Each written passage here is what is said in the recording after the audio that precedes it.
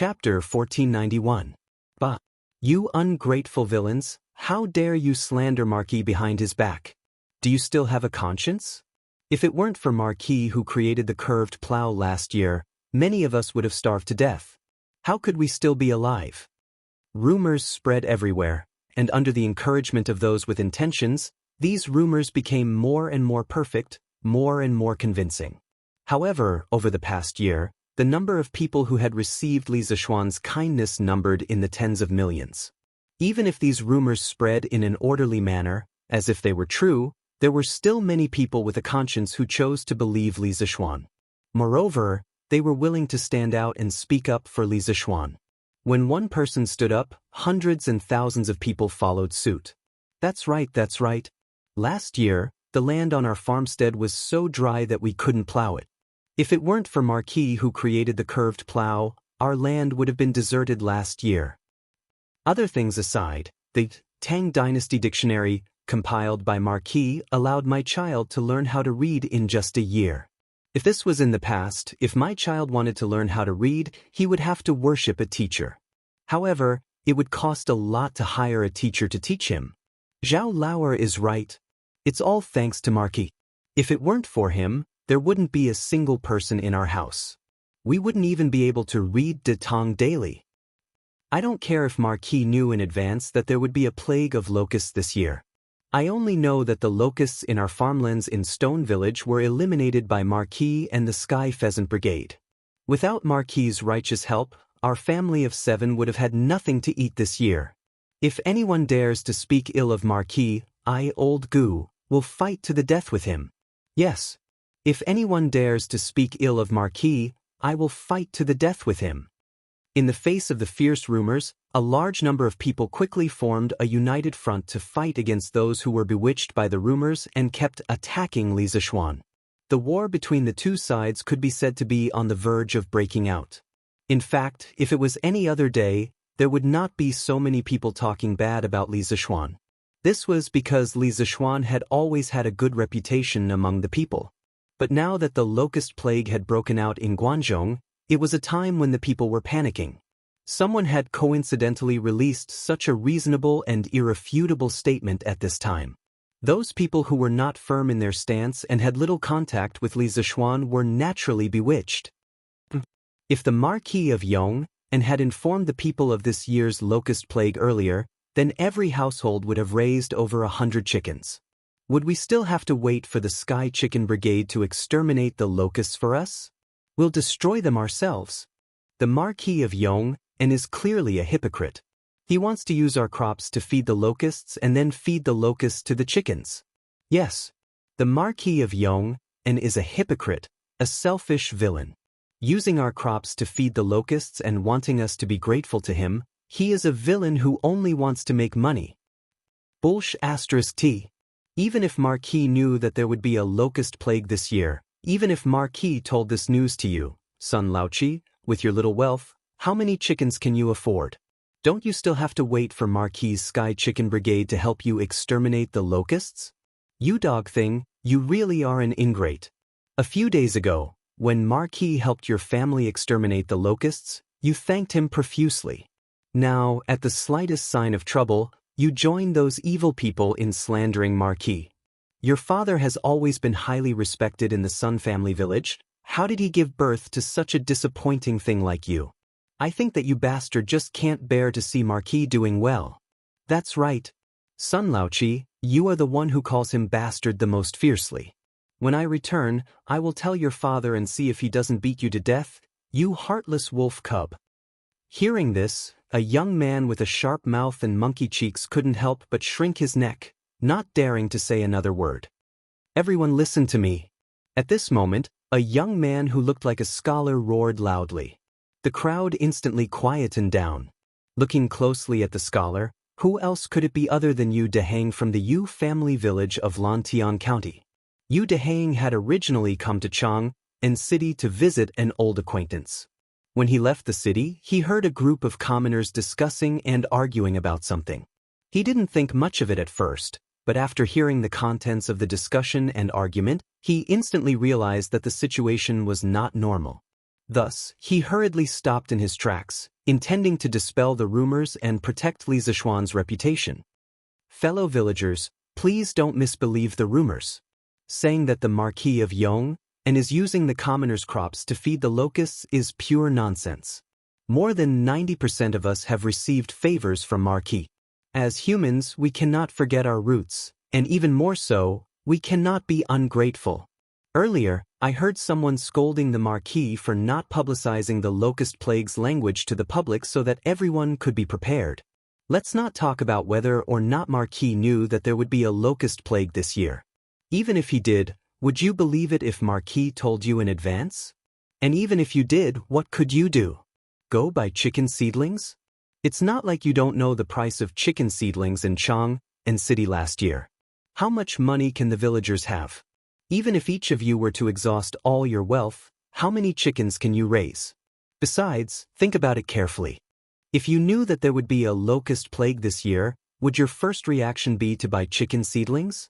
No, you would definitely panic. That is to say, even if Marquis knew that there would be a locust plague this year and told us in advance, it would be of no use. On the contrary, it would cause a collective panic among the millions of citizens of Great Tang. If that was the case, we would have already panicked before the locust plague today. Yu Dehang's meticulous analysis calmed the restless commoners down. After he finished speaking, the commoners couldn't help but whisper among themselves, "Who is that scholar? I know him. He is Scholar Yu from the Yu family manor of Lantian County. Last year, when the Chui family caused a ruckus, he was almost beheaded by the Chui family's guards. Thankfully, Marquis arrived in time to save him. So he is from Lantian County. No wonder he would speak up for the Marquis of Yong. But what he said makes sense. Even if Marquis told us in advance that there would be a locust plague this year, it would still be useless. Based on the price of chicken seedlings in Chang and City last year, even if we used all our money to buy chickens, we would only be able to buy 60 to 70 of them. It is not enough." That's right. It seems like the Marquis of Yong and really cares about us commoners. In order to help us exterminate the locusts, he specially bought tens of thousands of chickens. I heard that last year, Marquis spent over 10,000 strings of cash just to buy chicken seedlings. We have wrongly blamed Marquis. Then what about the drunken immortal restaurants soaring to meteoric success? Just as some of the commoners were about to change their minds, a gloomy voice suddenly sounded out from the crowd. Yu Dehang frowned. After searching for a long time, he couldn't find the person who spoke. This made him angry. That's right. The Marquis of Yong and bought locusts at a low price from us and sold them at a high price at the Drunken Immortal restaurant. What about this matter? That gloomy voice successfully attracted the attention of the commoners. Immediately, a large man with a full beard shouted out. Yu Dehang's expression didn't change, but his mind was racing. A moment later, he took a step forward and looked at the large man and asked, "This uncle, this you will say something disrespectful. The Drunken Immortal restaurant's soaring to meteoric success is a bit expensive, but have you eaten it before? Or have the Drunken Immortal restaurant forced you to eat it?" That large man's face turned red and his imposing manner weakened. He opened his mouth and said, No, that soaring to meteoric success is so expensive, how could I be willing to eat it? Yu Dehang nodded and said, "That's the logic. Although the price of soaring to meteoric success is expensive, but what does that have to do with us commoners? The Drunken Immortal restaurant's dishes were originally prepared for those rich people. Not to mention the Drunken Immortal restaurant, the other restaurants in Chang and City also don't have cheap dishes. Why don't you go and talk about it? Why only talk about the Drunken Immortal restaurant? The Drunken Immortal restaurant is open for business. First, they don't force people to buy or sell. Second, they don't sell shoddy goods. Those who have been to the Drunken Immortal restaurant all feel that it is worth it. They don't feel that soaring to meteoric success is expensive, so what qualifications do we have to talk about it? After Yu Dehang said this, the commoners couldn't help but nod their heads. Seeing this, Yu Dehang struck while the iron was hot and continued, "In addition, have you heard of locusts being sold for money? Now Marquis is willing to buy locusts from everyone. Although the price is a bit cheaper, A family of 4 can catch locusts for a day. If they sell it to Marquis, they should be able to get at least 10 copper coins, right? These 10 copper coins can be exchanged for 3 to 4 stones of grain. Where else can you find such a good thing? This is originally a good thing for all of you and Marquis. Some of you have mistakenly believed in slanderous words, thinking that Marquis is making black-hearted money. Where is your conscience? Enlightening to the deaf. Yu Dehang's 2 reasonable and well-founded words could be said to be enlightening to the deaf. Hearing this, the commoners who had been bewitched earlier all blushed and lowered their heads in shame, not daring to say another word. Scholar Yu is right. This is originally a good thing, but some people are insatiable. They think that the benefits they get are too little. These bastards don't even think about it. Without Marquis, what kind of life would he be living now? He would probably be starving to death. That's right. Since we are indebted to Marquis, we have no reason to slander Marquis. If anyone dares to say anything bad about Marquis, I will beat them to death even if I have to risk my life. Seeing that the commoners had finally come to their senses, Yu Dehang couldn't help but breathe a sigh of relief. At this moment he suddenly caught a glimpse of a mysterious person wearing a bamboo hat in the crowd retreating and quickly walking away. Yu Dehang's intuition told him that there was something wrong with that person. He wanted to chase after him, but before he could take 2 steps, the mysterious person had disappeared. Yu Dehang's heart sank. He felt that this matter wasn't as simple as it seemed. Otherwise, why would there be so many rumors about Li Zishuan out of the blue? There's no smoke without fire. There must be something fishy about this. I have to go to Yanhuang College and tell Mr. Li Gang about this. I'm afraid that someone is trying to harm Marquis. Yu Dehang's eyes narrowed. Almost in an instant, he had made up his mind to go to Yanhuang College. Hey, you've ruined Grandpa's plans. Where else do you want to go? After leaving the official road outside Chang and City, Yu Dehang stepped onto the cement road to Yun Mountain. When she went around a mountain, 2 masked men in black suddenly appeared in front of Yu Dehang. One of them stepped forward and directly blocked Yu Dehang's path and said, "For you, what do you want?" Yu Dehang's expression changed, and his heart was in his throat. His mind was racing, but he didn't forget to scan his surroundings. There were hills on both sides, so it wasn't convenient for him to escape. If he wanted to escape, he could only run backward. Thinking of this, Yu Dehang took half a step back. We are the ones who want your life. What do you think we want? The man in black laughed sinisterly. He didn't seem to move, but a cold dagger suddenly appeared in his hand. These 2 people actually wanted to kill Yu Dehang directly.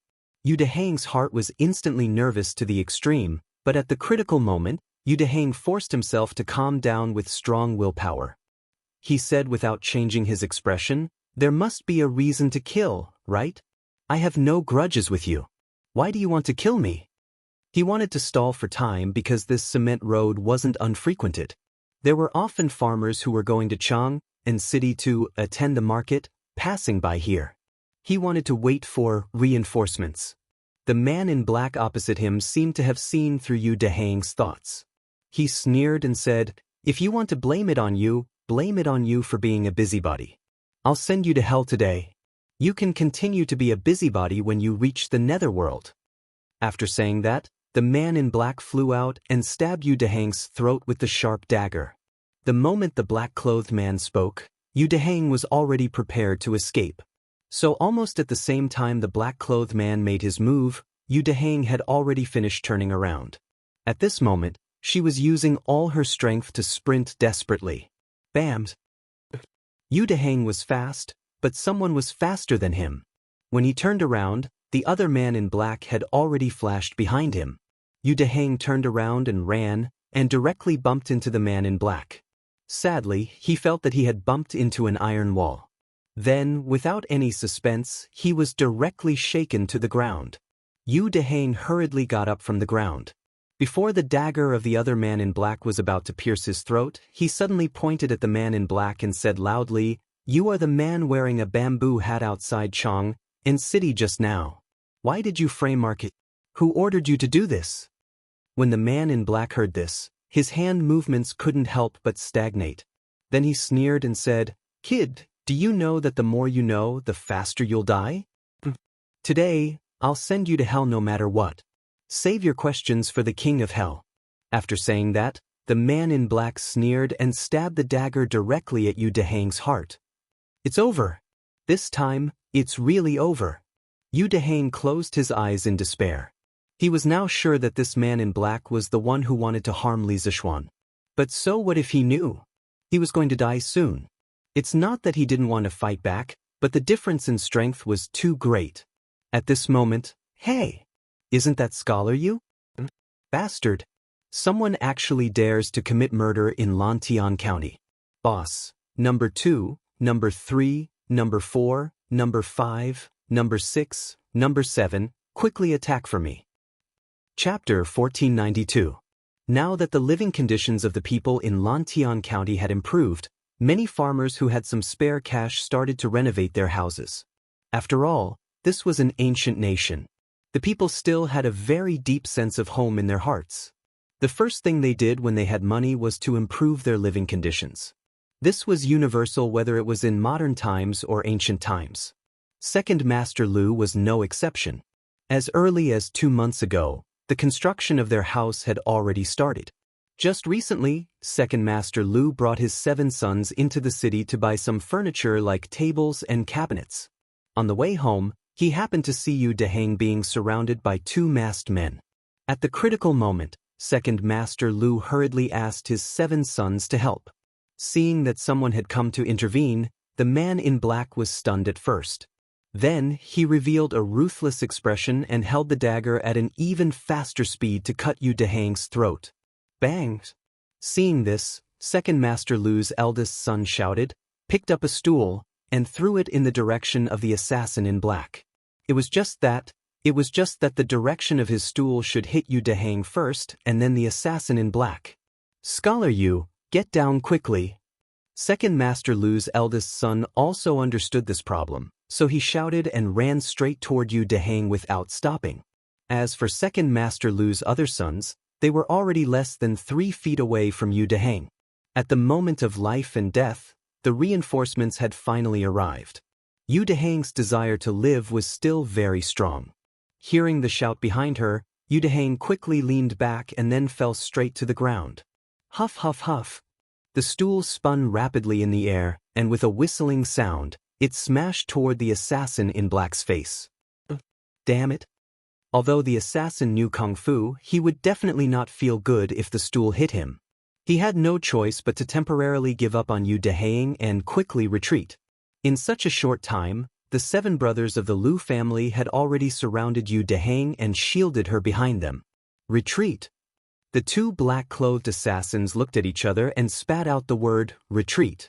Then, without prior agreement, they flew to the hillsides on both sides. It was not that they could not beat them, but the Lu brothers were all tall and strong. If they really fought, they could win with their Kung Fu, but it would inevitably take some time. If other people passed by during this time, it would be difficult for them to escape. It hurt so much. Yu Dehang, who was lying on the ground, couldn't help but heave a sigh of relief when he saw the assassins escape from the 2 sides of the hill. However, a sharp pain came from the back of his head. He crawled up from the ground and cried out while rubbing his head.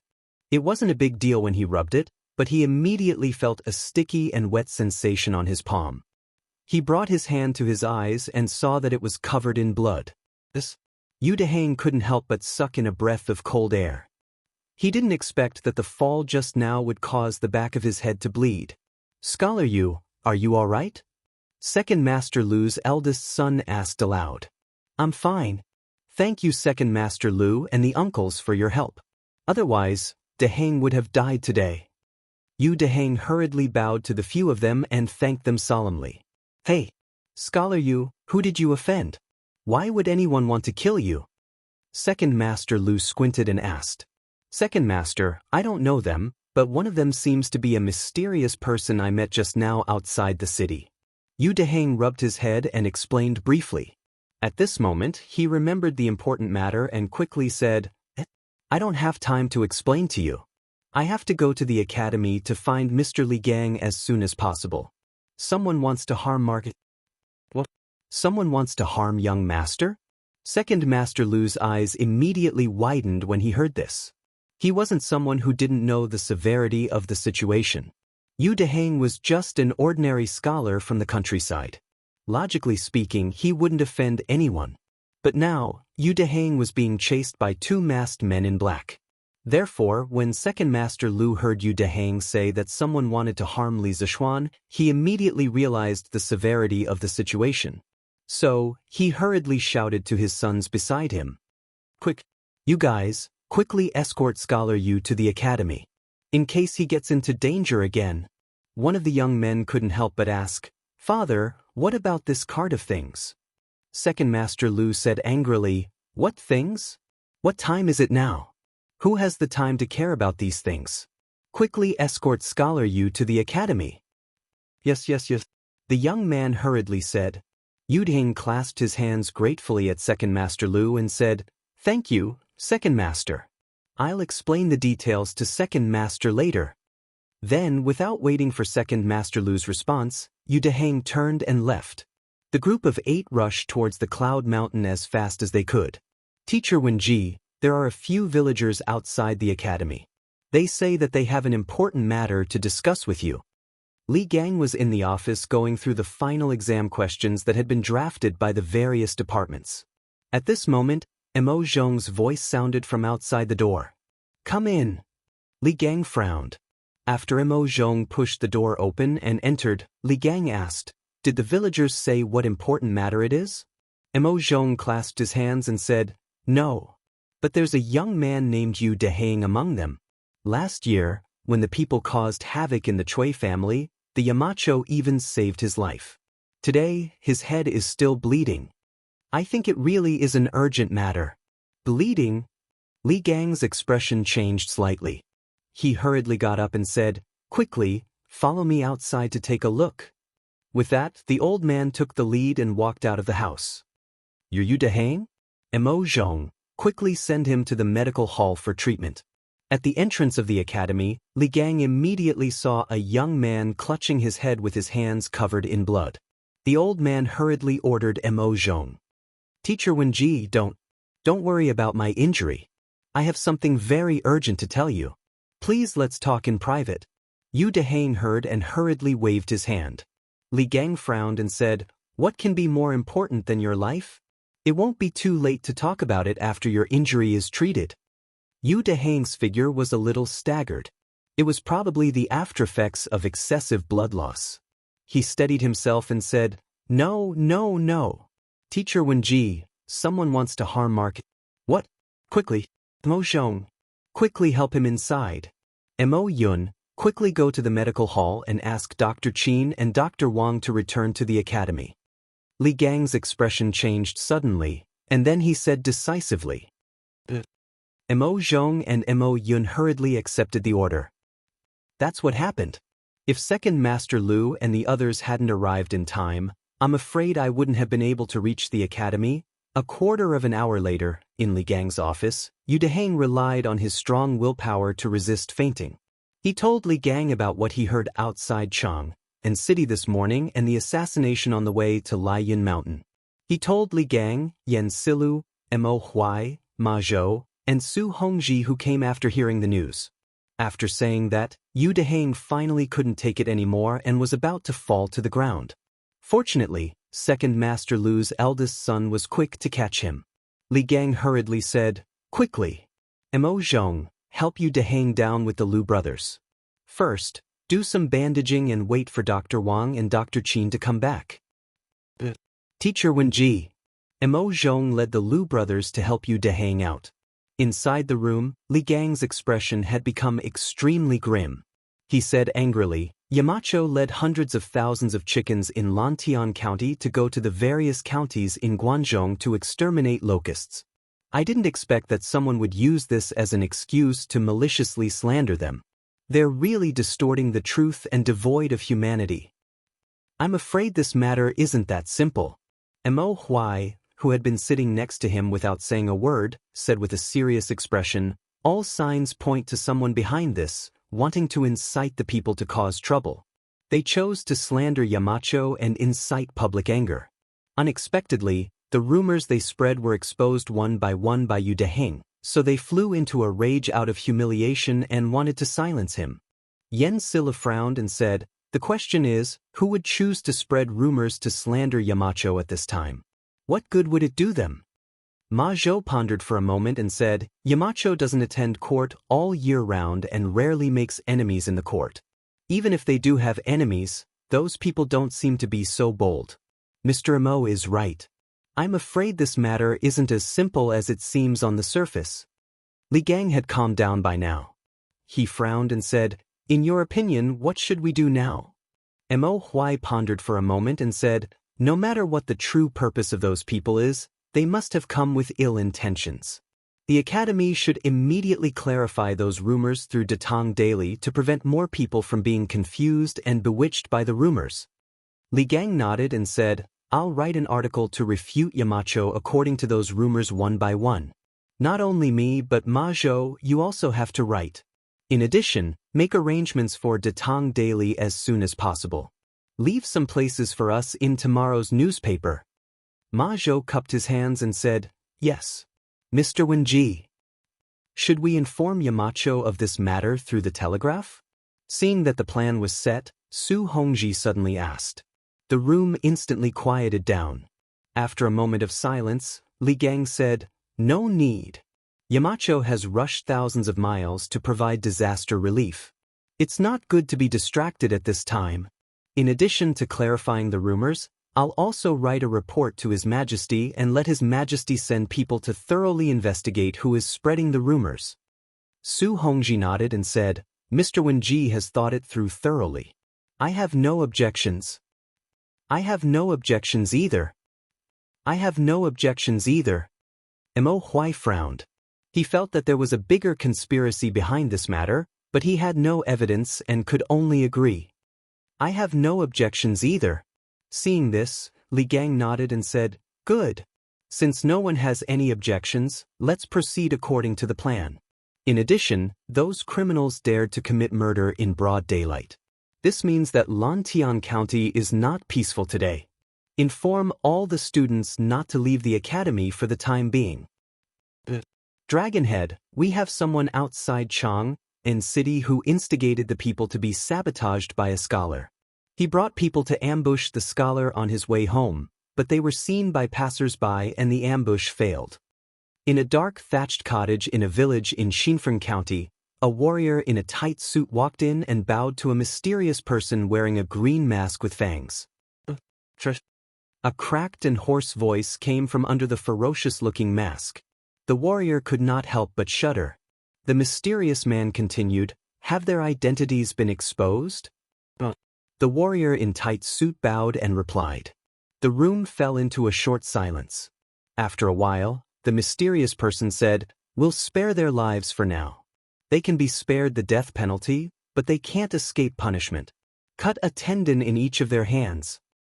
The warrior in tight suit trembled and left to carry out the order. Dragonhead, it seems that this Li Zishuan has the people's hearts. At this time, a ghostly figure walked out from the darkness of the room. Upon closer inspection, there was a sinister scar above his eyebrows. He looked like an evil spirit from hell. He said in a gloomy voice, "The more he gets, the more I will make him lose. Only when he has nothing and is notorious will he be completely useful to me. This is only the first step. The more exciting part is yet to come." Speaking of this, the masked man's voice had a trace of fanaticism. "Have you got the formula for the gunpowder?" The scarred man replied, "No. That Li Zishuan is cunning and ruthless. There is no place in the Strange Taste Pavilion to produce gunpowder, and no one knows the complete formula. Now we can only use that thing as a substitute. Although it's a little weak, it should be enough." Gunpowder. Logically speaking, only Li Zishuan and Li Er knew about gunpowder. Who would have thought that these two people knew about gunpowder? The so-called Dragonhead nodded and said, "That's the only way. Tell the people below to be careful. Don't cause any unnecessary trouble. Don't be like that idiot Jin Wanfu, carelessly ruining this Dragonhead's plans." "Don't worry, Dragonhead, I will tell the people below to be careful." The scarred man replied. The mysterious dragon head nodded and said after a moment of silence, "Tomorrow, release another rumor. I'd like to see how Li Shimin will react when he finds out." "Dragonhead, isn't it a little too early?" the scarred man asked hesitantly. It's not early. It's not early." The mysterious dragonhead smiled and said, "We need to make the Tang Empire fall into chaos as soon as possible. Only then can we do things better. This is called taking advantage of the situation. Tell the Earth Emanations Group to get ready. Once the time is right, we will act immediately." Dragonhead. Dragonhead is wise. The warrior in tight suit bowed and left. Only the dragonhead was left in the room. With his hands behind his back, he looked in the direction of the Southwest Imperial Palace and sneered twice. Then he muttered, "The show is about to start. Li Shiming, oh Li Shiming, I want you to become my prisoner." Chapter 1493. Your Majesty, Mr. Li Gang of Yanhuang College has sent a memorial. Afternoon, evening. Zhao Song brought a memorial to the Ganlu Hall and bowed to Li Er, who was sitting at the head of the table. Although Li Gang did not hold any position in the imperial court, the old man was well versed in both ancient and modern times. He had been the teacher of two crown princes, Yang Yong and Li Jianxing. Last year, he had almost become Li Qingxian's teacher. The old man was an influential figure in the literary world of the Great Tang. Although he was not in the imperial court, he still had the authority to listen to memorials. Li Gang's memorial? Li Er had just finished reviewing the memorial. Confused, he hurriedly said, "Hurry and present it." Li Er had a keen sense of smell and sensed that something might have happened at the academy. Otherwise, Li Gang would not have sent him a memorial. "Here." Zhao Song stepped forward and handed the memorial to Li Er. Li Er opened it and began to carefully read it. But the more he read, the deeper his frown became. Around 7 minutes later, Li Er closed the memorial, his face ashen. Truly, demons appear in troubled times. It hasn't even been 10 days since the plague of locusts began, but some people are already unable to hold themselves back. Zhao Song had been listening in on the side, confused. He hurriedly said, "This old servant is here. Take a look as well." Li Er threw the memorial to Zhao Song. Zhao Song nimbly caught it, but before he could take a closer look, Li Er coldly ordered, "Pass on the decree to Li Junxian. Order the cavalry to immediately investigate who is spreading rumors and inciting the people. Remember, there is definitely more than one person spreading rumors. You must be careful. It would be best if you could follow the clues and catch the mastermind. To dare to ambush and kill the people in broad daylight, the mastermind must be planning something big." At this moment, Zhao Song had already skimmed through the contents of the memorial. His heart was in turmoil. Spreading rumors, inciting public anger, and silencing witnesses. All these signs indicated that there was a hidden dark force in the empire that was ready to make a move. It could not be ignored. This old servant obeys the decree. Zhao Song bowed and accepted the order, then hurriedly retreated. In the main hall, Li Erdwan sat on the dragon couch. The corners of his mouth suddenly curled into an icy smile, only to hear him muttering to himself, "Come. If you want to come, come together. Using this chance, we will catch all of you demons and monsters hiding in the shadows in one fell swoop. Only then can we rest at ease and fight to the death with the Turks."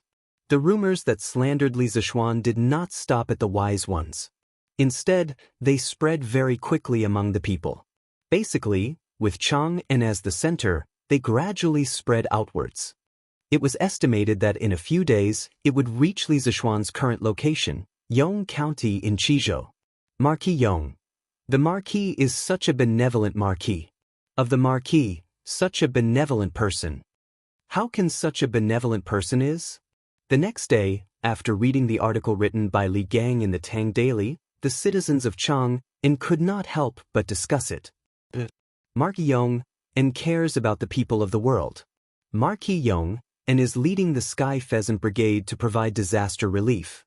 No matter what, he should not be subject to such baseless slander and accusations. Marquis Yong said that he did not know if Marquis had predicted this year's locust plague last year. But even if Marquis knew in advance, Marquis Yong felt that Marquis should not have made it public. That would cause chaos in the country. The people would not be in the mood to farm, causing thousands of people to lose their homes. That's right. If we had known that there would be a locust plague this year, we would not have farmed at the beginning of the year. Now, we can only wait for the food to run out and starve to death. But although we have encountered a locust plague recently, with the help of the Sky Pheasant Brigade, most of the crops in the fields were saved. We should be grateful to Marquis. Li Gang had personally written an article to refute Li Zishuan's rumors. It was of some use, but that was all. Marquis Li Gang is the Yamacho of Yanhuang College, and Marquis Yong, and is the Yamacho of Yanhuang College. He is protecting Marquis. Someone in the crowd said in a sinister voice. Immediately, the rhythm was set in motion. That's right. Mr. Li Gang is openly protecting Marquis Yong. Shameless.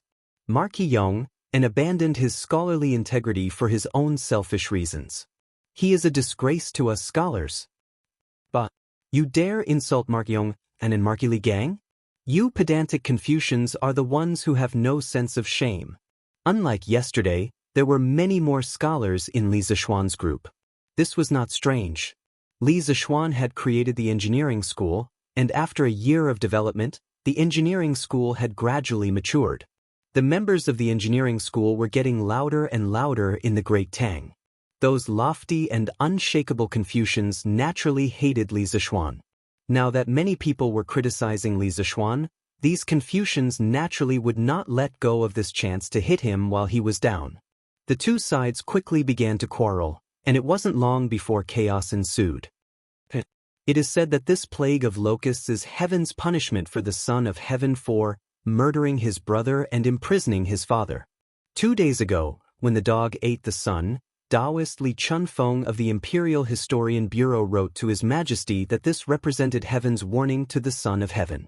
If the Son of Heaven does not practice benevolence and repent for his past mistakes, heaven will send down an even greater calamity. After a long while, someone sinisterly said. The crowd immediately fell silent. After all, it was fine to talk about officials, but if they were talking about the emperor, they had to be careful. What? There's such a thing? After a few moments of silence, someone mustered up the courage to exclaim. How can it be fake? I heard that Li Chunfeng was even beaten 50 times by His Majesty because of this. Hiss. 50 strikes. It seems that Li Chunfeng's predictions were spot on. Heaven has indeed sent down an even greater calamity, a plague of locusts. Such a large plague was probably extremely rare even in the previous dynasty.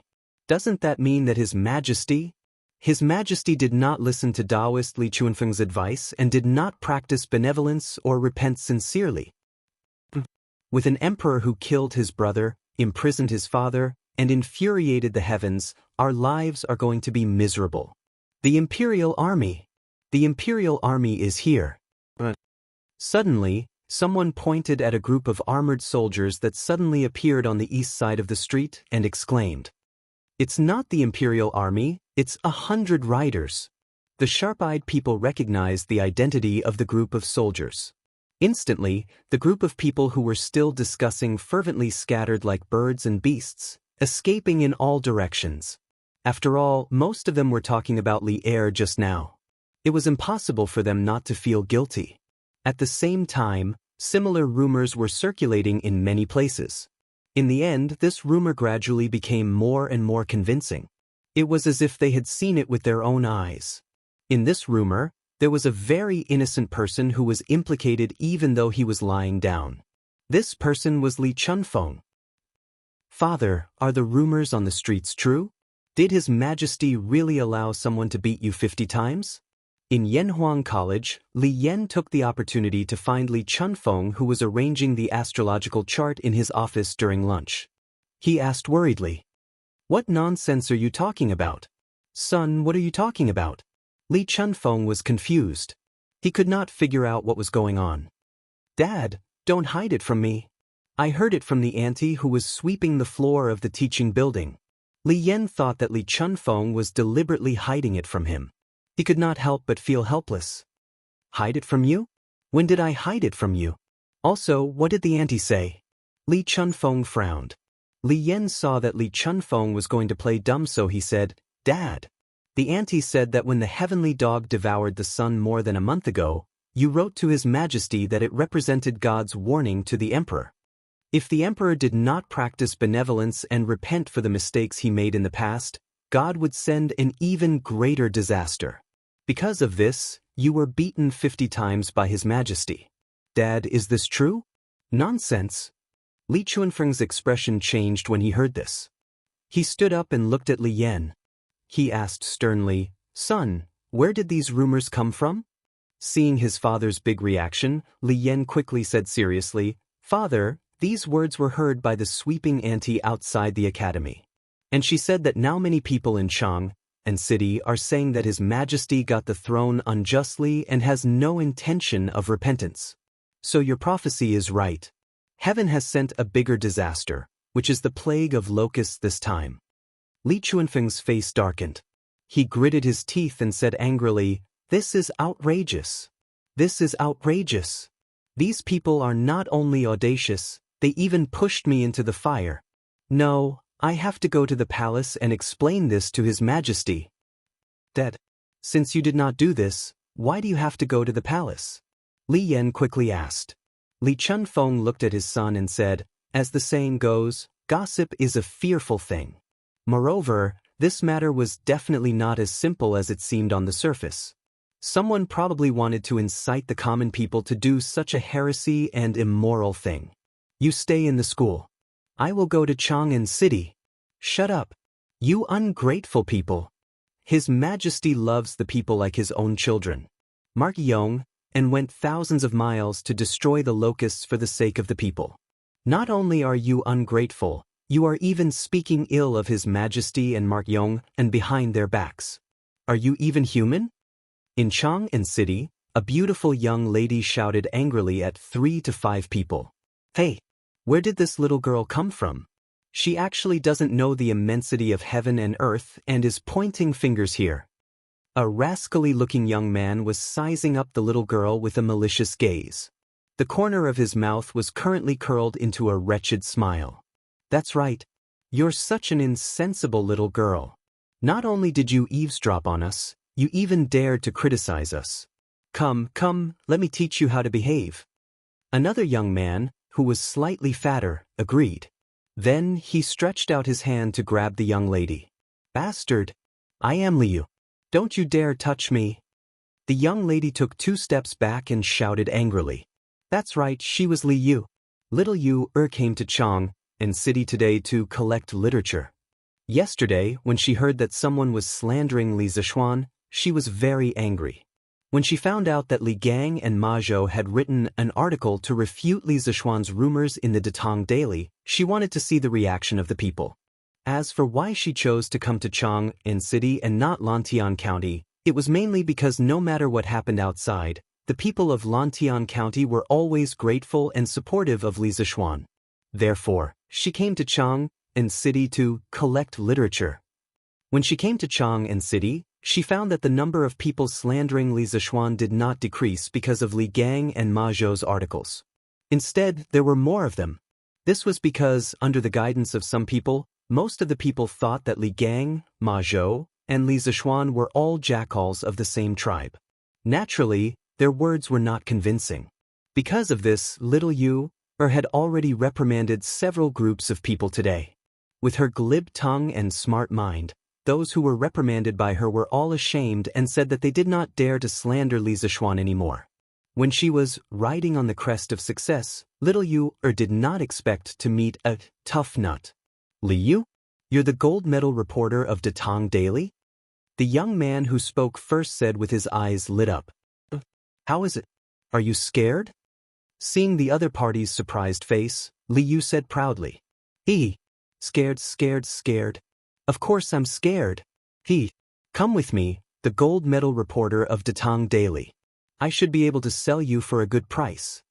The young man smiled wretchedly and then pounced on Li Yu. How dare you? What are you doing? I'm going to call for help. Li Yu reacted quickly and dodged the young man's bear hug. She said in shock and anger, and then shouted loudly. Shout, shout. Even if you shout until your throat is broken, no one will come to save you. As the young man spoke, he pounced on Li Yu again. The other people also surrounded Li Yu from the front and back. They were in an alley between two old houses in the south of the city. Usually, people would not pass by here. Stop! How dare you act so presumptuously in broad daylight? Coincidentally, at this moment, a loud shout came from the alley. A middle-aged man in a Taoist robe suddenly shouted, "Where did you come from? How dare you meddle in our business? Brothers, let's go." The young man was furious that someone had ruined his plan. He waved his hand and the few of them ran towards the Taoist priest. Taoist priest Li, be careful. Seeing that someone had come to save her, especially someone she knew, Li Yu was relieved. However, she was worried again and could not help but shout loudly. That Taoist priest was none other than the unlucky Li Chunfeng. Li Chunfeng and Li Yu were caught in the crossfire, while Li Chunfeng was like a fish swimming in shallow water. Chapter 1494. Although Li Chunfeng was not a Taoist who specialized in combat, he had been cultivating his qi for a long time. His physique and reaction speed were better than the average person's. In comparison, the hooligans were worried that they would attract the attention of the patrolling marquis, so they did not bother him too much. After a short fight, Li Chunfeng and Li Yu escaped from the deserted alley. Taoist Li, why are you in Chang'an City? Li Yu, who had just survived a disaster, did not need a few days to recover like the other weak girls.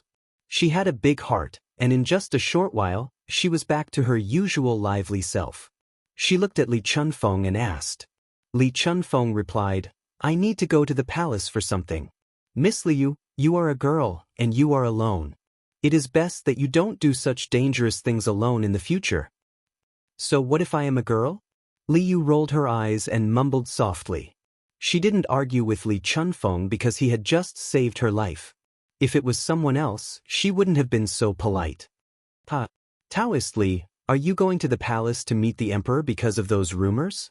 Suddenly, Li Yu rolled her eyes and smiled. Taoist Li, you don't have to worry. The emperor is a wise man, and he knows what is right and what is wrong. Why would he believe those rumors? Li Chunfeng looked at Li Yu and said in a serious tone, I don't care about my own reputation, but I will not allow someone to use my name to do such a thing. If I don't clear the rumors soon, I will not be able to eat or sleep in peace. Stealing the sky and changing the sun? Taoist Li, have you also noticed that someone behind these rumors is trying to take advantage of this opportunity to create trouble? Li Yu raised her eyebrows in surprise when she heard this. Li Chunfeng nodded solemnly.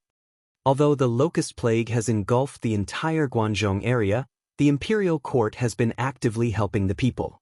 The people are far from being in dire straits, and there will not be so many people slandering the emperor and the Marquis of Yong.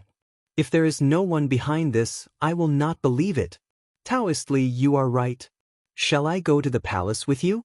I've also been investigating the source of these rumors these past few days. It's a good opportunity to report to His Majesty. Li Yu thought for a moment and looked up at Li Chunfeng. Let's go. Li Yu was the top reporter of Datong Daily. She had the right to go to the emperor's palace and have an audience with the emperor. Therefore, Li Chunfeng did not reject her request. The two of them walked towards the imperial palace in the north. Hall Master, why don't we chase after them? If we really fight, that Taoist priest is definitely no match for us. After Li Yu and Li Chunfeng left, the 5 hooligans walked out. One of them looked at the direction where Li Yu left and asked in confusion. The slightly plump young man frowned and said, If we do our best, we can definitely keep both of them here, but if the commotion is too big, it will definitely attract the attention of the patrolling Marshal Marquis. At that time, how will we escape? Before doing anything, don't forget that we are in Chang'an City. If something happens and the dragon head blames us, none of us can bear the responsibility. The other 4 people quickly cupped their fists and said, Yes, Hall Master. The slightly plump young man nodded and said with a look of pity, But it's a pity that we didn't manage to catch Li Yu. That girl spends all her time in the workshop of Strange Interest Pavilion. She must know a lot of secrets there. If we can catch her alive, It will be a great achievement. A young man with a protruding mouth and ape-like cheeks came forward and said with a fawning face, "Hall Master, Li Yu will definitely return to Lantian County before nightfall. Why don't we set up an ambush on her way back and kidnap her?" The so-called Hall Master heard this and was tempted. However, he immediately shook his head and said, "That's not right.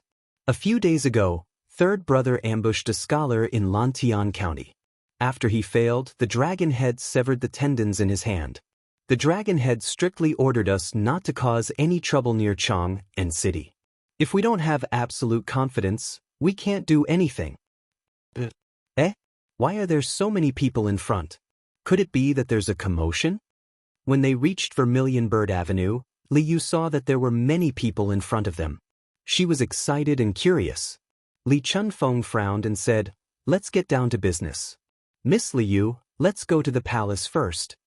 Li Yu pouted and mumbled, Master Li, will reach the palace after passing through Vermilion Bird Avenue. There's no rush. Let's go and see what's going on. It won't take too much time." As she spoke, she tugged at Li Chunfeng's sleeve and looked at him pleadingly. Li Chunfeng sighed helplessly and said, "Forget it. Let's go and see. But once we're done, we'll have to go to the palace immediately." But Li Yu quickly nodded in agreement. The two of them walked towards the crowd in front of them. When they got closer, they realized that there were more people than they thought. They could not squeeze in at all. "Uncle, what's inside?" Li Yu stood on her tiptoes impatiently. However, she could not see anything. She had no choice but to ask the middle-aged man in front of her. "Uncle? Little girl, do I look that old to you?" The man turned around, pointed at his face, and said in disbelief. Li Yu was so angry that she almost suffered an internal injury. But in order to know what was going on in the crowd, she could only force a smile on her face. She said, "Big brother, you look so young. Can you tell me what's going on in there?" The man was finally satisfied. "Inside. There are two godly monks fighting inside. It's so exciting." "Godly monks? Fighting?" Li Yu's eyes lit up when she heard that. She quickly asked, "Which two godly monks are they? What are they fighting about?" The man pouted and said, "Why do you have so many questions, little girl? I still want to see the fight. If you want to know, go and see for yourself." After that, he turned around and ignored Li Yu. But Li Yu opened her mouth. Li Yu opened her mouth. If it was not for the fact that it was inappropriate for a girl to scold someone in public, she would have already yelled at the man. "Master Li, can you help me squeeze to the front to see what's going on?" Li Yu was amazed by Li Chunfeng's lightness skills when they were fighting with the hooligans in the South Alley. Li Yu believed that Li Chunfeng would be able to help her squeeze to the front in this situation. Li Chunfeng was speechless. He said, "The fight between the godly monks is just a smokescreen. What's there to see? Let's just go to the palace." Li Yu tilted her head and suddenly laughed. "Master Li, Buddhism and Taoism are at odds. As a Taoist, don't you want to see what these two godly monks are capable of? The art of war says that only by knowing yourself and your enemy can you win 100 battles. If you don't go and see, how can you know yourself and your enemy?" Li Chunfeng was stunned. He realized that he could not refute because what Li Yu said was the truth. In fact, the conflict between Buddhism and Taoism did not happen when Buddhism came from the East. As a foreign religion, Buddhism and Taoism had the same purpose when they first arrived in China. Therefore, the relationship between the two religions was relatively harmonious. However, as Buddhism and Taoism continued to be perfected in China, the two religions gradually formed an independent religious consciousness. Subsequently, the two religions developed a strong exclusionary ideology.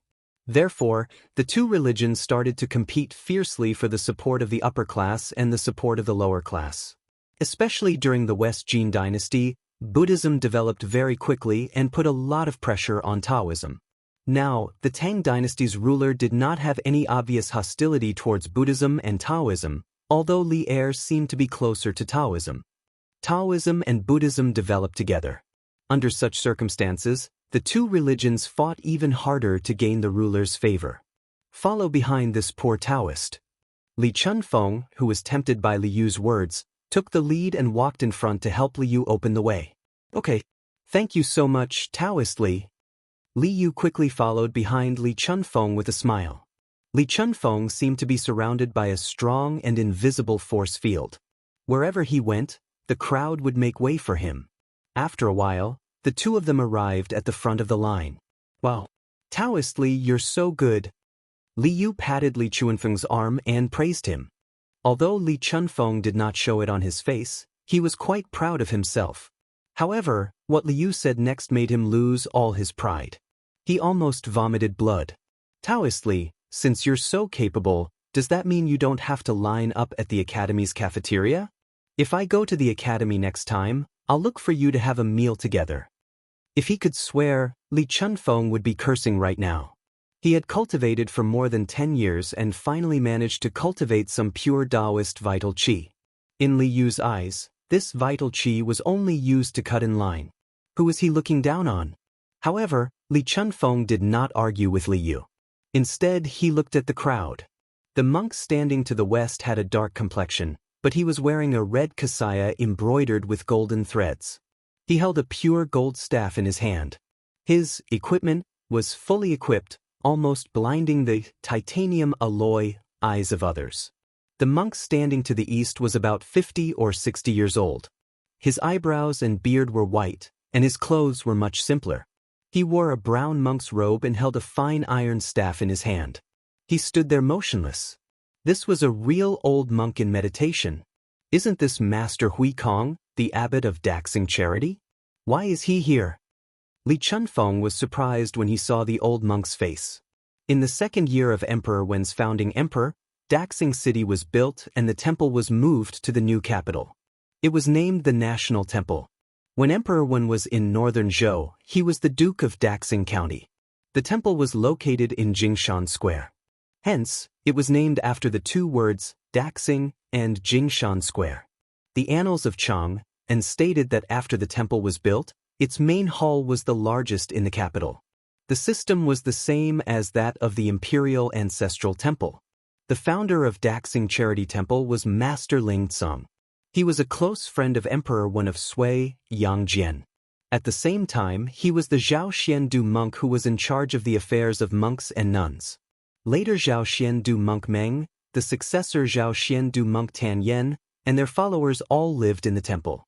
In the 7th year of founding emperor, Huiyuan, Wuzong, Sengu, Baozhen, Hongzuan, and Tan Yen were summoned to the capital. They were the 6 great virtues. More than 300 monks entered the temple to worship them. To the west of Vermilion Bird Avenue was Xuandu Temple. To the east was Daxing Charity Temple. Hence, Li Chunfeng had seen the abbot of Daxing Charity Temple before. Master Hui Kong? Then who is that monk? Li Yu didn't think that she would be able to see such an important person like Hui Kong just by watching the show. She couldn't help but open her small mouth with a face full of surprise. Then she pointed at the monk in the west and asked. Li Chunfeng shook his head and said, I don't know. Divine Monk Du Yi is going to attack. At this moment, several people around them suddenly exclaimed in surprise. Li Yu and Li Chunfeng immediately focused their attention on the two monks. The monk in the red cassock bowed with one hand and said, Thank you for your kindness, Brother Li, Amitba. It has been more than 40 years since the Tantric Buddhism was introduced to the Tang of the East, but it has been declining and declining in your hands. This has made the Buddha sad. Hui Kong, you can't escape the blame. Why don't you abdicate and let me take your place to promote Buddhism and manage the Daxing Shan Temple? Tantric Buddhism of India? This monk is from Tantric Buddhism of India? Li Chunfeng was shocked when he heard that. Taoist Li, is Tantric Buddhism of India very powerful? What does it have to do with Master Hui Kong? Li Yu was confused. Li Chunfeng nodded and said, Of course. Actually, Master Hui Kong is also from Tantric Buddhism of India. Daxing Charity Temple is the ancestral court of Tantric Buddhism of the 8 sects of Buddhism. It was the royal temple of the Sui dynasty and one of the 3 major scripture translation centers in Chang. During the reign of Emperor Kai Huang, Tantric Buddhism of India came to Chang and translated scriptures at Daxing Charity Temple. Master Hui Kong is Tantric Buddhism's last disciple. So this divine monk Du Yi came from India to compete with Master Hui Kong for the position of the abbot? Li Yu nodded and said softly. Li Chunfeng pursed his lips and did not say anything. He felt that things were not as simple as Li Yu said. Master Hui Kong looked at the monk in the kasaya expressionlessly and bowed with one hand. Then he said, "What do you mean by decline and what do you mean by glory? A monk should jump out of the secular world. Du Yi, you are still too stubborn. People don't believe you and Buddha doesn't protect you. You are not declining?" Monk Du Yi snorted and said, "Today, I will show you what Tantric Buddhism of India is really like." Having said that, he turned to look at the people around him and said, "Amitba. Patrons, although the path is far away, I can still use recent events as proof. Buddha is merciful and protects all Buddhists in the world. Today, this penniless monk will use a trivial matter to let all of you understand that Buddha always protects the world." The crowd cheered when they heard that. Great. Divine Monk Du Yi is finally going to make his move. Finally, I can broaden my horizons. I heard that Divine Monk Du Yi is the reincarnation of a true Buddha. He can summon the wind and rain. His dermic powers are boundless. Really? How can it be fake? You will know if you don't believe me. Chapter 1495. Du Yi handed the Buddha's staff in his hand to a little monk beside him. Then, he put his palms together and chanted a few incantations solemnly. His entire temperament instantly became sacred. People could even hear the Sanskrit chants descending from the sky. Faced with such a strange scene, the surrounding people's faces suddenly became solemn. They put their palms together and faced Du Yi as if they were on a pilgrimage. Amitba. Gods and Buddhas. Disciple Du Yi respectfully invites Buddha to descend and bless the world. At this moment, Du Yi suddenly used his deep and magnetic voice to speak loudly. Then he took out a golden alms bowl and asked someone to bring a bowl of clear water. He poured the clear water into the golden alms bowl. Du Yi nodded to the little monk behind him. The little monk immediately took 3 incense sticks and lit them up. He inserted them into a small copper tripod. Smoke lingered around. After the people smelled the special fragrance, they felt refreshed and refreshed. Du Yi placed his right palm in front of his mouth and performed a Buddhist salute. Soon after, he began to murmur, "In this boundless world, all the Buddhas, including Mahabodhisattva and Mahasattva, will gather. Praise Shakyamuni Buddha for being able to overcome the evil world." His chanting speed was extremely fast. At the beginning, people could still hear what he was chanting. However, towards the end, they could not hear anything clearly. It only made people feel that the Buddhist scriptures were extremely obscure and profound. However, bathed in the Sanskrit chants, the people only felt that their bodies and minds were free and comfortable. In the 3,000 boundless worlds, vegetation, forests, rice, hemp, bamboo reeds, mountains, rocks, and dust, everything is counted as a Ganges river. A Ganges river sand, a realm. Within a realm, a dust is a tribulation. Within a tribulation, all the accumulated dust is a tribulation. When the flowers bloom, the Buddha nature is revealed. In the heart, there is a spiritual mountain. Open. As time passed, Du Yi's expression became more and more solemn. As he chanted, his voice became louder and louder. All of a sudden, he opened his eyes like an angry Arhat Vajra. He used his right hand to form a seal and pointed at the golden alms bowl that was filled with clear water. Following his last word, open, a magical scene appeared. Without any warning, an emerald green stalk grew out of the golden alms bowl. The stalk grew longer and longer, followed by a lotus leaf. Moreover, the number of lotus leaves kept increasing. When there were about 4 or 5 lotus leaves, a pink flower bud suddenly grew out of the lush greenery. Under the sunlight, the bud slowly bloomed. A moment later, a lotus flower bloomed proudly in front of everyone's eyes. Reflecting the noon sun, it looked incomparably bright. Witnessing such a spectacle with their own eyes, everyone was stunned. Lotus blooming in clear water, and under the watchful eyes of the crowd, the process of a lotus blooming for several months was revealed in just half an incense stick's time. If this was not the power of the gods and Buddhas, what else could it be? Lotus appeared out of thin air. The Buddha has appeared. The Buddha has appeared. Someone shouted, and the crowd knelt down in front of Du. They put their palms together and said, "Greetings, Buddha. May the Buddha bless our entire family so that we can be safe and sound. May the Buddha bless my mother so that she can recover quickly. May the Buddha bless me so that I can become rich. May the Buddha bless my wife so that she can give birth to a fat child for me this time." In an instant, the people had all kinds of wishes. Li Yu's eyes widened. She tugged at Li Chuanfeng's sleeve and whispered, "Wow. Priest Li, this divine monk Du Yi is so powerful. I clearly saw that there was nothing in the golden alms bowl except for clear water, but he could make a lotus bloom. It's so magical. Could this divine monk Du Yi really be the reincarnation of a god? That's not right. Mr. told me before that there are no gods or Buddhas in this world." Li Chunfeng shook his head and said, "Although I can't tell what method Dewey used, he's definitely not the reincarnation of a god." Priest Li, why are you so sure?" Li Yu asked curiously. Li Chunfeng pursed his lips and did not know what to say. He could only say, "Intuition.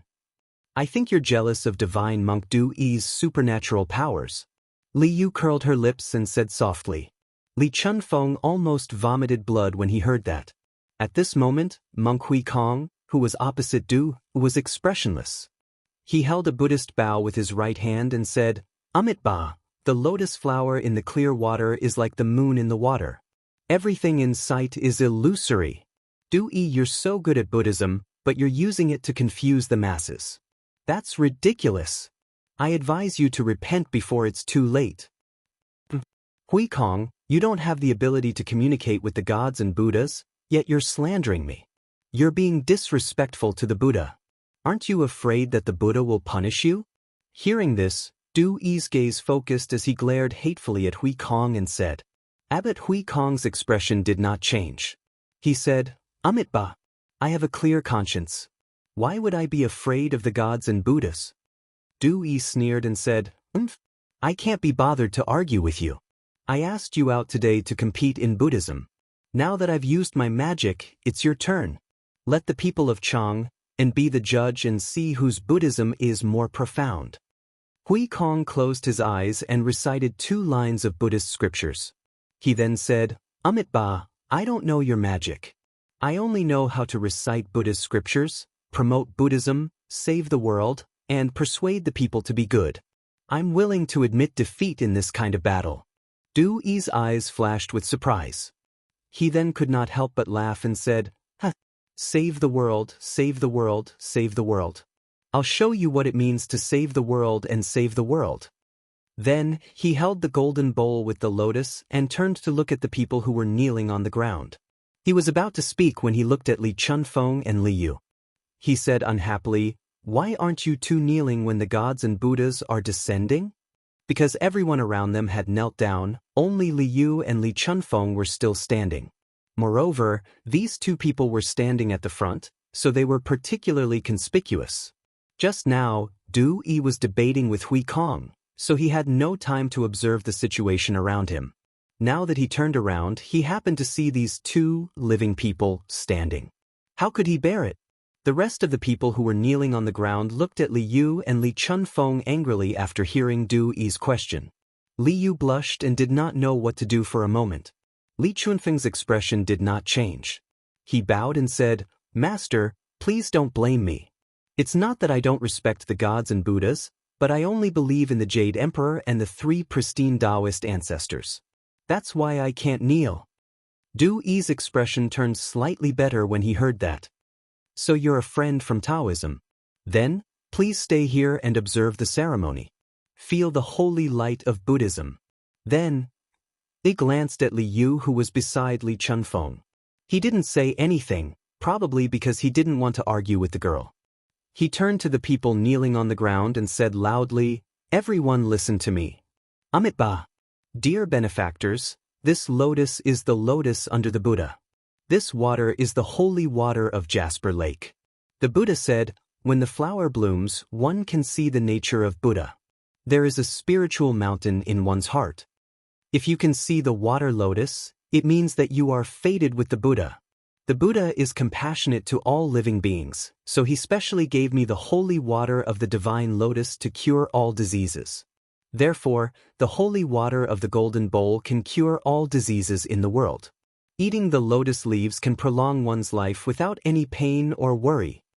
Wow! As soon as Du Yi finished speaking, the surrounding people were in an uproar.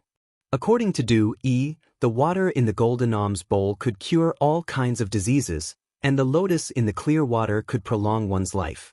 Wasn't this the effect of a divine object in the heavens? As a mortal, who would not want to drink the holy water and eat a lotus leaf? Therefore, the people kneeling on the ground went crazy. Divine monk, my leg hurts when it rains. Please give me a drop of the holy water of Jasper Lake. In the future, this old man will definitely abstain from meat and pray for the divine monk day and night. Master, my mother has been suffering from abdominal pain recently. Please do me a favor and give my mother a drop of the holy water of Jasper Lake. I will go to the temple tomorrow to buy some incense money.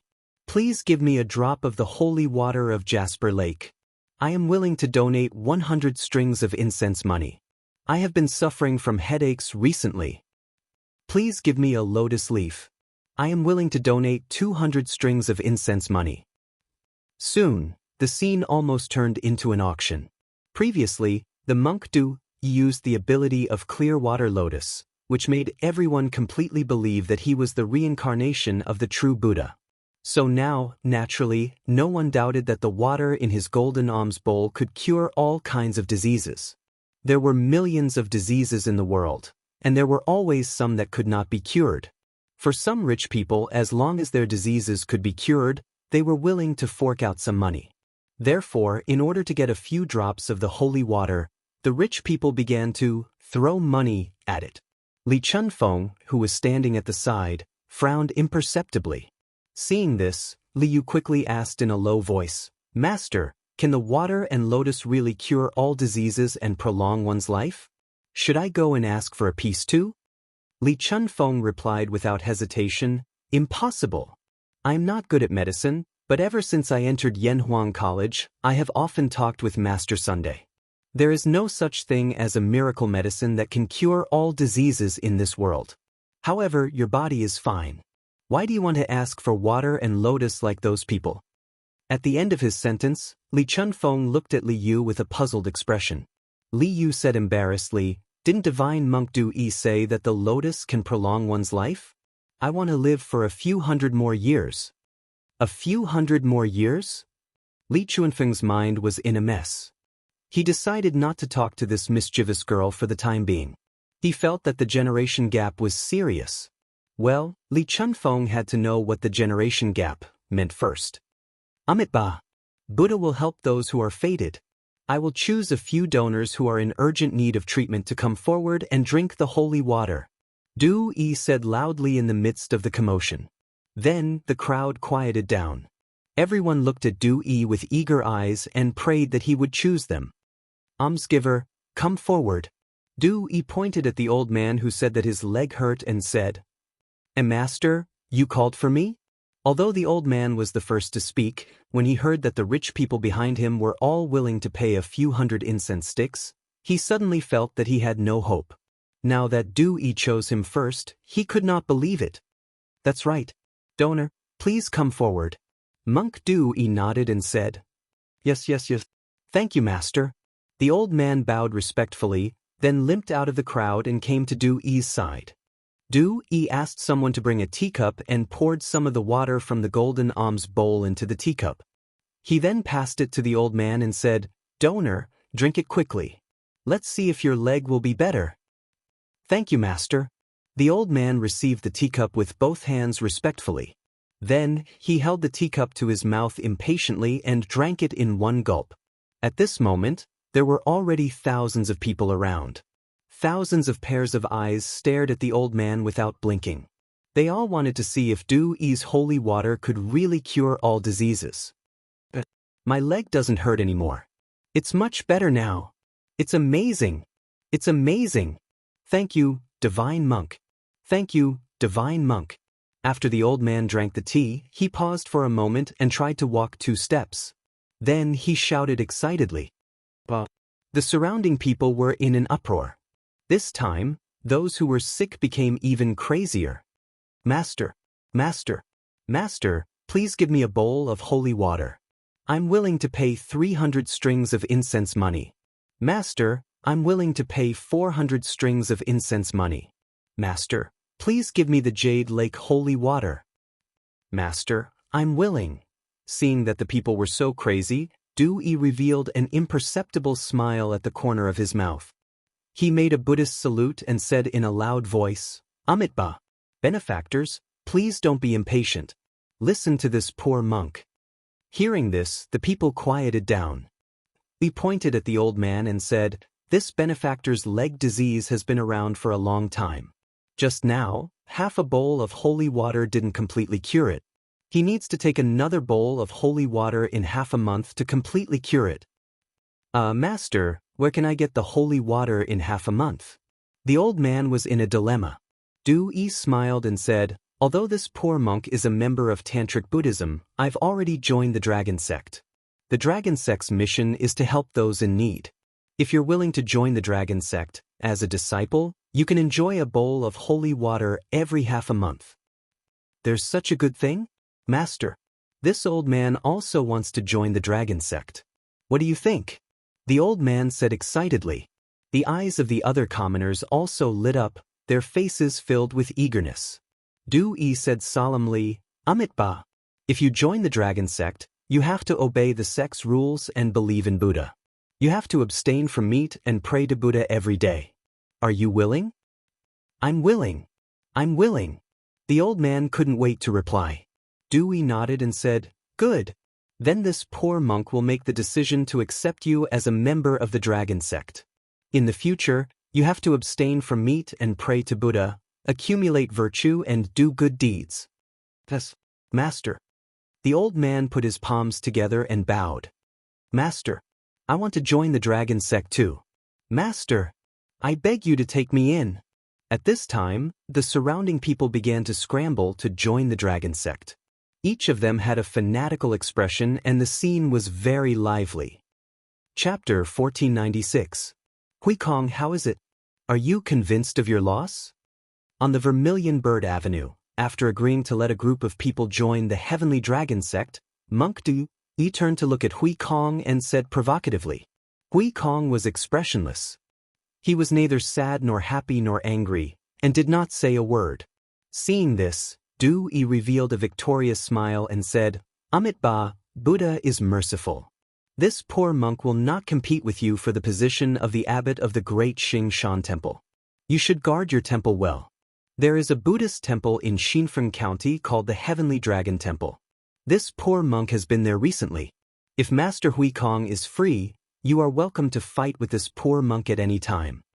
After saying that, Du-yi no longer paid attention to Huikong and turned to leave.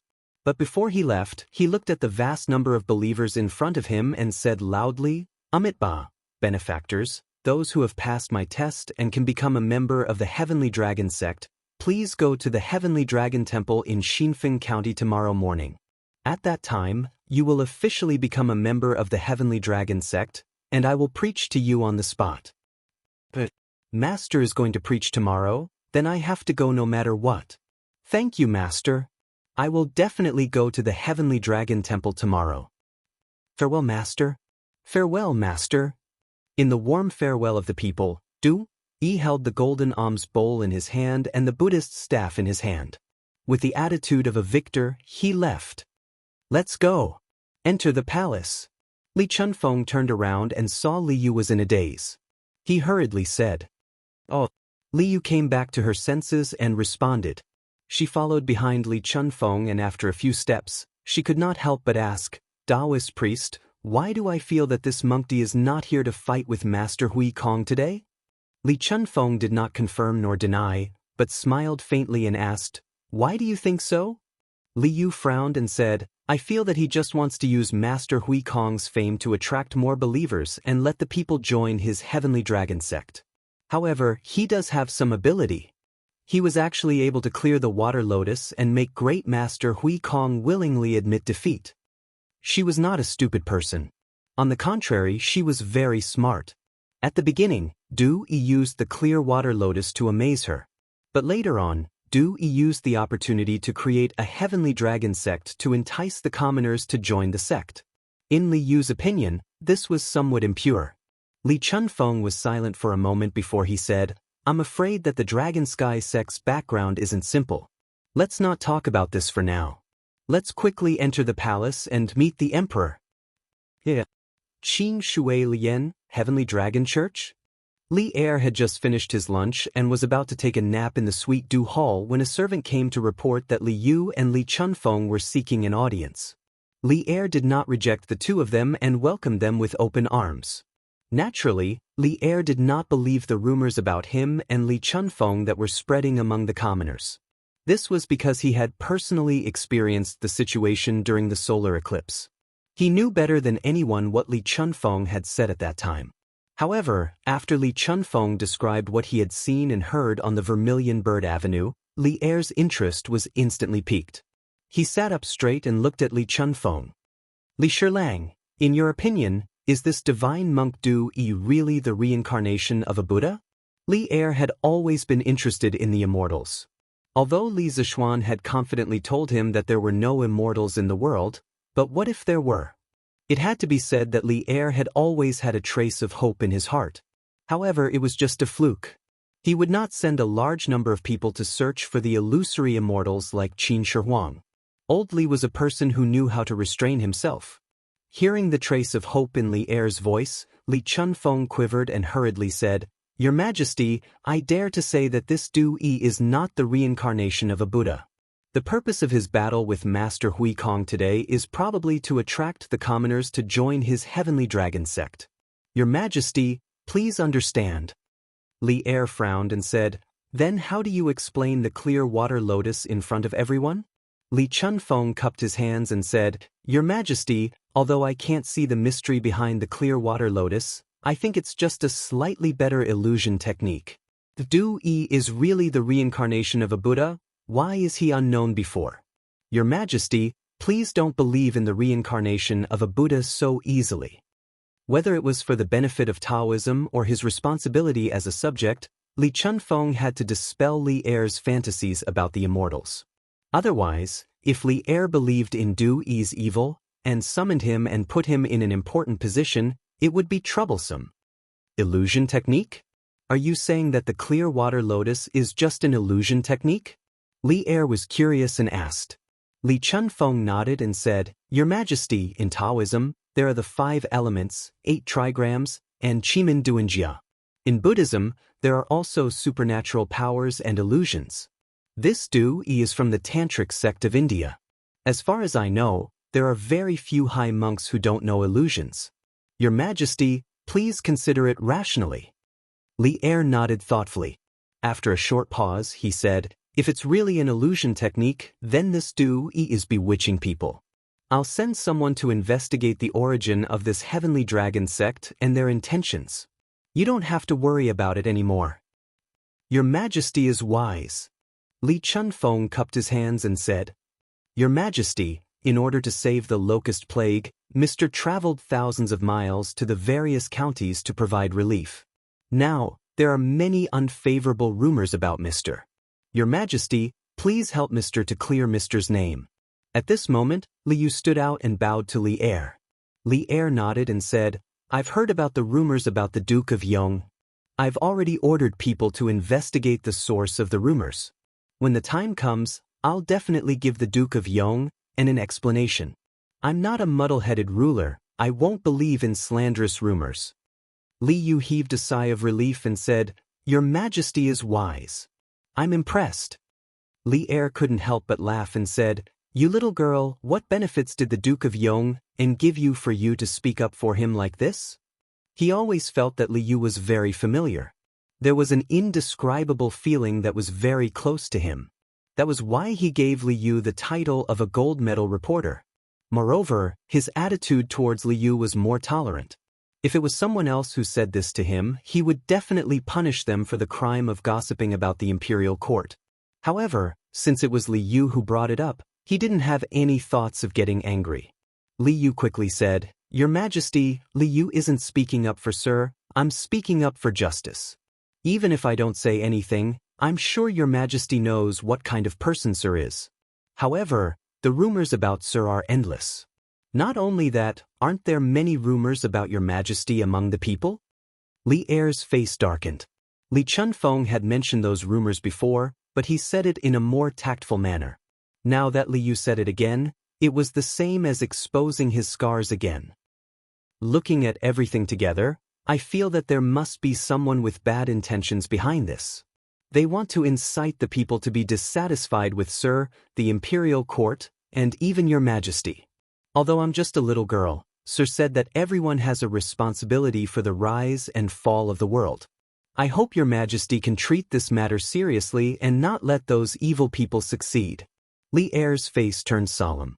He had indeed thought about the mastermind behind this, but he didn't expect Li Yu to have such thoughts.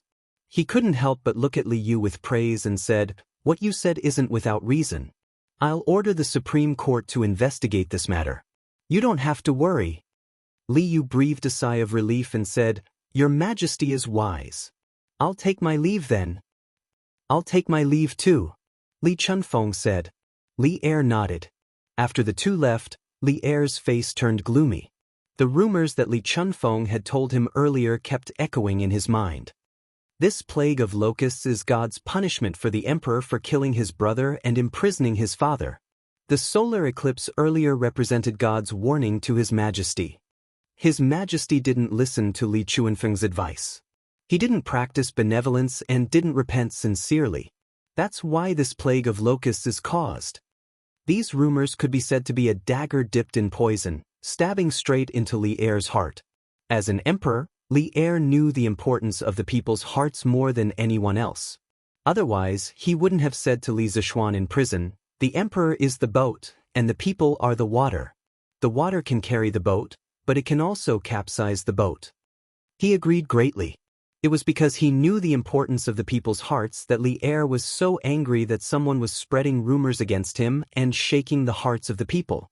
Especially at the end of last year, the 1,000-year-old Chui family was directly trampled by the angry people. Li Er deeply understood the importance of the people's hearts. Those who were spreading rumors now were similar to Li Zishuan's method of dealing with the Chui family last year. They wanted to use the power of the people and the power of public opinion to achieve their own goals. Obviously, someone wanted to destroy his roots. Naturally, he couldn't just sit there and wait for death. He had to fight back. Zhao Song. Previously, I asked the 100 Cavalry Division to investigate the rumors about Li Zishuan. How's the investigation going? After a long silence, Li Er suddenly opened his mouth and asked coldly. Zhao Song bowed and said, "Your Majesty, so far, we've caught 5 people who deliberately spread rumors and incited the people. However, these people are very tight-lipped and refuse to admit to their crimes." Li Er's eyes were cold as he said, "Then use torture. As long as we can confirm that they're deliberately inciting the people, then use torture, regardless of life or death." Li Er could feel that in the peaceful kingdom, there was actually a huge unstable factor hidden in it. He had to do something, or else when the person in the dark finished all the arrangements, it would be too late for him to make a comeback. At this time, why would he care about the life and death of those suspects? Zhao Song shuddered. He understood that Li Er was really angry. He quickly bowed and said, "This old servant obeys." Li Er thought for a while and ordered, "This dragon sect also needs to be thoroughly investigated. Immediately send out a spy from the 100 Cavalry Division. Before tomorrow night, you must give me a result." Zhao Song cupped his hands and said, "Understood." Other than that, order the Wu Ho government to strengthen the patrols in Chang and City to prevent people from using this opportunity to stir up trouble. Order the Yanhuang College's Ma Zhou. The recent Datang Daily needs to focus on the current rumors and refute them. Do not let the people be misled by scoundrels and do illegal things. After a moment of silence, Li Er ordered again. "Understood." Zhao Song cupped his hands and said. Li Er waved his hand and said, "Send the order as soon as possible. This old servant will take his leave." Zhao Song cupped his hands and left the hall. Dragonhead, We already have 3,000 followers in Chang'an City. With these followers, we can establish a firm foothold in Chang'an City and develop more followers. Xinfeng County, in a secret room under the Sky Dragon Temple, the monk Du Yi no longer had his previous arrogance. Instead, he respectfully reported to a masked man. So this man was the dragon head of the dragon sect. Previously, the rumors about Li Zishuan and Li Er in Chang'an City were spread by him. The iron masked man nodded and said, You did well. We are new here, so we need the support of a group of followers to establish ourselves in Chang'an City. But in your opinion, is it really impossible for Abbot Hui Kong to cooperate with us? You guys are from the same sect, and he won't even give you this bit of face? Du Yi performed a Buddhist bow and said, Dragonhead, although Hui Kong is a member of the Tantric sect, he has lived in the central region for decades and has long regarded himself as a Tang person. In my opinion, he will definitely not cooperate with us. Hearing this, the iron-masked man sighed and said, What a pity. Hui Kong has quite a reputation among the nobles in Chang'an City. If he can be used by us, our plan is at least half successful. Dragonhead, why are you so disheartened? Du Yi smiled and said proudly, Since Hui Kong is not willing to cooperate with us, then we will develop our own followers. Today, this poor monk used some means to recruit 3,000 followers for my dragon sect. In time, this poor monk's reputation and connections in Chang'an will definitely surpass Hui Kong's. The iron-masked man nodded. After a moment of silence, he said, In that case, we will have to trouble you. There is not much time left for us. Li Zishuan is more astute than others. We must complete all the arrangements before he returns to Chang'an. Otherwise, he will definitely see through us. After everything is done, the position of Nation Master will definitely belong to you. At that time, why do you have to go back to India to suffer? Du Yi said with joy, Thank you, Dragonhead. I will do my best to help Dragonhead accomplish your great task. Due to the cover of the mask, the iron-masked man's expression could not be seen. He continued, Your Jade Lake holy water is very good. Remember to prepare more. The followers of the dragon sect will increase. When the time is right, I will order all the followers of Qingzhou, Qizhou, Songzhou, and Jizhou to come to Chang'an. He narrowed his eyes and said with a somewhat evil smile, Dragonhead, don't worry. I have a lot of Jade Lake holy water here. I guarantee it will be enough. Good. Tomorrow's lecture will depend on you. The iron-masked man laughed loudly. Sir, Du? He smiled and cupped his hands. Chapter 1497. The next morning. All right, Rinbiao, you don't have to send me off. Go back quickly. Li Zishuan looked at Wang Rinbiao and said in the pavilion outside Yong County in Qizhou. In more than 2 days, all the locusts in Qizhou had been wiped out by the Sky Rooster Brigade. Therefore, Li Zishuan planned to leave Qizhou with the Sky Rooster Brigade and head to the next destination. As for Wang Rinbiao, after this guy was nourished by love, his body was now very healthy. Didn't you see Li Jingchu standing next to him like a little bird? Thinking back to how strong she was in the past, who would have thought that after confessing her feelings to the person she loved, she would become like a little girl? Li Zishuan couldn't help but sigh in his heart. Women were indeed unpredictable creatures. However, he didn't know that some women's strength was just a layer of shell used to protect themselves. Once they found someone to rely on, they didn't need to disguise themselves anymore, because their other half would protect them. Send me off again. Xiao Xian, you've helped me so much this time, but I didn't treat you well. Now that you're leaving after helping me, I should send you off no matter what. Wang Renbiao said with a face full of reluctance. Li Zishuan's trip to Qizhou this time had indeed helped him a lot. First, he had helped him eliminate the locusts, and second, he had helped him solve his emotional problems. It could be said that he had untied the knot in his heart. This kind of great kindness, no matter how much he thanked him, it would not be enough. Li Zishuan said with a smile, Isn't there a saying that even if you send someone off 1,000 miles, you will have to part in the end? You and I will meet again if fate wills it. Now that the locusts are here, I have to hurry to the other affected states to eliminate them as soon as possible. I can't stay in Qizhou any longer. On the other hand, Renbiao, if the eldest princess knows about the matter between you and Miss Li, she will definitely strongly oppose it. You should be mentally prepared in this regard. At the end, Li Zishuan's face became serious. Wang Renbiao's face stiffened. He had obviously thought about these problems before, but the happy life of the past 2 days had made him choose to temporarily avoid these problems. Now that Li Zishuan had brought it up in front of him, all those troublesome matters immediately floated to the surface of his mind. Little Xian, don't worry. Little Chu and I are already mentally prepared. No matter how difficult the road ahead is, no matter how many people oppose us in the future, we will advance and retreat hand in hand and walk down together. We will never leave each other, and we will follow each other in life and death. Wang Renbiao held Li Jingchu's hand and said firmly. At this time, Li Jingchu also said, Marquis, don't worry. I will walk down the road with Renbiao in the future. Even if the eldest princess opposes it, even if everyone says that I am a shameless bad woman, as long as Renbiao needs it, I will always stand with him. After saying that, the two of them seemed to have some kind of tacit understanding.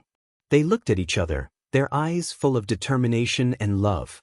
When Li Zishuan saw this, he suddenly felt that he was unnecessary here. In order to prevent himself from being a third wheel, he quickly said, Since it's like this, then I can be assured. Renbiao, Miss Li, if you need my help in the future, just ask. I can't manage the Wang family's internal matters, but I can still help with the Wang family's external matters. Wang Renbiao said gratefully, Many thanks. In the past, he did not need the help of others, but it was different now. Since he chose to be with a commoner girl, he had to be prepared to break off relations with his family and even be kicked out of his family. The Taiyuan Wang family's young master that everyone envied before, without the support of his family, could become a commoner. In this kind of situation, Li Zishuan was still willing to extend a helping hand to him. This meant that this was true friendship. How could Wang Renbiao not be grateful? How could he not be moved? Li Zishuan nodded and said, All right, you guys take care of yourselves. Renbiao, your body hasn't fully recovered yet, so you need to recuperate for a period of time. With Miss Li here, I definitely don't need to worry about this. Let's part ways here. See you again someday. Wang Renbiao and Li Jingchu both cupped their fists and said in unison, Little Xian, Marquis, take care, see you again someday. Li Zishuan nodded. Suddenly, he looked at Leng Yuyao and said, Miss Leng, you take care too. Leng Yuyao, who was standing to the side, looked up at Li Zishuan and cupped her fists. He take care. See you again someday. Li Zishuan responded. Then he mounted Big White and turned to leave. The Sky Rooster Brigade had already left under Old Hu's lead. Their next stop was the Lan province, because he had received a letter from his father-in-law asking for help yesterday. It was a letter from Wang Qingxing, the county magistrate of Yifang County, who had asked Han Tianhu to send Li Zishuan a letter. The letter said that some counties in the Lan province had also encountered a locust plague. Han Tianhu hoped that Li Zishuan could bring the Sky Rooster Brigade along. How could Li Zishuan refuse? Coincidentally, after leaving the Lan province, he could head east and bring the Sky Rooster Brigade to meet up with Li Ku and Cheng Chumo. Moreover, ever since Han Liqing went to Yifang County in the Lan province at the beginning of the year to take care of the 3 villages that Li Zishuan had bought for him, he had never returned to Lantian County. Iron Egg hadn't seen Han Tianhu for almost half a year. This trip was a good opportunity for the father and son to reunite. Your Majesty, according to our investigations, the Heavenly Dragon sect began to rise in the Qing province at the beginning of last year. Later on, it gradually began to develop followers in the Qi province, Song province, and Ji province. Because the Heavenly Dragon sect often provides porridge and treats the common people, it is deeply respected and welcomed by the people. There are even some local authorities that sometimes require the Heavenly Dragon sect's help. As for the monk Du Yi, according to Abbot Hui Kong of the Great Xingshan Temple, his Buddhist name is Shakyamuni Du. He is a disciple of the Tantric Buddhism of India, and his master is the Venerable Dharmachitta of the Nalanda Temple. Nalanda Temple is the holy land of Buddhism in India, and the Venerable Dharmachitta is the most famous monk in India. It is said that he is more than 700 years old, but he has the face of a man in his 30s. The Indians call him the living Buddha. At noon, Li Junxian arrived at the Sweet Dew Palace and reported to Li Er. Due to the urgency of Li Er's order yesterday, the entire 100 Horsemen department had been mobilized in order to find out what Li Er had told them as soon as possible. Including him, he hadn't slept a wink since he received the order yesterday. However, his efforts had paid off and he had found out something. That is Nalanda Temple, Dharma Chitta. Li Er frowned. This Dharma Chitta is really more than 700 years old? Li Junxian had a troubled expression. This subordinate has no way to investigate this, but according to Abbot Hui Kong, Dharma Chitta is very profound, and he is the most likely venerable to become a Buddha in the past thousands of years. In fact, this venerable Dharma Chitta did indeed have a great background. Dharma Chitta, also known as Dragon Wisdom Bodhisattva, Samantabhadra Ali, Dragon Bodhi, and so on, was born in India, now India. He was the direct disciple of Dragon Fierce Bodhisattva, and was the fourth-generation founder of Tantric Buddhism. Dragon Wisdom Bodhisattva had ascended to the Holy Land, and his divine power was unimaginable. His virtue was known throughout the 5 heavens, and his name spread far and wide. It was said that when Xuanzang traveled to India to study, he met Dragon Wisdom Bodhisattva at the eastern border of the Great Forest. Seeing that Dragon Wisdom Bodhisattva was about 700 years old and looked like he was in his 30s, he decided to learn Buddhism from him. Thus, from a certain perspective, Tang Xuanzang could be considered Dragon Wisdom Bodhisattva's disciple. In fact, in another few decades in the Kaiyuan era, Dragon Wisdom Bodhisattva, who was also Dharma Chitta's other disciple, Shan Wei, would also come to Great Tang. According to the official records, Shan Wei was deeply favored by Tang Xuanzong, and he became the revered state teacher. At this moment, Li Er nodded thoughtfully. After a moment of silence, he asked, "How many members does the Heavenly Dragon sect have now? Who is the person in charge?" Li Junxian clasped his fists. "Your Majesty, the Heavenly Dragon sect has around 3,000 members in Chang. As for how many members there are in the other 4 provinces, this general has yet to find out. According to our investigation, Shakyamuni is the venerable of the Heavenly Dragon sect, and he has a hall master and a dragon head. However, the dragon head of the Heavenly Dragon sect has always been mysterious, and it is said that very few people have seen it. I heard that Shakyamuni has a holy water called the Jade Lake that can cure all illnesses." Li Er couldn't help but frown. He stood up and walked 2 steps with his hands behind his back. "I didn't expect the Heavenly Dragon sect to have hidden in our Great Tang for so long and have so many members. In the long run, they will be a great threat to the imperial court. Wait, if the Heavenly Dragon sect has risen in Qingzhou, why haven't we received any reports from the Qingzhou provincial governor?" This general doesn't know. Li Junxian clasped his fists. However, according to the intelligence obtained by the 100 Horsemen department, not only will the local officials not resist the Heavenly Dragon sect, they will even welcome them. This is because the Heavenly Dragon sect has a holy water called the Jade Lake that can cure all illnesses.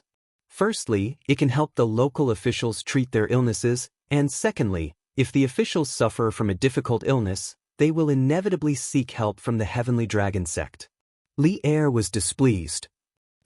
Preposterous. The local officials should be unconditionally loyal to the imperial court. If that's the case, won't they be suppressed by the Heavenly Dragon sect? It's fine if the Heavenly Dragon sect is wholeheartedly benevolent, but if they harbor evil intentions, won't these local officials become accomplices? Li Junxian decisively shut his mouth, not daring to interrupt. Even if he was beaten to death, he wouldn't say a word when it came to the affairs of the imperial court, because he understood what his duty was. After a few moments of silence, Li Er's anger somewhat subsided. He muttered, "Did you manage to interrogate those 5 people who were intentionally spreading rumors? Are they related to the Heavenly Dragon sect?" To tell the truth, Li Er really wanted to obtain evidence of the Heavenly Dragon sect's crimes so that he could use this opportunity to arrest all of them. For the Great Tang, this would remove an unstable factor. Li Junxian clasped his fists. Your Majesty, even though those 5 were tortured to the point of fainting from the pain, they were still unwilling to say anything. Now, 2 of them have been tortured to the point of death, but they would rather die than tell us why they spread the rumors. Li Er's face instantly turned so gloomy that it seemed like water would drip from it. Preposterous. Then continue to arrest them and torture them. We don't believe that they'll all be so stubborn. Li Junxian hesitantly said, Your Majesty, if we make such a big fuss, we might harm the innocent, and if word gets out, the court might criticize us and harm Your Majesty's reputation. Your Majesty, please reconsider. Although the cavalry were very cautious in arresting people, there was no guarantee that there wouldn't be any innocent among them. Moreover, if the court learned of this, they would fiercely object. Li Er's brow furrowed, and after a few moments of thought he said, Be more cautious when arresting people and more discreet when interrogating them. We must find out as quickly as possible if these people spreading rumors have any connection to the Heavenly Dragon sect. Li Er felt that he could no longer be overly cautious. He had to be decisive, or else it would be too late once the mastermind behind the scenes had finished setting up. Li Juanxian's heart trembled as he clasped his hands. This general obeys the decree. Father. Lan Province, outside the gates of Yifang County. Li Zishuan and the Sky Chicken Brigade had arrived before noon. Lan Province's provincial governor Zhou Wenfang, Yifang County's county magistrate Wang Qingxing, a group of officials from the government and county offices, and Li Zishuan's father-in-law, Han Tianhu, had all been waiting to welcome them. As the procession reached the gates, Iron Egg saw that extremely familiar figure and couldn't help but ride over. In the past, when Han Lijing was at his side, Iron Egg would often complain that Han Lijing was meddling too much. But after being separated for nearly half a year, Iron Egg only missed Han Lijing. Han Lijing quietly stood in front of the gates, not cheering or crying. It wasn't that he didn't want Iron Egg, but there were so many officials standing next to him that he needed to maintain his calm and self-control. Otherwise, wouldn't he make a fool of himself and cause his son-in-law to lose face? Father, are you feeling well? Iron Egg took the lead and rode his bicycle to Han Lijing. He quickly got off the bicycle and parked it at the side. Then he stepped forward and said excitedly, Your father's body is fine. You don't have to worry about me. Han Lijing smiled with great relief. Then he looked at Iron Egg from head to toe and couldn't help but nod. You've become darker, thinner, and taller. Iron Egg, you've done well this time. More or less, you've accumulated some merit. Also, you've gained a lot of knowledge along the way, right? Seeing Iron Egg grow from a naughty kid who only knew how to play with mud to his current state, how could Han Lijing not feel gratified? His daughter had married a kind-hearted and capable person, and his son was becoming more and more promising day by day. Han Lijing now had no regrets.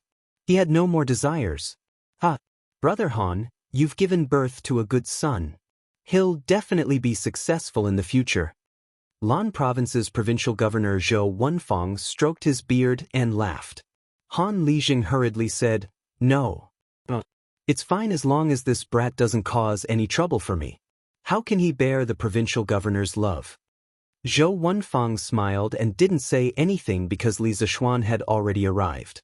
Lan Province's provincial governor, Zhou Wenfang, greets Marquis. Yifang County's county magistrate, Wang Qingxing, greets Marquis. Greetings, Marquis. Li Zishuan jumped down from his horse. Zhou Wenfang, Wang Qingxing, and the other officials came forward to salute him. Chapter 1498.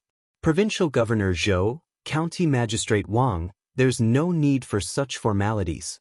Outside Yifang County City Gate, Li Zishuan approached the group of officials and said with a smile, I came to Lan Province to exterminate locusts. You don't have to worry about me. If you have official business to attend to, go ahead. Li Zishuan was a pragmatic person and didn't like to engage in such superficial formalism. However, Zhou Wenfang and the others had come out of the city to welcome them out of good intentions. As the saying goes, don't slap a smiling face, so he had no reason to blame them. Zhou Wenfang's eyes flashed. He was surprised, but his expression returned to normal after a while. He cupped his hands respectfully and said, Marquis is a man of noble character and unquestionable integrity. I admire you for your devotion to the public. Speaking of this, he turned to the group of officials behind him and said with a serious expression, "Did you all hear that? If you have official business to attend to, go back to the Yamen immediately and don't make any mistakes." Lan Province's capital was Yifang County, so Zhou Wenfang's words were not only directed to the subordinates of the provincial governor's office, but also to the officials of Yifang County's Yamen. Yes. The 30-odd officials standing behind couldn't help but look at each other. After a while, they cupped their hands and said in unison. Zhou Wenfang pointed to the hundreds and thousands of people around him and said to Li Zishuan with a smile, "Ha! These people came to welcome you on their own accord after hearing the news. I didn't ask them to come. I can't chase them away." Li Zishuan pursed his lips and looked at the people around him who were looking at him with anticipation.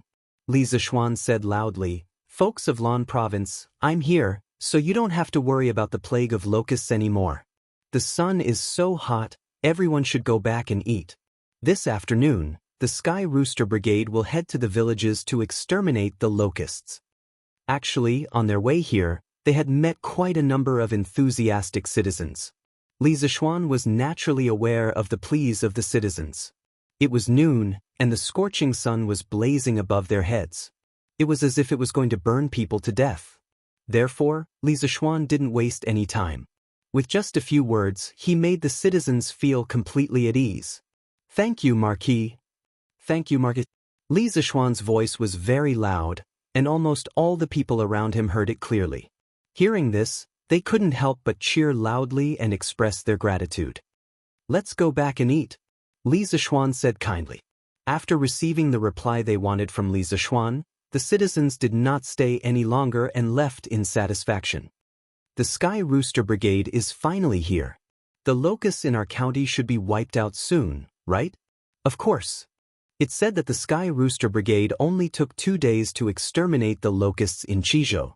Good boy. So fast? We still have to thank Master Han. Do you know why the Sky Rooster Brigade came to Lan directly after exterminating the locusts in Chizhou? Why? Because Master Han is the father-in-law of the Marquis of Yong. Willow Village, Nanping Village, and Kaiyang Village were originally bought by the Marquis of Yong and for Master Han. Now that our Lan province is suffering from a locust plague, how could the Marquis of Yong and not help? Oh, I remember now. It seems like there is such a thing. Speaking of which, the farmers in these 3 villages are close to the coal mines and iron mines. Just by working in the mines, they can earn a lot of money every month. Who asked the coal mines and iron mines to belong to the Marquis of Yong? The Marquis of Yong, and is famous for being nice to his subordinates. Before this, although Li Zishuan had never been to Lan Province, many citizens in Lan Province had received Li Zishuan's kindness, especially the citizens of Yifang County. This was because Li Zishuan not only owned coal mines, but also iron and aluminum mines. Although mining would pollute the local environment, ever since Han Lijing came here, he had been using the method that Li Zishuan taught him to treat sewage. Therefore, after half a year, the local environment was not polluted much. Instead, the citizens earned a lot of money working in the mines. This official has prepared some light wine in the residence. There are no delicacies, only some ordinary home-cooked meals. I hope that Marquis will honor me with your presence. Outside the city gates, Li Zishuan and Han Lijing exchanged a few words. At this moment, Zhou Wenfang stepped forward and cupped his hands. Actually, this lunch banquet was not just a home-cooked meal. However, after seeing Li Zishuan's actions, Zhou Wenfang guessed that Li Zishuan did not like their extravagance and waste. Therefore, he changed the delicacies into a home-cooked meal. Li Zishuan nodded and said, "A home-cooked meal is just right. I'll have to trouble Provincial Governor Zhou to prepare some home-cooked meals for the children as well." Regarding Zhou Wenfang's character, Li Zishuan had heard from Han Lijing that he was a smart person who knew how to curry favor with his superiors but would not overly curry favor with them. This kind of person could not simply be defined as a corrupt official because he was not corrupt. He only knew a little about the way to curry favor with his superiors. Compared to an upright and plain-spoken official like Wei Zheng, under normal circumstances, people like Zhou Wenfang who knew how to curry favor with his superiors and knew how to be flexible would do better. Therefore, Li Zishuan did not have any bad feelings towards Zhou Wenfang, but he also did not have a good impression of him. Moreover, his father-in-law, Han Tianhu, was still in Zhou Wenfang's territory. He did not need to embarrass Zhou Wenfang over such a trivial matter. Therefore, after thinking for a moment, Li Zishuan agreed to Zhou Wenfang's invitation. Under Li Zishuan's exemplary leadership, the lunch in the provincial governor's residence ended very quickly. It only took about half an hour from start to finish. After lunch, Li Zishuan bade farewell and led the group of children out of the county town to kill the locusts. Of course, Han Lijing followed behind them. Along the way, not only did iron eggs stick to Han Lijing, the children of the Han family manor also liked to surround Han Lijing and call him Lijing nonstop.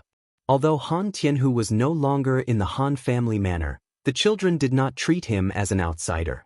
Along the way, he left behind a trail of laughter. It was very lively. Looking at the noisy children around him, Han Tianhu could not help but sigh. I never thought that these little rascals who only knew how to play with mud and dig out bird nests would become heroes who saved the world after learning the art of controlling chickens from Hu Jing and Hu Gua. It's not easy for them to be heroes. At this moment, Li Zishuan interrupted. It's only been 8 days since the locust plague happened, and these children have already traveled hundreds of miles.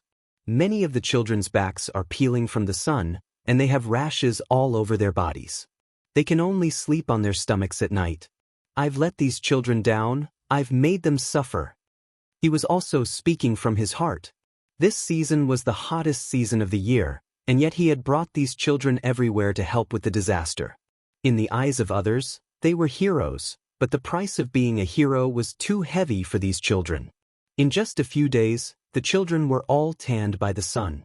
It was impossible for Li Zishuan not to feel guilty. Xiao Xian, don't say that. Han Lijing said in a low voice. These children have suffered a little, but what they have seen and learned along the way is enough for them to use for the rest of their lives. To be able to follow you to kill locusts and gain experience is their honor. When they grow up, they will be grateful to you. Li Zishuan shook his head and did not reply. Suddenly, Li Zishuan caught a glimpse of a particularly large pond in front of them. The pond's topography was lower in the south and higher in the north. The most important thing was that its shape was very strange. The part near the north was built with stone dams. Seeing this, Li Zishuan quickly reacted. He pointed at the pond and asked, "That pond must be the sewage treatment pond father-in-law had people repair, right?" When Han Tianhu had complained to Li Zishuan about the serious water pollution near the iron and coal mines, Li Zishuan not only bought the 3 villages near the iron and coal mines, but also taught Han Tianhu some methods to treat the sewage. One of them was the sewage treatment pond. Han Tianhu looked in the direction Li Zishuan was pointing at, then nodded and said, "That's right. That's the sewage treatment pond. There are 2 other ponds like this near the iron mines. After using this thing, the sewage has indeed decreased a lot. It's because of this that no one objected to us mining." Li Zishuan nodded and praised, That's right. We can't just bury ourselves in mining and ignore the feelings of the locals. Otherwise, we'll become a rat that everyone wants to beat up. That should be our iron mine, right?"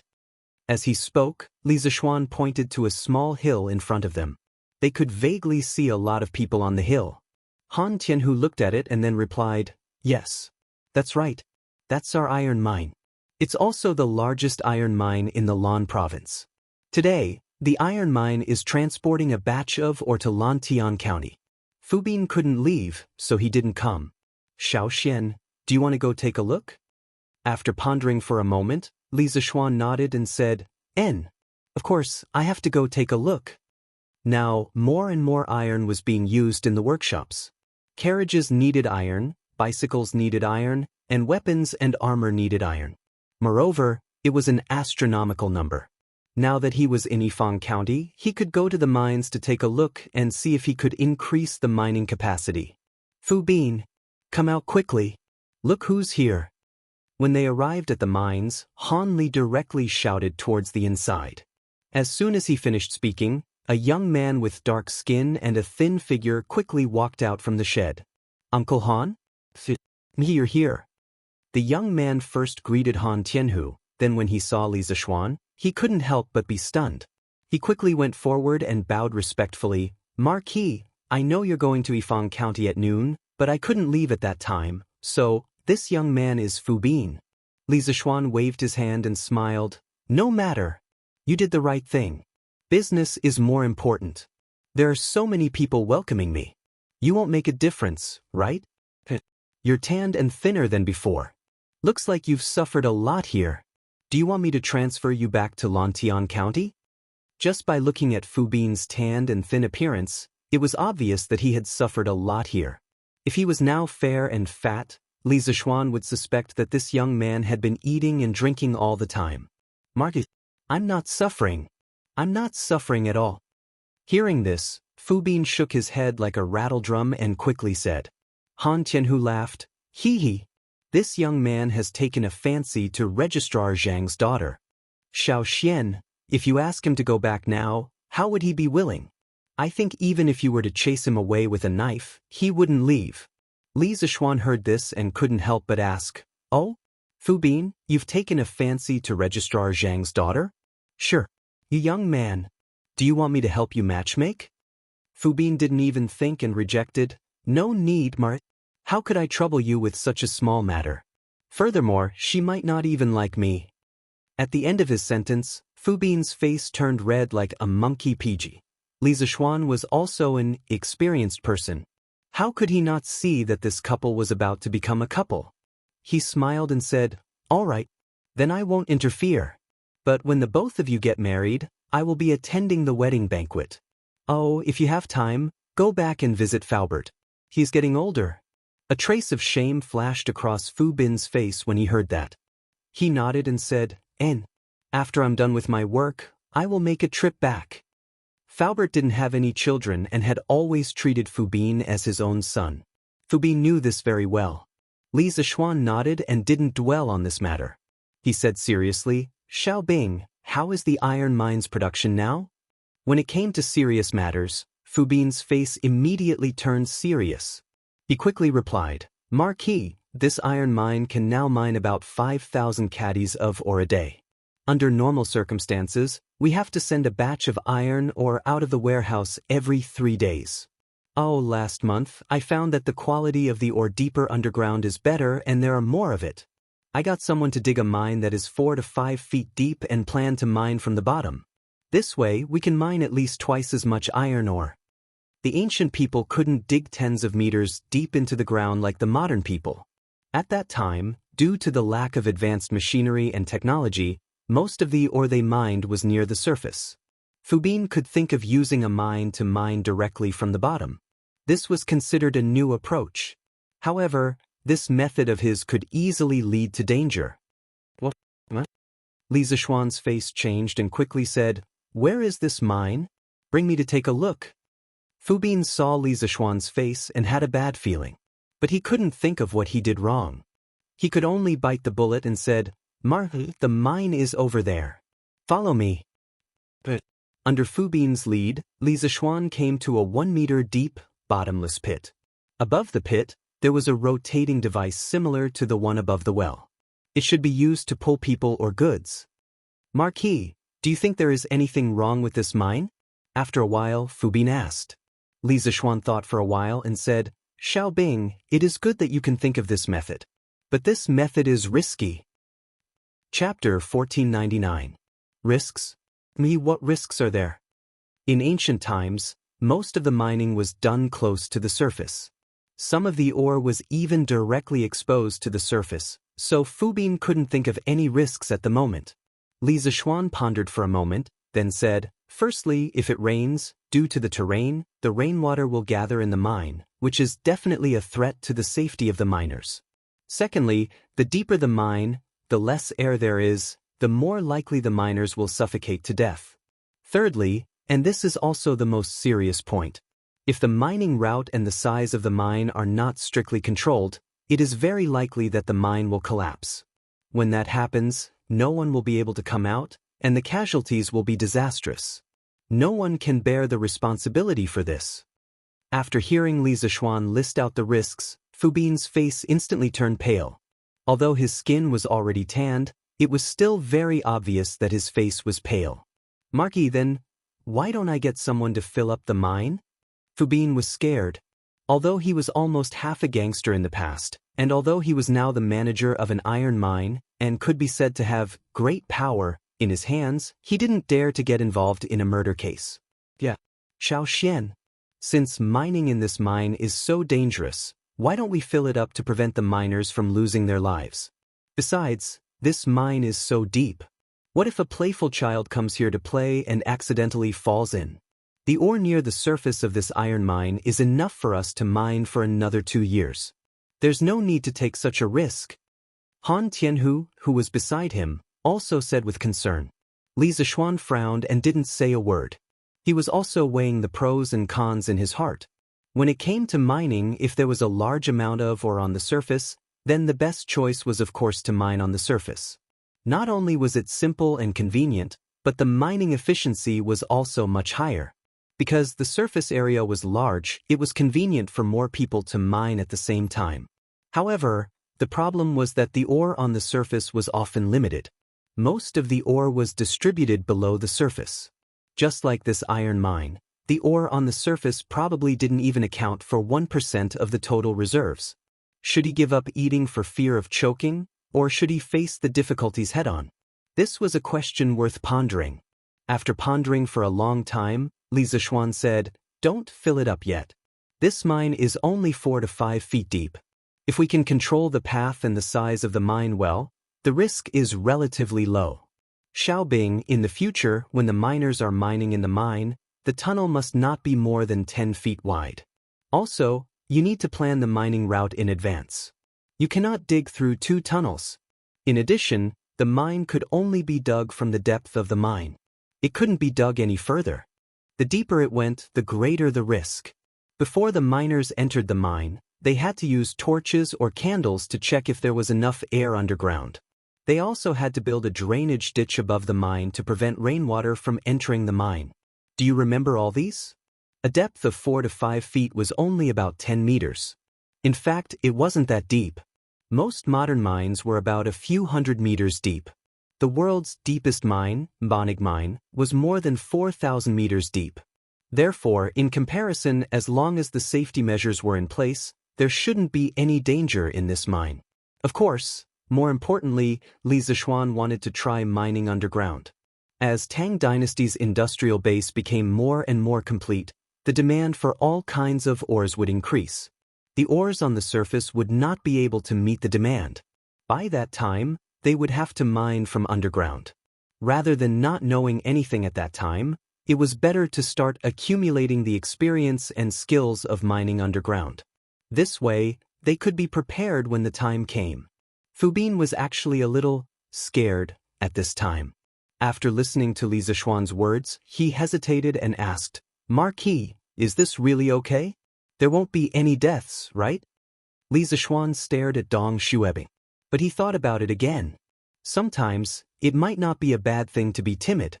Take Fu Bin for example. If he had the guts, he would have started using the mine method to mine. Also, the depth of the mine would definitely be more than 10 meters deep. If that was the case, the miners here would have already lost their lives. As long as you do as I say, everything will be fine. This is also a good opportunity for you to increase your knowledge and experience. You have to come here often to check on the mine to prevent accidents. After thinking for a while, Li Zishuan looked at Fu Bin and said. Fu Bin gritted his teeth and said, "Fine. During this time, I will keep an eye here and do everything according to Marquis' instructions." Li Zishuan nodded and suddenly remembered something. He said seriously, "Xiaobing, you can use the mine to mine the iron mines, but you cannot use this method at the coal mines. No matter how shallow the mine is, you cannot use it. Do you understand?" Fu Bin was puzzled and asked, "Marquis, why is that so?" Dong Xuebing really had this thought. Since the iron mines can be used to mine the mine, then the coal mines should be able to do it too. Mining in a mine is more efficient than mining in an open pit. After all, Mining in an open pit requires the soil to be removed from the surface. Mining in an open pit can be done directly from the mine. Li Zishuan said seriously, "Don't ask why. Just do as I say. Remember, do not dig on top of a coal mine. I would rather waste more manpower digging in an open pit than dig on top of a coal mine. Or else, a lot of people will die. A coal mine is different from an iron mine. If you dig a mine, there will be gas inside. This gas will explode when it comes in contact with a flame. To light up the mine, you must have special explosion-proof lamps. If not, the mines will explode. With the current conditions, explosion-proof lamps can't be manufactured in a short period of time. So, Li Zishuan asked Fu Bin to give up on the idea of digging on top of a coal mine. Hearing that a lot of people will die, Fu Bin trembled and quickly said, "Okay. Marquis, don't worry. I will remember. I will definitely not dig on top of a coal mine." Li Zishuan nodded and walked around the mine 2 more times before leaving with Han Tianhu. Then, under Han Tianhu's lead, Li Zishuan went to the other nearby mines to inspect. He felt guilty. Ever since he got these mines from Li Er last year, he hadn't seen them in person. Now that he was in Lan Province, how could he not take the opportunity to take a look? However, after looking at the mine, Li Zishuan felt a little bloated. In his previous life, people often joked, "If you charge a few thousand yuan for a game, you must have a mine at home. XXXXX, you have a mine at home." Now, Li Zishuan really wanted to say, "Yes, I really do have a mine at home, and not just one." After visiting the mines, it was almost dusk. Zhou Wenfang sent someone to invite Li Zishuan and the children to dinner, but Li Zishuan politely declined. That night, he and the children planned to stay at Willow Village where Han Tianhu lived. It was a good opportunity to understand Han Tianhu's life here. It's right in front. When the sun set, the children in the fields officially finished work. Under Han Tianhu's lead, a large group of people and chickens marched towards Willow Village.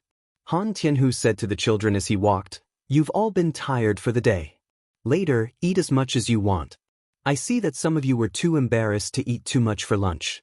You must be starving now, right?" As soon as Han Tianhu's voice fell, the children immediately began to chatter. Yes. I didn't dare to eat after eating 2 bowls of rice in the afternoon. I was afraid that the official would laugh at me. I didn't dare to eat after eating 5 drumsticks. Li Zheng, are there drumsticks tonight? Is there fatty meat tonight? Hearing this, Han Tianhu laughed. Yes. Chicken, duck, fish, and fish are all available tonight. Eat as much as you want. Whoever pretends to be polite and doesn't dare to eat too much, I'll kick that person's ass today. Although he said this, Han Tianhu's eyes were filled with kindness. He was really happy today. Many of the children in front of him grew up under his watch. Of course, some of them were even beaten up by him when they were young. After being in a foreign land for more than half a year, Han Tianhu also missed the people in the Han family manor. Now that he saw these children, he felt as if he had already returned to the Han family manor. That kind of homesickness could only be experienced by those who had been wandering around for years. "Oh, I want to eat 4 bowls of rice tonight. I want to eat 10 drumsticks tonight.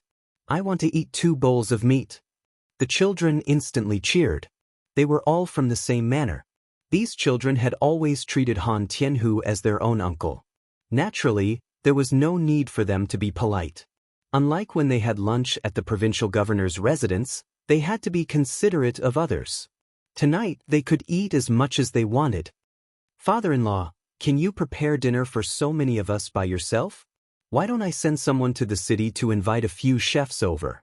Li Zishuan helplessly shook his head as he looked at the group of brats trying to eat Han Tianhu poor. Then he said worriedly, "After all, Han Tianhu was alone here without any companions." Han Tianhu smiled and waved his hand. No need. A few of the villagers have already prepared dinner for you at my house an hour ago. It's just right for you to go back now." From Han Tianhu's tone, the villagers here should have a good relationship with him. Otherwise, they wouldn't have taken the initiative to cook for him. Also, I have already arranged for the children's sleeping quarters. For those who have empty rooms, I will arrange one for each family. Xiao Xian, don't worry. The villagers are very easy to talk to. I have already informed them in advance. The children won't be mistreated if they sleep at their place at night. Seeing that Li Zishuan didn't say anything, Han Tianhu added on. Li Zishuan nodded and said, "Since father-in-law has already made arrangements, then of course I'm not worried." Han Tianhu's love for these children was no less than his. Li Zishuan naturally didn't have any reason to worry. "Yo, Tianhu, you're back? This is Marky, right?" This humble one, Ma Jiang, greets Marky. After entering Willow Village, the group came to a courtyard. A bare-chested, burly man walked out from the door. That burly man first greeted Han Tianhu, then noticed Li Zishuan and hurriedly bowed to Li Zishuan. "No need to be so polite. This marquis is here to freeload a meal." Li Zishuan nodded and joked. However, he had some doubts in his heart. This person in front of him actually called Han Lijing Tianhu. This was very rare. One must know that even in the Han family manor, when the villagers saw his father-in-law, they would only call him Lijing. Almost no one would call him by his name. This could only mean that the burly man in front of him had a close relationship with Han Tianhu. "Xiao Xian Ma Jiang is my brother. During the battle in Yunzhou, he and I were both part of Duke Yi's personal army. After the world was peaceful, he also retired," Han Tianhu said to Li Zishuan. Li Zishuan was startled. He then cupped his hands towards Ma Jiang and said, "So that's how it is. Then this junior should be the one greeting Uncle Ma." This was not only to give face to Han Tianhu, but also out of respect for a soldier who had risked his life for the great Tang Empire. Ma Jiang originally thought that this marquis in front of him was very easygoing, witty, and not at all arrogant. However, when he saw Li Zishuan bowing to him, he was startled. He hurriedly turned his body and said in a fluster, "Ma, you can just call me Old Ma. I don't deserve to be called Uncle Ma. I really don't deserve to be called Uncle Ma."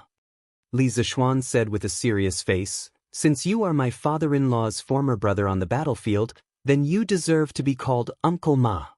No. I can't. Marquis, please don't call me Uncle Ma." Ma Jiang was so anxious that his forehead was sweating. He was at a loss for what to do. At this time, Han Lijing said, "Ha, little Xian, Old Ma, let's not get entangled in this. The children are still hungry. Is the meal ready?" Ma Jiang hurriedly said, "It's ready. It's ready. My wife, Xianxia, and the other family's wives are all inside. They have also prepared the pheasants and hares sent by the villagers. There are 6 tables in the courtyard. They will help to serve the dishes in a while. Tianhu, I will go back and tidy up the house. Later, you can let the children sleep in my house."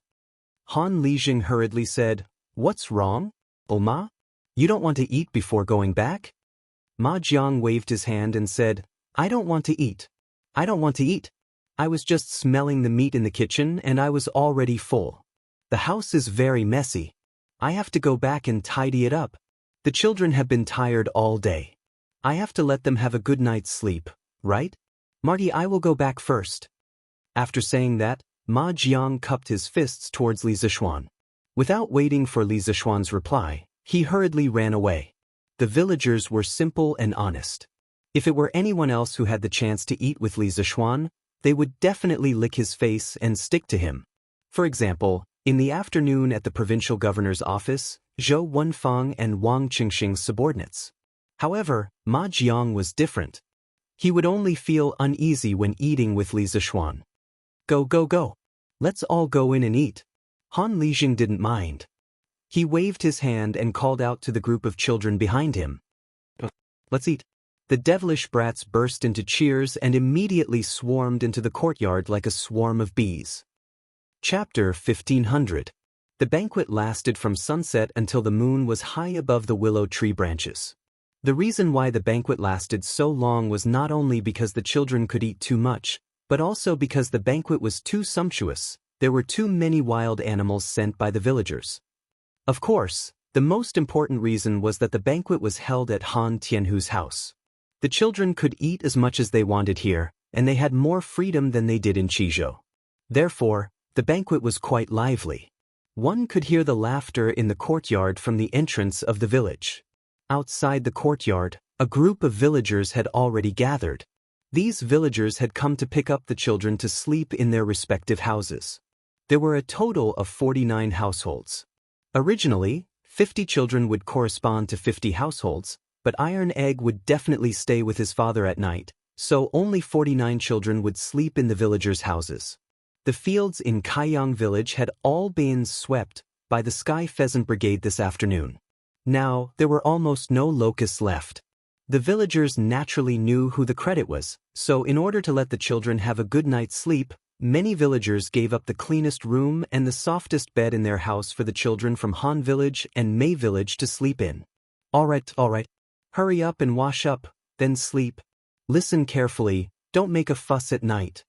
Seeing that the children had eaten and drank to their heart's content, Han Lijing stood up and said loudly, "Don't worry, Lijing. We definitely won't make a fuss at night." We definitely won't make a fuss. Nyo, do you wet the bed at night? Who, you're the one who wet the bed. The children played around for a while, then left the courtyard under Han Tianhu's lead. The villagers who had been waiting outside the door came forward one by one. Each family took one child and repeatedly promised that they would not let the children suffer in their own homes. Then, they turned around and left with the children. This scene was just like a modern-day kindergarten where parents picked up their children at the school gate after school. "Father-in-law, your house is quite big." After dinner, Li Zixuan took Iron Egg to visit Han Lijing's new home. After walking around for a while, Li Zixuan couldn't help but exclaim. It was a house with 3 courtyards, about the same size as the Li family's house in Chang, in city's Yongla Lane. There were pavilions, rockeries, ponds, and so on. However, many places looked as if they hadn't been cleaned for a long time. Fallen leaves, weeds, and dust were everywhere. If this house is too big, it'll be troublesome. According to my original plan, having a place to stay here would be enough. When Han Lijing heard this, he smiled bitterly and said, "You know the original owner of this house, Little Xian. It's Lu Shiren and his son." Li Zixuan and Iron Egg were both stunned. "Father, is Lu Shiren also in Willow Village? And how did his house become yours?" Iron Egg said in surprise. He had a deep impression of Lu Shiren and his son. When he was young, he and Han Yushi were oppressed by Lu Shiren and his son. Last year, Lu Haojin even seriously injured him. Li Zixuan pursed his lips and didn't say a word. Regarding Lu Shiren and his son in Willow Village, Han Lijing had mentioned it in his letter to Han Yushi. However, Iron Egg was busy with his studies at the academy and probably didn't see the letter. Han Lijing patted Iron Egg's shoulder and said, "After Lu Shiren was chased out by the villagers of Plum Village, he came to Willow Village and became the landlord here. This year, I came here to buy land and coincidentally met him. Who knew that even though this guy came to Lan Province, he was still dishonest. He was rude and unreasonable in the village, oppressing people and committing all kinds of crimes. Then, he was arrested by County Magistrate Wang's men. His house in Willow Village became ownerless. The villagers didn't dare to live there because they were afraid of offending Lu Shiren. They were afraid that Lu Shiren would find trouble with them after he was released from prison. So, father moved in." Speaking of this, Han Lijing said helplessly, "It's just that this house is too big. How can I take care of it alone? Usually, I only take care of my own house. The other houses have been abandoned for a long time." This was also the reason why Han Tianhu didn't leave more children to live in his house. Those rooms that hadn't been cleaned for a long time would take a lot of time to clean up. It was already not easy to clean up 2 rooms for Li Zixuan and Iron Egg to live in. "Father-in-law, you can buy some servants back. First, they can help you clean up the house. Second, they can take care of your daily needs. It's so convenient." Hearing this, Li Zixuan said with a smile. Although Han Tianhu's body was quite good, he was getting older. How could there be no one to take care of him? Han Lijing waved his hand and said, "No. I'm fine living alone. What's the point of buying servants?" "Father, just listen to Master. If you don't have enough money, I still have some money here. I'll give it all to you." Iron Egg interrupted at this time. This child was starting to feel sorry for his father. "You stinking brat. Your father wants your money? I'm just used to living alone. I don't want the trouble." Hearing this, Han Lijing couldn't help but pat the back of Iron Egg's head. Although he said this, his heart felt warm. Alright, that's your room. Go wash up by the well and then sleep. After pausing for a moment, Han Lijing urged Iron Egg again. Then I'll go to sleep first. Father, Master, you guys should sleep early too. Iron Egg knew that he couldn't persuade Han Tianhu. He stopped persuading him and prepared to sleep. Go. Li Zixuan nodded and replied. Iron Egg turned around and left. Li Zixuan picked up where he left off and said, Father-in-law, you definitely have to buy a slave. Otherwise, you'll be the only one living in such a large residence. What kind of person is that? I'll pay for it. Tomorrow, I'll get someone to help you find a few loyal servants. This wasn't a problem of money, nor was it a problem of being used to living alone. It was just that living in such an uninhabited house for a long time would make one feel more lonely. It was also a torture to one's heart. Seeing Li Zixuan's determined face, Han Lijing thought for a moment and replied, All right, let's just buy a few servants. Xiaoxian, you don't have to pay for it. I have more money than I can spend. After I'm done with this, I'll go buy some servants. Li Zixuan said suspiciously, Father-in-law, don't wait until we leave and change your mind. I think you should go buy some tomorrow. Han Lijing glared at him and said angrily, You little brat. Do I look like someone who doesn't keep his word? What a joke. What a joke. Li Zixuan laughed dryly and suddenly asked, That's right. Father-in-law, how do you know that Ma Jiang? Did he used to live here? Han Lijing thought for a moment and said, That's right. Old Ma was originally from Willow Village. He joined the army first. I joined half a month later than him. When I first joined the army, I didn't know anything. With Old Ma's help, I didn't have to suffer a lot of beatings. Later, we were transferred to the personal guard camp and became the personal guards of Duke Yi. Back then, in the Battle of Yunzhou, we were heavily surrounded. I blocked an arrow for Duke Yi. Old Ma wasn't bad either. His martial arts were even better than mine. He killed dozens of Turkic soldiers alone. However, I had to return home early because of my leg injury. Old Ma waited until the world was at peace before he retired. He had a lot of military achievements. Logically speaking, he could use them to get an official position. However, he said that he didn't know how to be an official and didn't want to be one. He only wanted to go home to farm and accompany his wife and children. So, he went back to Willow Village in Yifeng. I didn't expect that we two old brothers would meet again in our lifetime. It's really fate. Li Zixuan sighed and said, That's really a coincidence. It's really a coincidence. Han Lijing nodded. Then, his face suddenly became sad. He sighed and said, It's a pity that some people, no matter how coincidental, will never meet again. After saying that, Han Tianhu's figure became inexplicably lonely. His back also became bent, as if he had suddenly aged a few years. Li Zixuan's heart moved. He thought for a while and asked, Father-in-law, are you thinking of your old comrades? Han Lijing nodded and said, Yes. Many of us died in that battle. We couldn't bring back the bodies of our brothers. In the end, we could only bury them near the border of Yunzhou. Now that I'm living in Yifeng, it's not far from Yunzhou. Every Qingming festival, I can go and pay my respects to my brothers. It's pretty good. Hearing that, Li Zixuan suddenly remembered that at the end of last year, Han Tianhu went to Yunzhou. After he came back, his temperament changed greatly. He became even more silent. Later, in order to help him deal with the sewage around the mine, Han Tianhu bought Willow Village, Namping Village, and Kaiyang Village with his sponsorship. Then, he completely lived in Lanzhou. Now that he thought about it, Han Tianhu insisted on going to Yunzhou and living in Willow Village. Could it be that it was convenient for him to pay his respects to his old comrades? Father-in-law wanted to be the guardian of the heroes' graves. After comforting Han Tianhu for a while, it was almost late at night. Li Zixuan went to the well and took a simple, cold shower. Then, he went back to his room to sleep. The next day, early in the morning, the sky was not completely bright. The children who stayed in the villagers' houses had already come to Han Lijing's courtyard to have breakfast. In this era, many people did not eat breakfast in the morning.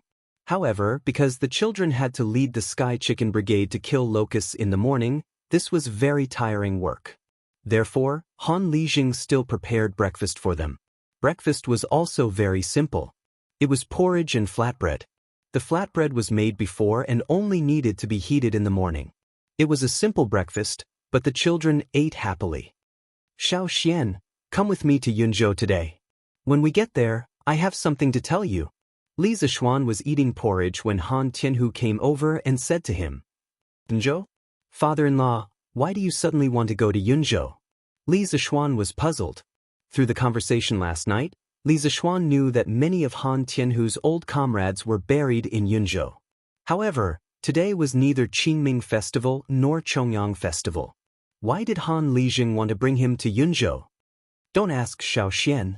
When we get to Yunzhou, you'll know. We'll go to Yunzhou in the morning and come back in the afternoon. It won't delay your work. Han Lijing shook his head and did not explain the reason. Instead, he insisted. Li Zishuan thought for a moment and then nodded. All right then. We'll ride to Yunzhou later. After breakfast quickly, Li Zishuan led Da Bai out while Han Lijing led a strong black horse. They were ready to set off for Yunzhou. As for the Sky Chicken Brigade, they had already instructed Iron Egg to make arrangements. Yesterday, Iron Egg was in charge of commanding the Sky Chicken Brigade, so there was nothing to worry about. After packing up, the two of them immediately set off. Father-in-law, your black horse is not bad. On the road, a black horse and a white horse galloped to their heart's content. Li Zishuan saw that the black horse could actually keep up with Dabai's speed and couldn't help but exclaim in surprise. I picked up this black horse. It's fate. Han Lijing said with a chuckle. Due to the fast speed of the horse, his hair and the corners of his clothes were blown back by the wind. He looked a little like an old man chatting with a young man. You picked it up? Where did you pick it up? Hearing this, Li Zishuan was stunned for a moment. This horse that he picked up could run so fast. How could he be so lucky? Hearing Li Zishuan's question, Han Lijing's expression was faintly smug. It's a coincidence. This year, I went to Yunzhou to pay respects to my brothers. On the grassland not far away, I saw a black horse being chased by 5 grassland wolves. It was already bleeding from several bites. I've been to Yunzhou before and knew that wolves would occasionally appear here. When I came, I brought a bow and arrows. I saw that the black horse was quite pitiful, so I drew my bow and shot 2 of the wolves. When the other 3 wolves saw that their companions were dead, they didn't dare to continue chasing. This black horse actually had some intelligence. It knew that I saved it, so it ran to my side and didn't leave. When I saw the wounds on its body, its hind legs and buttocks were bleeding, I hurriedly led it to a nearby county and found a doctor who could treat livestock to treat it. After a few days, its wounds were healed, but it didn't leave. It was as if it wanted to rely on me, so I took it as a mount. When Li Zishuan heard this, he couldn't help but click his tongue in wonder. This horse knows how to be grateful? It's really intelligent. And looking at the speed of this horse, it's not inferior to some of the grassland's precious horses. Father-in-law, you've picked up a treasure. Han Lijing smiled indifferently. I'm not going to the battlefield now. I only go out to ride occasionally. What's the use of a good horse? It's fine as long as it can run. Xiao, if you need it, I'll give this horse to you. I heard from Wuxia a while ago that His Majesty has appointed you as an adjutant of the Black Armored Army. How can you not have a good horse in the army? You'll be looked down upon by the soldiers. Li Zishuan smiled and refused. There's no need, father-in-law. My Whitey isn't inferior to your black horse. Isn't that right, Whitey? As he spoke, Li Zishuan patted the neck of Whitey's horse. Whitey seemed to understand that a horse wanted to steal its rice bowl. Thus, it completely became a runaway wild horse. It ran at full speed and in the blink of an eye, it left the big black horse behind. Whitey can run so fast. Hiya. Han Lijing was surprised for a moment, but he quickly reacted. He quickly urged the black horse under him and chased after Li Zishuan. Chapter 1501. Yifang County could be considered a county in the northern part of Lan Province, while Yun Province was to the north of Lan Province. Further north of Yun Province was the Great Steppe, where lived a group of valiant nomads, the Great Tang's mortal enemy, the Eastern Turks. After leaving Yifang County, the father-in-law and son-in-law rushed for an hour and arrived at the boundary of Yunzhou. Cloud Province was one of the 16 provinces of Yenyun between the Great Tang and the Turks. Since ancient times, it had been an important military base on the northern border, a barrier between the Great Tang and the Turks. There were not many people here, but many soldiers were garrisoned here. According to Han Lijing, Yunzhou County had 40 to 50,000 soldiers. Cloud Province only had one county under its jurisdiction, Yunzhou County. After reaching Yunzhou, Han Lijing had no intention of stopping. Instead, he continued to gallop northward. Li Zishuan wondered, could it be that my father-in-law wants to bring me to the border of the Great Tang? After galloping for another half an hour, Han Lijing finally stopped at the base of a mountain. Little Xian, this is Mount White. Han Lijing jumped down from his horse and pointed at the mountain range as he said to Li Zishuan, in the 6th year of Han Gaozu's reign, Han Exen rebelled in the Datong region and colluded with the Xiongnu to attack Taiyuan. Liu Bang personally led an army of 320,000 soldiers to meet the Xiongnu. First, they won at the Copper Rollers, and then they pursued until they reached Lufan. It was winter, and snow was falling, making the weather extremely cold. Although the Han army was 12 or 13, when they saw that the Xiongnu only had old and weak soldiers, they were even more eager to win. Ignoring the advice of the scouts, Liu Bang led the vanguard in pursuit of Mount White, but in the end, they fell for the Xiongnu's trap. Mao Dun Chanyu led his 400,000 cavalry to surround the Han army. The Xiongnu besieged Mount White for 7 days and 7 nights, leaving the Han army without food or water. The strategist Qin Ping advised Liu Bang to have Mao Dun Chanyu withdraw his army through marriage. Liu Bang agreed and sent someone to the Turkic camp to relay Liu Bang's proposal. At that time, the 320,000 soldiers that Liu Bang had brought were about to arrive at White Mountain. If Mao Dun Chanyu had not agreed, he would have been attacked from both sides. In the end, the Xiongnu retreated and Liu Bang left thousands of corpses on White Mountain.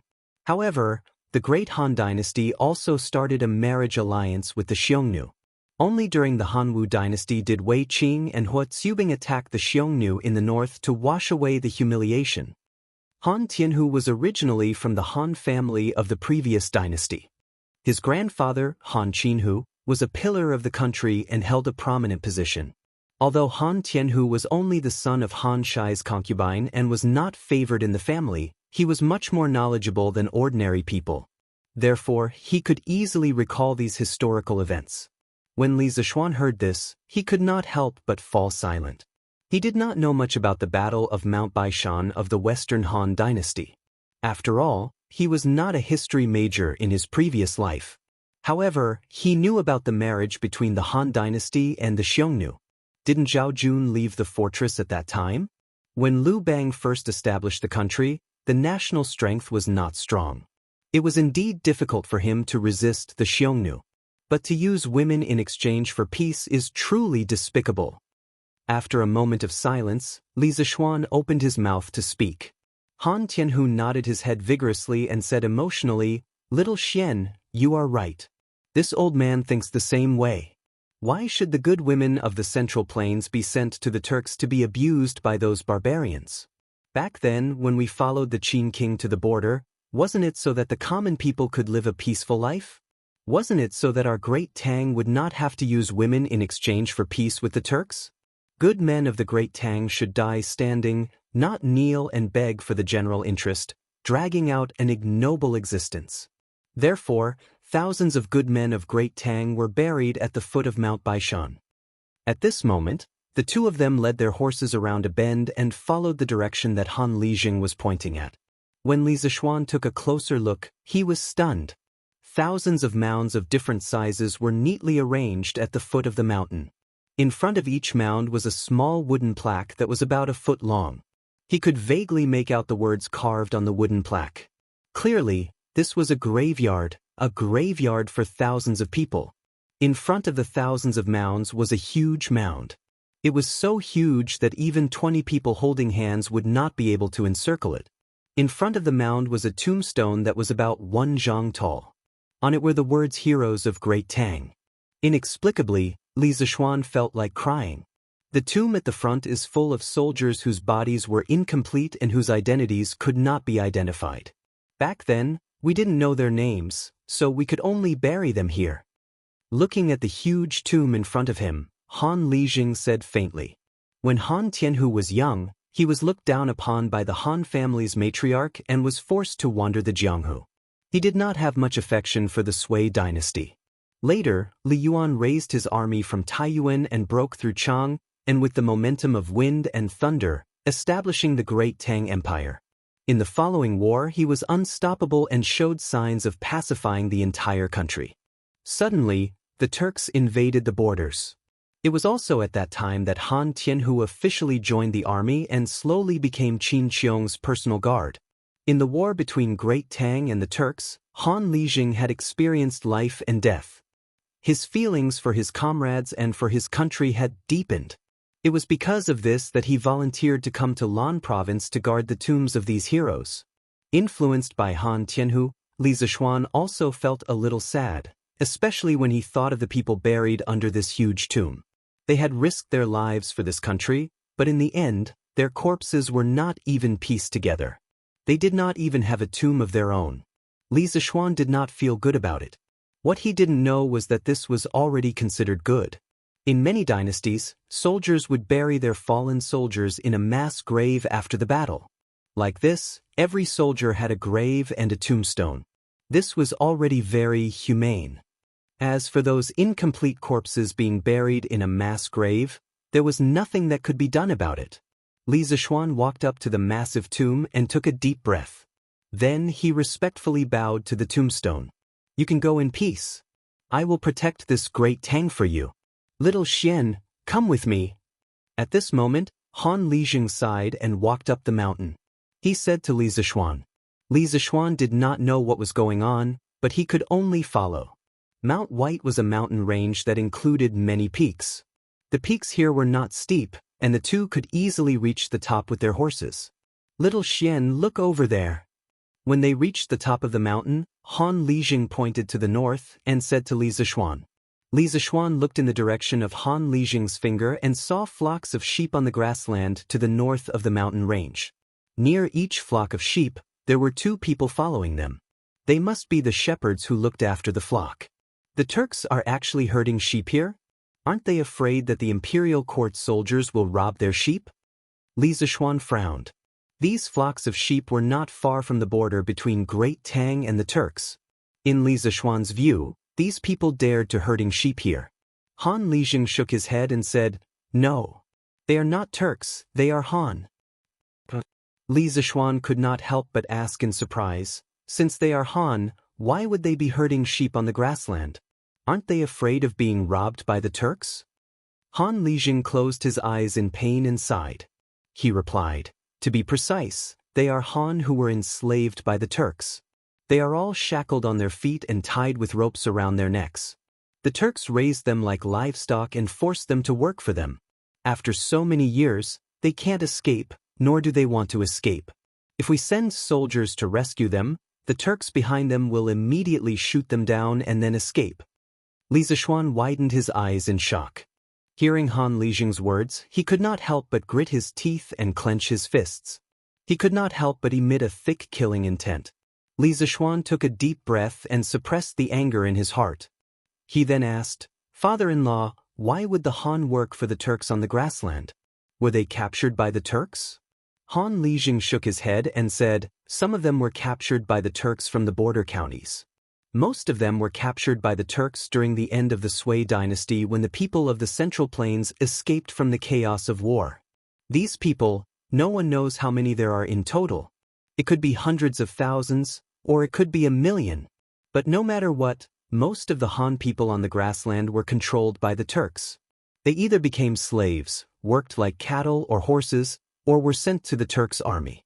When there was a war, they were usually arranged to be at the front as human shields." Li Zishuan was shocked. 1,000,000? There are really so many Han people who fled to the Turks? Han Tianhu nodded and said, "Of course. Now Xieli Khan claims to have 1,000,000 control bowstring warriors. So many people, where do you think they came from?" Li Zishuan was speechless. He did not expect that among the million-control bowstring warriors of the Turks, there were actually many Han people. Shili was really vicious to use Han people to attack Han people. In truth, Han Tianhu wasn't exaggerating at all. The Great Tang had just been founded, and its national strength was weak, but it had encountered the Eastern Turks, whose national strength was at the peak.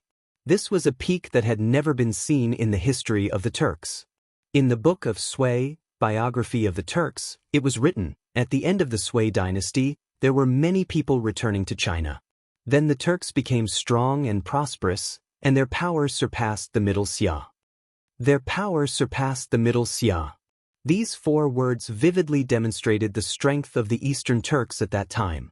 The Book of Old Tang, Biography of the Turks also wrote, Shibi Khan is an auspicious person, the son of the Khan who enlightens the people. When Sui Dai succeeded the throne, the world was in chaos, and the people of China were running for it. His tribe was strong and prosperous, from Khitan and Shirwei in the east, to Tuyuhun and Gaochang in the west, they were all subordinates. More than 1 million control bowstring warriors, the prosperity of North D was unprecedented. They looked down on Yin Mountain and had the ambition to belittle the Middle Xia. These were all descriptions of the strength of the Turks when Shibi Khan was at the end of the Sui dynasty and the beginning of the Tang dynasty. In stark contrast, the strength of the Turks during Ishbal-Yukagan's reign was a completely different picture. In the Book of Sui, Biography of the Turks, it was written, Ishbal-Yukagan's bravery won the hearts of the people, and the northern barbarians all submitted to him, all of them became bandits, and he had 400,000 control bowstring warriors. From 400,000 control bowstring warriors to 1 million control bowstring warriors, how long had it taken? 30 years. Yes, only 30 years.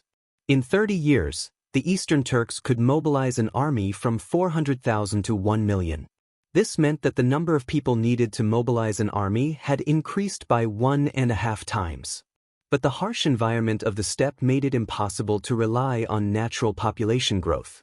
Moreover, the 400,000 control bowstring warriors of Ishbal-Yukagan's reign was a grand occasion, before the Turks were divided into the eastern and western tribes.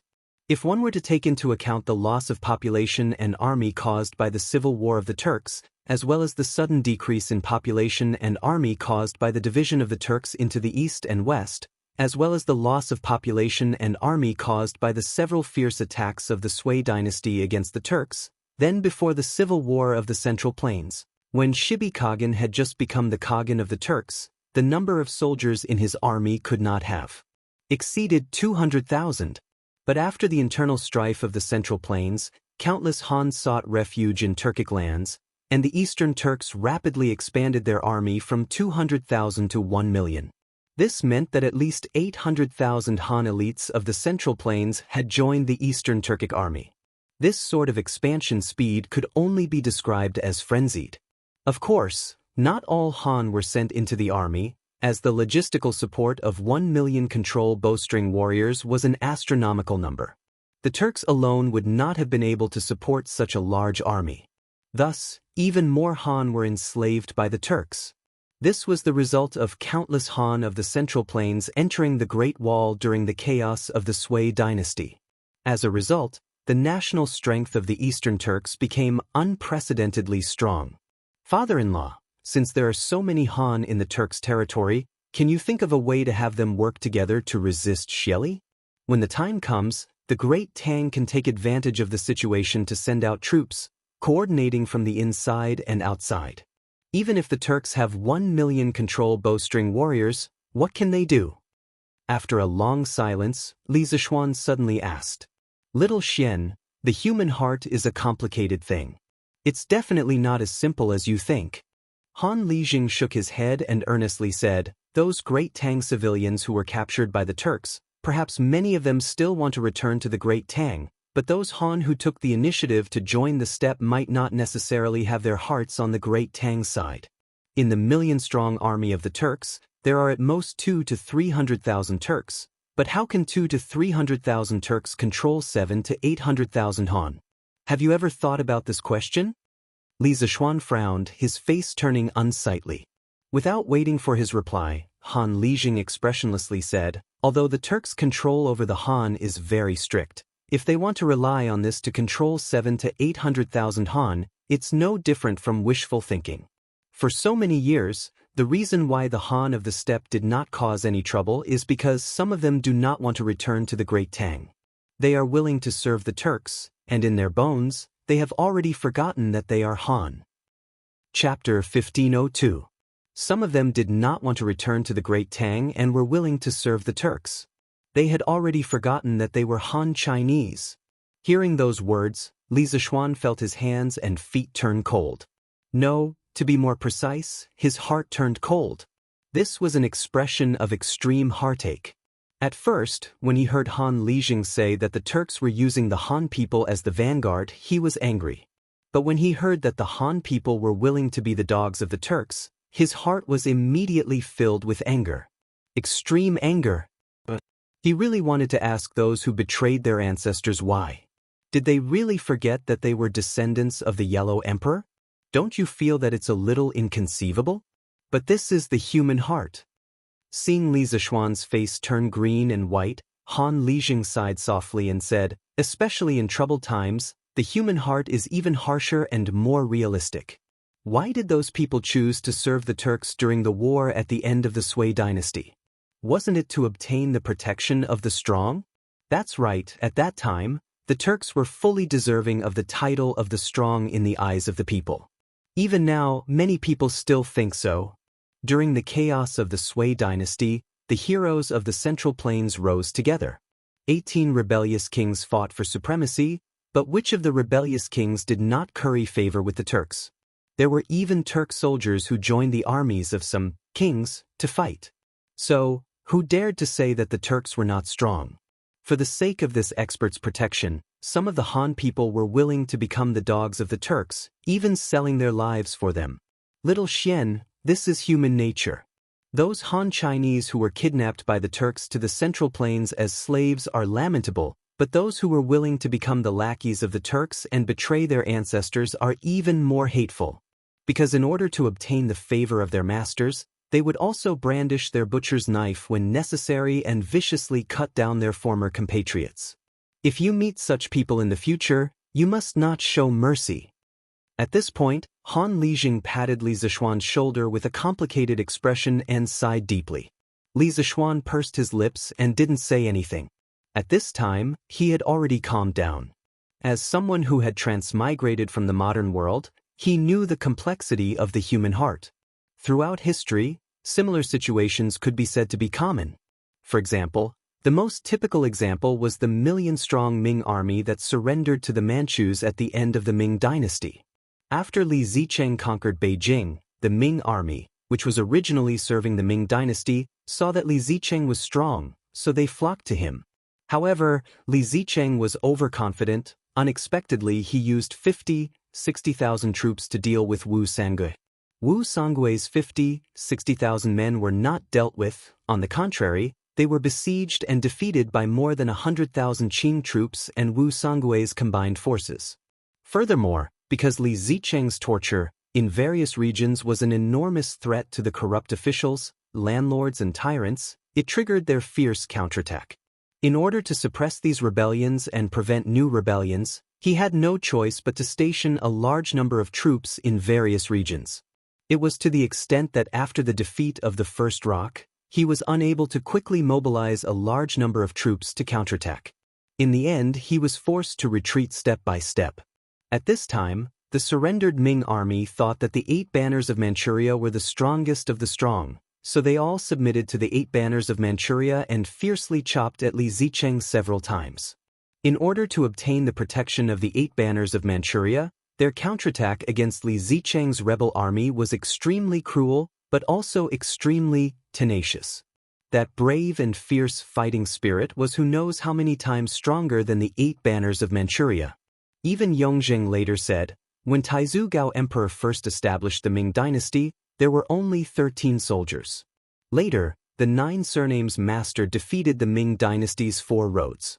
When Taizu Zhang Huangdi entered the capital, there were only 100,000 soldiers. With 100,000 soldiers, he subdued 15 provinces. How could a single person be strong enough? At that time, the one who led the soldiers was the Ming dynasty's general, and the one who wore the armor was the Ming dynasty soldier. What he meant was that when the Manchurian Qing invaded the Ming dynasty, the 8 banners of Manchuria played a negligible role. Furthermore, because the Manchurian descendants from White Mountain and Blackwater had almost zero resistance to the smallpox virus wreaking havoc in the Central Plains and Jiangnan, in the war south of the Huai River and Qinling Mountains, there were no real Manchurian soldiers at all. Whether it was the 10 days in Yangzhou, or the 3 massacres in Jiading, whether it was sweeping through the remnants of the peasant army or attacking the remnants of the former Ming dynasty, the ones who swung the butcher's knife were all the former Ming dynasty soldiers who had shaved their heads and changed their clothes. There was no sign of the 8 banners of Manchuria soldiers at all. Speaking of which, what was the difference between the Han of the Central Plains who entered the Turkic lands to seek protection and the surrendered soldiers of the late Ming dynasty? Perhaps they were originally wolves, but now they had been tamed into dogs. They were exceptionally friendly to their new masters, but exceptionally cruel to their former brethren. Father-in-law didn't bring this son-in-law here today just to show me these things, right? After seeing through the nature of those people, Li Zishuan felt a little tired. However, thinking that Han Liqing had specially brought him here, it probably wasn't just for this matter. Thus, he turned around and asked Han Tianhu. Han Tianhu pondered for a moment before saying, "At the end of the 4th month, the great Tang destroyed Liang Shidu and pacified the Shuo side in one fell swoop. During this time, the Turks failed to rescue Liang Shidu and were defeated by the great Tang army. From then on, the great Tang and the Turks were already in a state of full preparation for war. As for when the war would begin, it would depend on His Majesty and Xieli's intentions. Little Xian, you're now an officer in the Black Armored Army. In the future war between the Great Tang and the Turks, you might even participate in it. The reason this old man brought you here today is to let you have a clear understanding of the current Turks. In the future, when you meet those people who have forgotten their ancestors on the battlefield, don't be merciful. In addition, this old man has a vague feeling that the war between the Great Tang and the Turks is coming soon. Because 5 days ago in the afternoon, I saw a few Turks on White Mountain. They went straight south from the Nyopi Pass, and I don't know where they went." "Turks?" Li Zishuan's heart suddenly jumped. He hurriedly asked, "Father-in-law, are they really Turks and not Han?" Han Lijing said with certainty, "They're definitely Turks. Those few people's riding skills are superb, and the way they ride is different from the people of the Central Plains. This old man has fought with Turks before. On this point, I'm definitely not wrong." Hearing this, Li Zishuan couldn't help but frown deeply. He whispered to himself, "Why did these Turks come to our Great Tang?" The Turks sneaking into the Great Tang could be a big or small matter. If they came to spy on the military, it would be slightly better. However, if they came with some conspiracy, it would be difficult to deal with them. After all, the enemy was in the dark while the Great Tang was in the light. It would be easy for them to be ambushed. Han Tianhu said, "Generally speaking, this kind of small-scale Turks sneaking into the Great Tang is mostly to spy on intelligence. Chang and city catches at least a few dozen spies every year, if not hundreds, so it's not surprising. However, the leader of the Turks seems to be a little unusual." Li Zishuan curiously asked, "Why do you say so?" Han Tianhu shook his head and said, "This old man doesn't know either. It's just my intuition." After that, he closed his eyes and recalled twice. Then he said, "The leader of the Turks was wearing a black robe. It's obviously hot in this season, but he was wrapped in a black robe. It's really strange. Moreover, the black horse he was riding was definitely a 1-in-a-million good horse. I think his identity must be extraordinary. Black robe a steed." Li Zishuan frowned. He had an inexplicable bad feeling in his heart. "All right. Don't think about it anymore. Counter soldiers with arms, water with an earth weir. It's time for us to go back." Han Lijing let out a sigh and said, Li Zishuan nodded. The father-in-law and son-in-law led their horses down the mountain and galloped towards Lan Province. Chang'an City. "Madam Wang, why do you look so good today?" A lady looked at another lady in surprise. "Do I? Why didn't I feel it?" The lady touched her face and said in disbelief. Although she said this, the smile at the corner of her mouth betrayed her. Of course. Madam Wang, did you buy some new rouge? Which store is it? I'll go back and ask someone to buy some. Ah, what new rouge? I guess it's because I went to Xinfeng County to listen to Master Du Yi's lecture yesterday. What? Listening to someone's lecture can make one's complexion better? Is that true? That depends on who's lecturing. Master Du Yi's Buddhist teachings are profound. I can understand everything he lectured. After listening to it, I felt very comfortable and slept very well at night. That's why my complexion looks better than before. Isn't that too magical? Then, when is Master Du Yi going to lecture again? I want to go and listen too. Master Du Yi will lecture again the day after tomorrow. But only people from the Dragon Sect can go. Sister Qin, I'm afraid you can't go. People from the Dragon Sect? Sister Wang, so you've joined the Dragon Sect? Yes. Not only me, but my husband has also joined the Dragon Sect. With the holy water given by the divine monk, my husband's injured leg no longer hurts. I think this Master Du Yi is the reincarnation of a Buddha. When I listened to his lecture yesterday, I faintly saw a 5-colored Buddha light around him. If he's not the reincarnation of a Buddha, what else can he be? This dragon sect is really powerful. I want to join it too. After 2 days of fermenting, the reputation of the dragon sect in Chang and city and the surrounding counties could be said to be like the sun in the sky.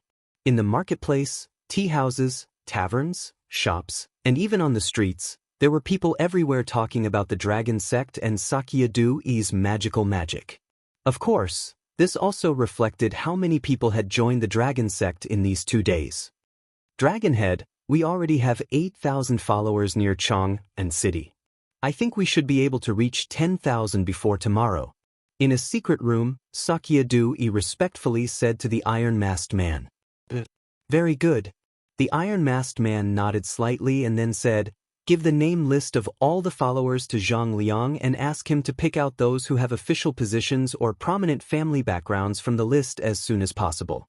Then focus on training these people. Your next task is to make these people completely convinced by you and obey your orders. Yes. Dragonhead, don't worry. I have ways to make those people obedient and obedient. Du Yi cupped his hands and said proudly. The iron-masked man nodded with satisfaction. Sakya Du Yi suddenly thought of something and said, oh right. Dragonhead. I've already found out the information you asked me to find out. Jin Wanfu is imprisoned in Cell B8 of the Supreme Court. Did he confess anything? The iron-masked man said in a deep voice. Sakya Du Yi bowed and said, not at the moment, but it's hard to say in the future. In addition, the few disciples that we sent to spread the rumors never came back after they were captured. I've investigated and found that they are not in the capital office, the Supreme Court, or the Ministry of Justice. It's really strange. The iron-masked man was silent for a moment and muttered to himself, it seems that Li Shimin is beginning to be vigilant. I think our people are either captured by the Imperial Army or the 100 Cavalry. There is no one in the Supreme Court, Ministry of Justice, or the capital office. Sakya Du Yi said in surprise, Dragonhead, what should we do? Will those followers betray us? The iron-masked man let out a hoarse laugh. Hee, do you think they will dare to? I don't think so. Sakya Du Yi was stunned for a moment. Then he said, Dragonhead, Jin Wanfu's family is not in our hands. If he betrays us, won't Dragon Sect be in danger? The iron-masked man was silent for a moment and then said coldly, then let him never open his mouth. I'll leave this matter to you. Do it cleanly and don't give yourself away. Sakya Du Yi bowed and said, yes. Dragonhead. Also, stop spreading rumors. Now that Li Shimin is vigilant, we should be more careful. The iron-masked man said after thinking for a moment. Dragonhead. Your Majesty, the 5 suspects have all committed suicide by biting their tongues. This subordinate has failed in his duty. Please punish me. In the afternoon, Li Junxian came to the Sweet Dew Hall and bowed to Li Er. What? The 5 of them committed suicide by biting their tongues? How preposterous. Li Er slammed the table and said in shock and anger, "Investigate. Continue investigating. These people would rather die than confess. There must be a conspiracy behind this. Capture a few more suspicious people for interrogation. If you let them commit suicide by biting their tongues again, I'll settle all my debts with you." At this point, Li Er was more and more convinced that those who spread the rumors must have a powerful force behind them. Otherwise, they wouldn't have chosen to die rather than confess. Li Juanxian's heart trembled and he quickly clasped his fist and said, "This general obeys." After hesitating for a moment, Li Junxian said, "Your Majesty, more and more people have joined the dragon sect in the past 2 days. Even some officials have secretly joined." Li Er's face turned ugly. After pondering for a long time, Li Er said, "Li Chunfeng said that Du Yi is good at using illusions, but it won't be easy to make the people believe that it's an illusion. I heard that Du Yi has a kind of holy water that can cure all kinds of diseases in the world. Find a way to get some and send it to the Great Tang Alliance Medical Center to Divine Dr. Sun." Chapter 1503. In the Sweet Dew Hall.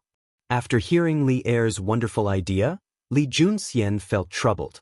It wasn't that he hadn't heard of the Jade Lake holy water of the Heavenly Dragon sect, but only the members of the Heavenly Dragon sect could obtain it. But why would the members of the Heavenly Dragon sect give him the Jade Lake holy water? After all, this was something that could cure all kinds of illnesses. Speaking of which, was he supposed to join the Heavenly Dragon sect as a spy? The prerequisite was that he knew what being a spy meant. But is there any problem? Seeing Li Junxian standing there with his brows furrowed, Li Er couldn't help but ask.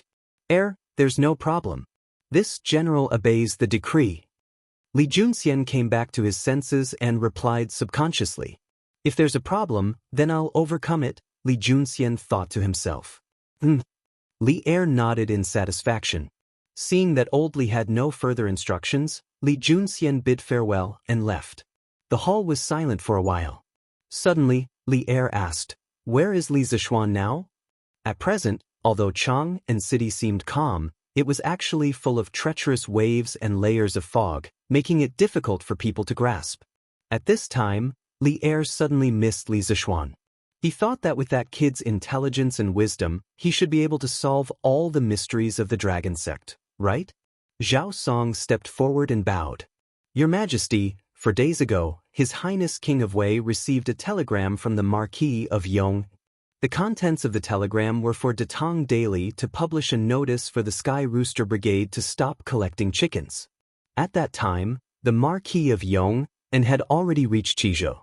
According to the plan, the Sky Rooster Brigade would split into 2 groups in Xianxia. The other group would be led by His Highness King of Shu. After the Marquis of Yong exterminated all the locusts in the western provinces, he would head east to meet up with His Highness King of Shu." "Qizhou." Li Er nodded. After a moment of silence, he said, "If I remember correctly, the governor of Qizhou should be Wang Renbiao, right?" Zhao Song smiled. "Your Majesty is wise. The Qizhou provincial governor was Wang Renbiao. The reason why Marquis Yong ordered Datong Daily to publish the announcement that the Sky Pheasant Brigade has stopped collecting chickens is because Marquis Yong received 100,000 chickens from Provincial Governor Wang as reinforcements. The Sky Pheasant Brigade has now exceeded 600,000. 600,000! It was twice as much as when they left Chang. Great. Good. I finally heard some good news." Li Er sighed. Night, in the Supreme Court's prison. "You two, go take a look at Cell E. There are a few dishonest prisoners over there. Give them a good beating." Inside the cell, a slightly plump middle-aged man with a mole on the bridge of his nose and wearing a jailer's uniform walked to the vicinity of Cell B and ordered the jailers guarding there. Obviously, this guy was the head of the prison. Boss. The prison guards didn't suspect anything. They cupped their fists and headed towards the cell area. "Venerable One, go in quickly. There's only half an incense's time. Please hurry." After the jailers left, the head of the prison turned around and said respectfully to the man who was also wearing a jailer's uniform behind him. "Half an incense's time is enough. Don't worry." The man patted the jailer's shoulder, took the key and walked towards cell B8. Ding-ling ding-ling. With the sound of iron chains, the iron door of cell B8 was opened. I've told you everything I wanted to tell you. What else do you want to ask? In the cell, a slightly plump man with disheveled hair and a dirty face was sitting on the ground. When he heard the cell door open and someone walk in, he said impatiently, "You've told me everything? Then what did you tell me?" The jailer said faintly. The man who was sitting on the ground suddenly quivered when he heard the voice. He raised his head and pushed the hair in front of his face to the side. When he saw the jailer's face clearly, he quickly crawled over excitedly and said, "Venerable one, you've come to save me." "I didn't say anything that I shouldn't say. Please save me quickly." The jailer squatted down and looked down at the man on the ground. He asked faintly, "Oh? You really didn't say anything that you shouldn't say?" "Really? More real than real gold. Venerable one, please save me quickly. The people in the imperial court don't know that I'm from the dragon sect." The man on the ground quickly said, Since you didn't say anything, I'm relieved. All right, quickly send me out." A moment later, a jailer walked out of cell B8. The jailer calmly walked to the side of the head of the prison and said faintly, "So fast? Venerable one, how is Jin Wanfu?" The head of the prison trembled and quickly asked in a low voice, "Don't worry. He choked to death while eating. No one will be able to trace it back to you." The jailer said with a chuckle, "I'll take Venerable one out right away." The head of the prison heaved a sigh of relief. Then, one in front and one behind, the two of them walked toward the exit of the cell with calm expressions. "Boss, the dishonest prisoners in cell A have already behaved themselves. Do you want to go take a look?" Halfway there, they happened to run into the jailers who had been sent away earlier. Hearing this, the head of the prison shook his head with a dignified expression. "No need. Do you think I'm worried about the few of you? Go back to cell B and keep an eye on it. I'll go take a look elsewhere." "Boss." The jailers obeyed and left. The head of the prison exchanged glances with the venerable one, then hurriedly continued walking toward the exit. "Who's that brother following behind boss? Why does he look so unfamiliar?" In cell B, when the jailers saw that their head of the prison wasn't nearby, they began to whisper among themselves. "Isn't that Wang Ming? Isn't he always by boss's side? But what's with that look? How can that be Wang Ming? He's much taller than Wang Ming. Oh, then I don't know. Maybe he's a newcomer? A newcomer? Why haven't I heard of any newcomers here recently? Who cares? Sleep. Before boss comes back, we can still sleep for a while. Jin Wanfu, I'm calling you. Get up and eat." "What did I say about you being an old bastard? Do you still want to eat?" The next day, at the door of cell B8, a jailer carrying a rice bucket walked over and shouted at Jin Wanfu, who was opposite him. He shouted once, but no one responded. He shouted twice, but still, no one responded. Gradually, the jailer realized that something wasn't right. He hurriedly put down the rice bucket, opened the cell door, and walked in quickly. At this moment, Jin Wanfu was lying on his back on the straw bed. His eyes were wide open, and the whites of his eyes were rolling up. His mouth was slightly open, and the rice inside could be faintly seen. His hand was on his neck, and it looked like he had choked on his food. The jailer panicked and hurriedly stretched out his hand to check Jin Wanfu's breathing. This test caused his heart to turn cold. Someone. The prisoner in cell B8 choked to death. Reporting to Xiaoqing, the shopkeeper of Yanhuang Bank, Jin Wanfu, who was escorted back to the capital from Xinfeng County a few days ago, died last night. Dai Zhou had just returned to the Supreme Court after the morning court when a bailiff hurriedly ran over and bowed with cupped fists. Jin Wanfu died in the cell last night? How did he die? Hearing this, Dai Zhou was horrified and hurriedly asked. Regarding Jin Wanfu's case, it could have been closed early for accepting bribes and illegal loans, but Dai Zhou had asked the Ministry of Revenue's experts to check accounts. Anti-piracy chapter unlocking after half an hour. Anti-piracy chapter unlocking after half an hour. Anti-piracy chapter unlocking after half an hour, anti-piracy chapter unlocking after half an hour, anti-piracy chapter unlocking after half an hour, anti-piracy chapter unlocking after half an hour, anti-piracy chapter unlocking after half an hour, anti-piracy chapter unlocking after half an hour, anti-piracy chapter unlocking after half an hour, anti-piracy chapter unlocking after half an hour. Anti-piracy chapter unlocking after half an hour, anti-piracy chapter unlocking after half an hour, anti-piracy chapter unlocking after half an hour, anti-piracy chapter unlocking after half an hour, anti-piracy chapter unlocking after half an hour, anti-piracy chapter unlocking after half an hour, anti-piracy chapter unlocking after half an hour, anti-piracy chapter unlocking after half an hour, anti-piracy chapter unlocking after half an hour, anti-piracy chapter unlocking after half an hour. Anti-piracy chapter unlocking after half an hour, anti-piracy chapter unlocking after half an hour, anti-piracy chapter unlocking after half an hour, anti-piracy chapter unlocking after half an hour, anti-piracy chapter unlocking after half an hour. Chapter 1504. Zhong Lu, what is the cause of Jin Wanfu's death? In the Supreme Court's mortuary, a middle-aged man was packing up his tools and covering Jin Wanfu's corpse with a white cloth. At this moment, Dai Zhou frowned and quickly asked. That middle-aged man quickly cupped his hands and said, Shaoqing, Jin Wanfu's body didn't have any wounds, not even a needle-sized wound. Furthermore, Jin Wanfu's complexion, lips, tongue, and fingernails were all normal. This Zong also used the silver token to check his mouth. The silver token didn't change color, which proves that he didn't die from poison. There were no external injuries or poison. Furthermore, when he was found, there was a lot of food in his mouth. It seems that he really choked to death.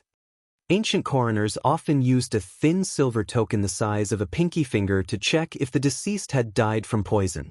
Usually, they would dip a cloth in water and first wipe the silver token until it was shiny. Then, they would pinch the chin of the deceased and open the corpse's mouth to insert the silver token before closing the mouth again. After an hour, the silver token would be taken out. If it turned black, it could be concluded that the deceased had died from poison. The coroner in front of them obviously used this method to check. When Dai Zhou heard this, his old face couldn't help but turn black. He angrily said, "Nonsense! How could a person choke to death while eating? Is the food in the Supreme Court's prison that delicious?" This, Coroner Zhong Lu was choked by Dai Zhou's words and was speechless. If possible, he didn't want to say that Jin Wanfu choked to death. However, all the signs and expressions showed that Jin Wanfu choked to death and wasn't killed. Alright, Zhong Lu is just stating facts. Xianxia, don't vent your anger on him. Dai Zhou, courtesy name Xianxia.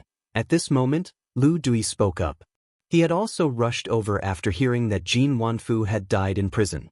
After stabilizing Dai Zhou, Lu Dui looked at Zhong Lu and said, "Zhong Lu, Jin Wanfu was the shopkeeper of Yanhuang Bank in Xinfeng County when he was alive. It could be said that he lived a luxurious life. What kind of delicacies had he not eaten? How could he possibly choke himself to death just because of a prison meal?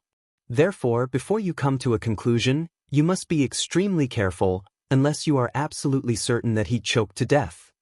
After hearing Lu Dui's words, Zhong Lu couldn't help but hesitate.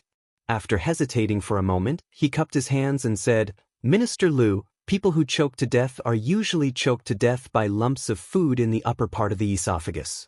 They would open up the esophagus and compress the airway, or even completely compress the airway, resulting in death by suffocation. It's simple to determine if Jin Wanfu was choked to death. We just need to cut open his throat and take a look. But if we do that, we will have to destroy the body of the deceased." Speaking to the end, Zhong Lu started to feel awkward again. After all, the dead were more important than the dead, especially in this era where most people believed in ghosts and gods. Unless it was someone who had committed a heinous crime, under normal circumstances, when a person died, all debts would be erased. Very few people would deliberately destroy the corpse of the dead. Lu Dui frowned and raised his head to look at Dai Zhou. Seeing Dai Zhou secretly nodding at him, he muttered to himself for a moment and waved his hand. "This case is of great importance. Immediately perform an autopsy." There are too many mysteries surrounding Jin Wanfu. Now that he died without knowing the cause of his death, we must find out the cause of his death.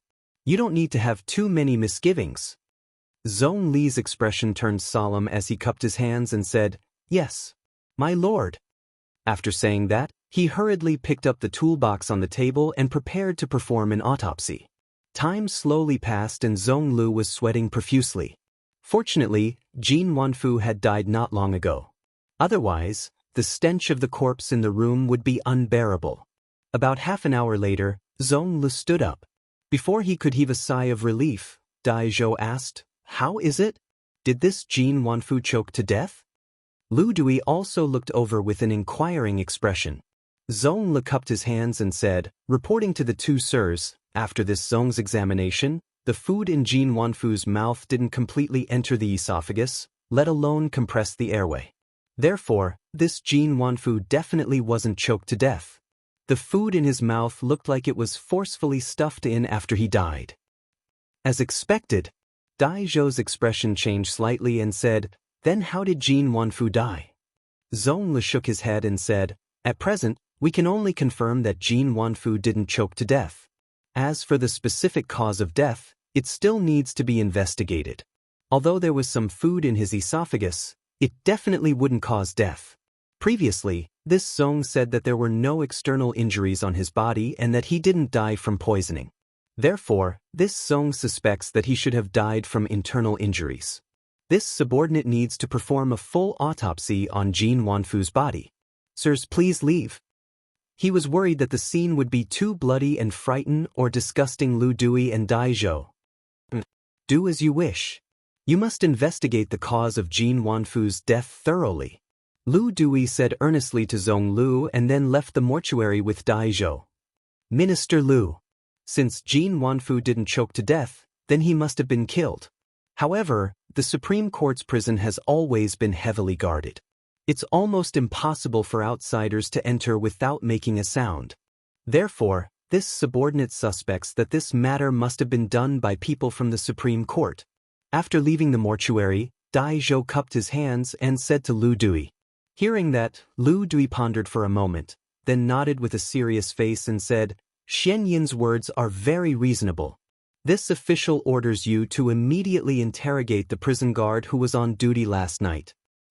"Understood." Dai Zhou's spirits were lifted, and he hurriedly cupped his hands and accepted the order. "Are you sure that the Supreme Court's people won't be able to find out that it was you? I heard that Dai Zhou of the Supreme Court is impartial and resolves cases like a god. Ever since he took office, he has never been wronged. Can your methods really hide from his eyes?"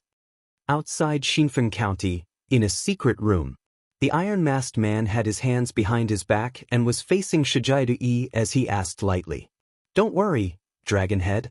Jin Wanfu has no injuries on his body, and there are 5 poisons in his body. The Supreme Court's people will definitely not be able to find out the cause of Jin Wanfu's death. Unless they completely dissect Jin Wanfu's body, Jin Wanfu can only be choked to death." Shijiadu smiled confidently. "If the Supreme Court's people really dissect Jin Wanfu's body, what should we do?" The iron-masked man was somewhat displeased. Shijiadu's face froze. After hesitating for a moment, he said, "Even if they dissect the body, it will be difficult for them to find any clues because they won't be able to find the murder weapon this poor monk used to kill." The iron-masked man nodded, expressing his satisfaction with Shijiadu's answer. After a moment, he said coldly, "This Jin Wanfu could have left to do more for the Heavenly Dragon sect, but because of his greed for women, he exposed himself and almost ruined my plans. And that Zhang Liang? These 2 idiots deserve to die." "Your Majesty, the Supreme Court has news that the shopkeeper of Yanhuang Bank, Jin Wanfu, who was first arrested and brought to justice, suddenly died in prison last night. At this moment, the Supreme Court's coroner is investigating the cause of his death." After the morning court, Li Er read for a while in the Suite Du Hall. Seeing that noon was approaching, he was about to go to the West Court of the Imperial Palace to have lunch with Empress Xianxia. At this moment, Zhao Song rushed in from outside and cupped his hands. "Jin Wanfu?" Li Er frowned and then asked, "A while ago, Dai Zhou reported to me that this Jin Wanfu had an account deficit of 30,000 strings of coins. Now that this person suddenly died in prison, could it be that his accomplice sneaked into the Supreme Court to silence him? Li Er was just guessing subconsciously, but his guess was not far from the truth. Zhao Song cupped his hands and said, "Your Majesty, it is said that Jin Wanfu did not have any external injuries, nor was his body poisoned. At first, the Supreme Court's people thought that he choked to death, but after the coroner dissected the body, they found that the food in his mouth was forced in after he died, and he did not choke to death. At this moment, the Supreme Court's coroner is fully dissecting the body to determine the real cause of Jin Wanfu's death." Hearing this, Li Er could not help but rub his eyebrows. Recently, too many things had happened in Chang'an City, which gave him a headache. After a moment of silence, Li Er said solemnly, "Let the Supreme Court investigate thoroughly. They must find the cause of Jin Wanfu's death and the mastermind behind it." "Xianxia, how's the interrogation?" In the afternoon, Lu Dui came to the prison cell and saw Dai Zhou sitting in front of a few tables with a tired face. Hearing this, Dai Zhou quickly stood up and cupped his hands at Lu Dui. "I have interrogated the prison head, Yi Hong, and all the prison guards on duty last night. They said that no one entered cell B8 last night, and no outsider broke into the Supreme Court's prison last night." Lu Dui frowned. "Then who killed Jin Wanfu? How did they kill him?" Dai Zhou shook his head. No matter how smart he was and how good he was at solving cases, he had no idea where to start when faced with such an unsolved case. Seeing Dai Zhou frowning and thinking hard, Lu Dui knew that he did not know the answer either. He could not help but sigh. "His Majesty already knows about Jin Wanfu's death, and he ordered us to find the cause of Jin Wanfu's death as soon as possible and find the murderer. We have to hurry." Dai Zhou cupped his hands and said, "I will do my best." "I am not worried about your ability." Lu Dui nodded and cheered Dai Zhou on. "Officer Lu, Officer Dai, Coroner Zhong Li has found the cause of Jin Wanfu's death." At this moment, a Yamen runner rushed in and cupped his hands at Lu Dui and Dai Zhou. The two of them looked at each other and were pleasantly surprised. Lu Dui quickly said, "Let's go. Let's go to the mortuary immediately." A moment later, the two of them arrived at the mortuary. Before they even entered the room, a very strong smell of blood rushed to their faces. Dai Zhou and Lu Dui were eager to find the answer and did not care about this at all. The two of them directly pushed the door open and entered. "Yes, no need to be so polite. Quickly tell us the real cause of Jin Wanfu's death." Zhong Lu was about to salute but was interrupted by Lu Dui. "Sir." Lu Dui nodded and said, "I found 2 deep holes in Jin Wanfu's throat that went straight to the back of his head. This is the fatal wound. Jin Wanfu should have died suddenly because of this reason." 2 deep holes that went straight to the back of his head? Dai Zhou's face was full of shock.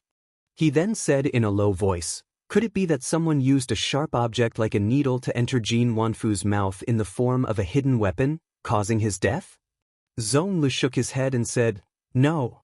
I did not find any murder weapon in Jin Wanfu's body. The thin needle that Officer Dai mentioned was also not there." Lu Dui could not help but ask, "Since there was no murder weapon, then how did the deep holes in Jin Wanfu's throat form?" Zhong Lu said, "I don't know. In addition, these 2 deep holes did not go through the back of his head. The murderer's control of strength is very good. If I'm not wrong, the murderer should be someone who practices martial arts, and his martial arts are not low." Dai Zhou seemed to have thought of something and his face turned ugly. He cupped his hands at Lu Dui and said, "Officer Lu, those jailers are definitely not telling the truth.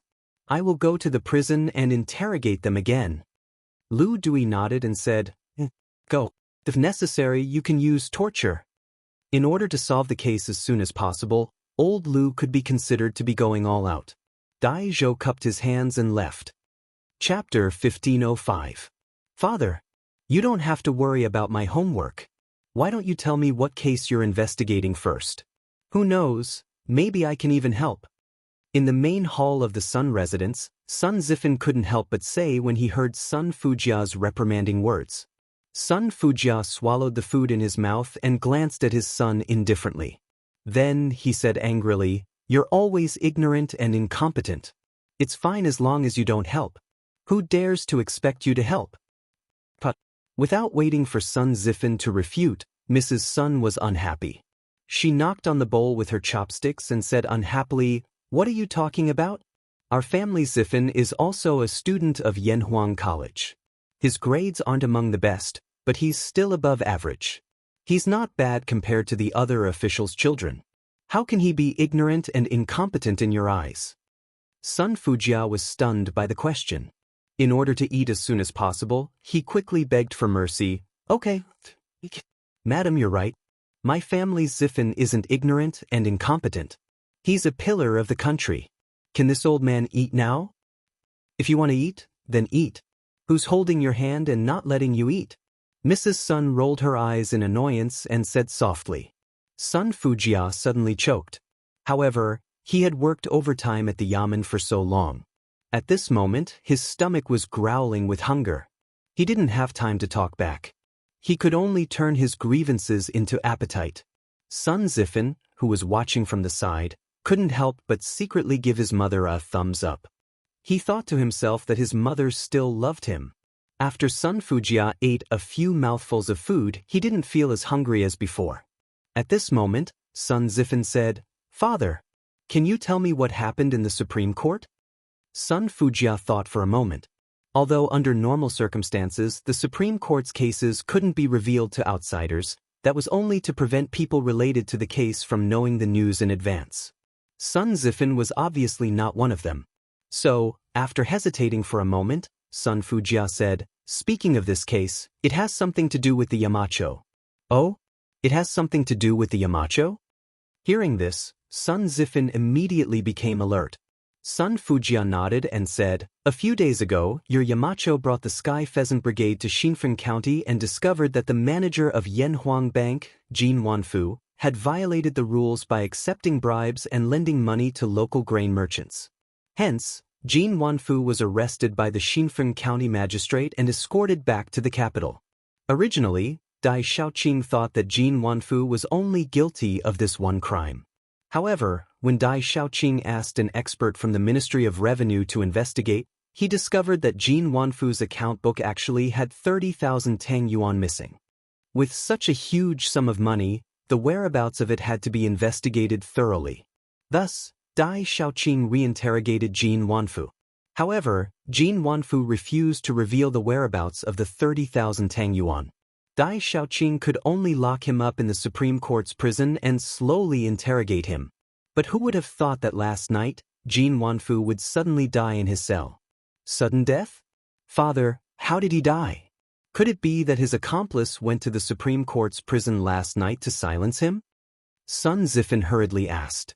Sun Fujia ate another mouthful of food and continued, "At first, we all thought that Jin Wanfu had choked to death, but then, Xinfeng County, Tianlong Temple. Speaking of which, this temple was originally not called Tianlong Temple. It used to be called Tianfo Temple. It was a temple that had been abandoned for a long time.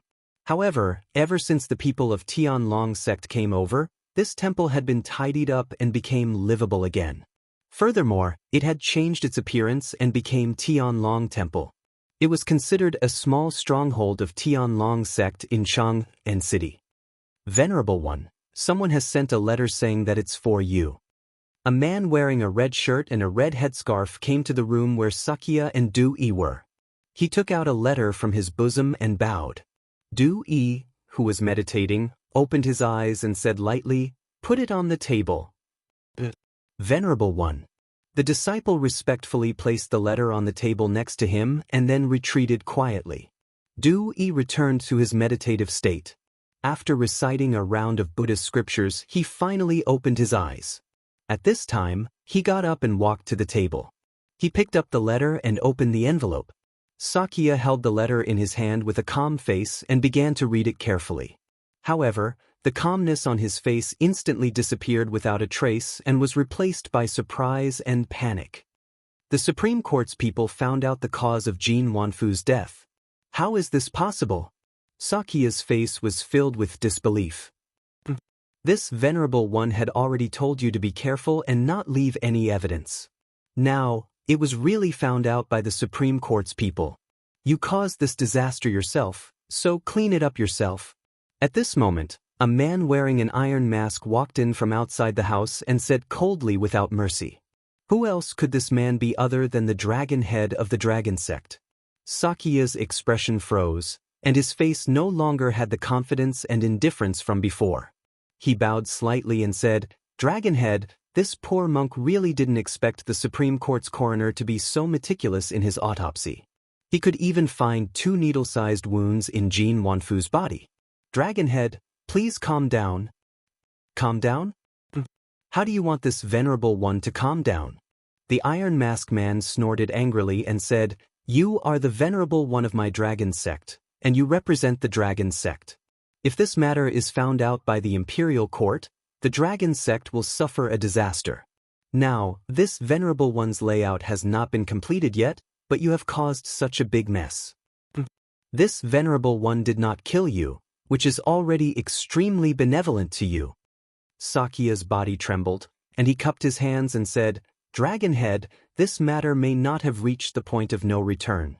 First of all, the Supreme Court only found 2 needle-shaped wounds in Jin Wanfu's body, but they don't know who killed Jin Wanfu or what weapon killed him. In addition, this letter was sent to this venerable one by the Supreme Court's warden Yi Hong, proving that he has not betrayed the dragon sect. And the only one who knows this venerable one's identity is him, so..." Hearing this, the Iron Mask man turned to Xianxia and asked, "So, you want to silence him again?" "Dragonhead, this Yi Hong is extremely loyal to the dragon sect. If this venerable one asks him out of the city, he will definitely come out.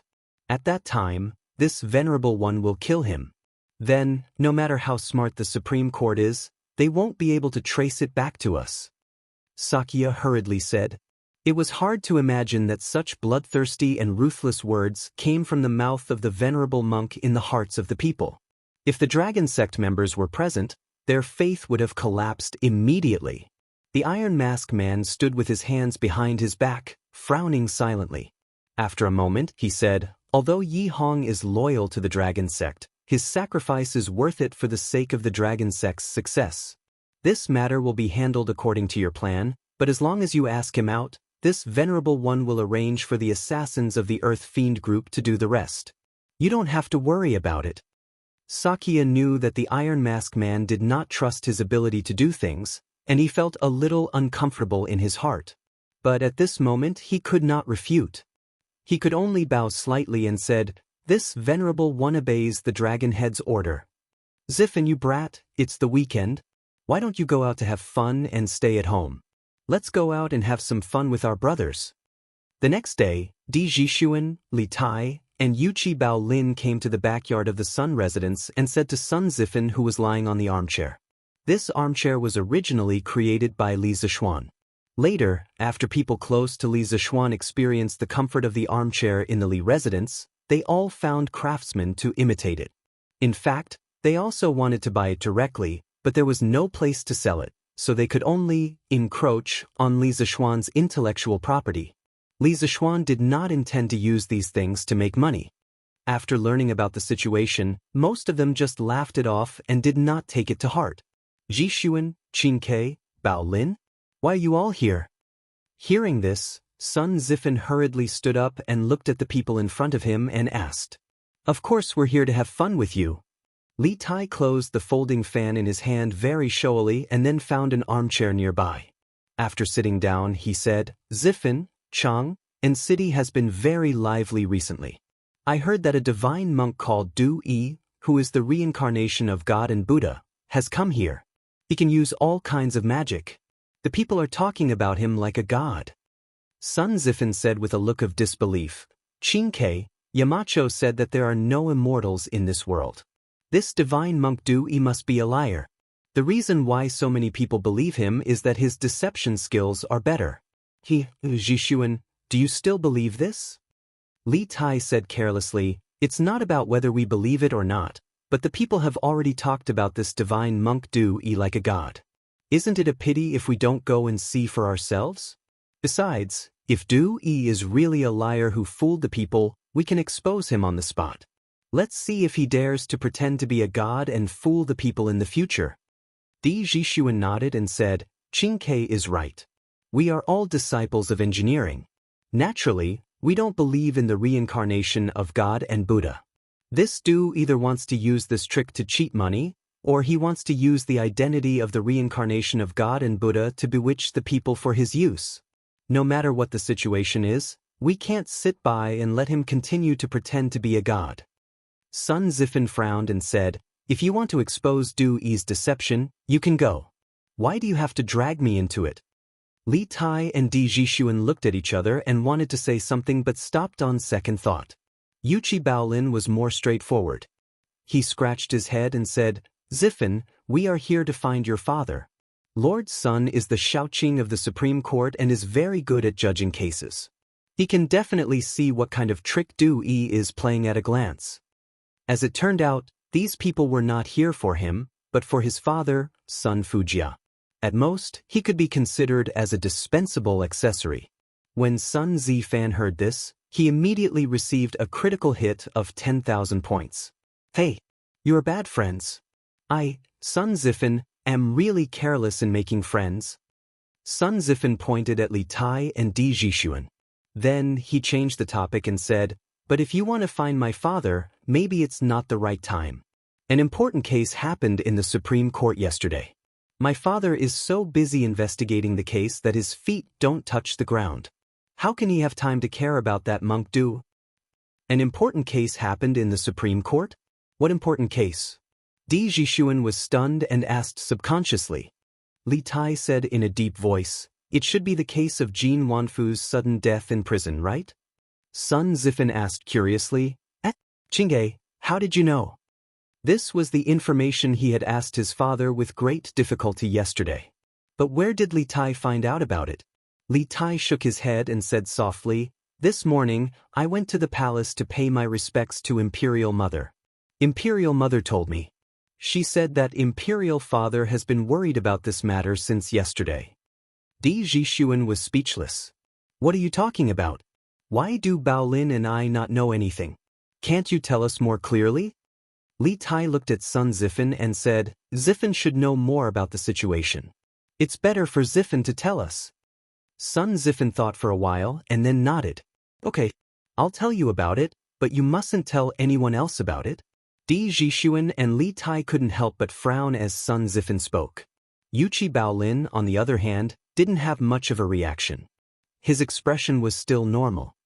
There were no external injuries and 5 internal poisons. Only a needle-sized hole was found in Jin Wanfu's throat. Moreover, the hole didn't completely penetrate the back of his head, so no wound could be seen from the outside. More importantly, the wound was found in the body, but the murder weapon was not found. This case is really strange. Di Jixuan couldn't help but gasp in shock.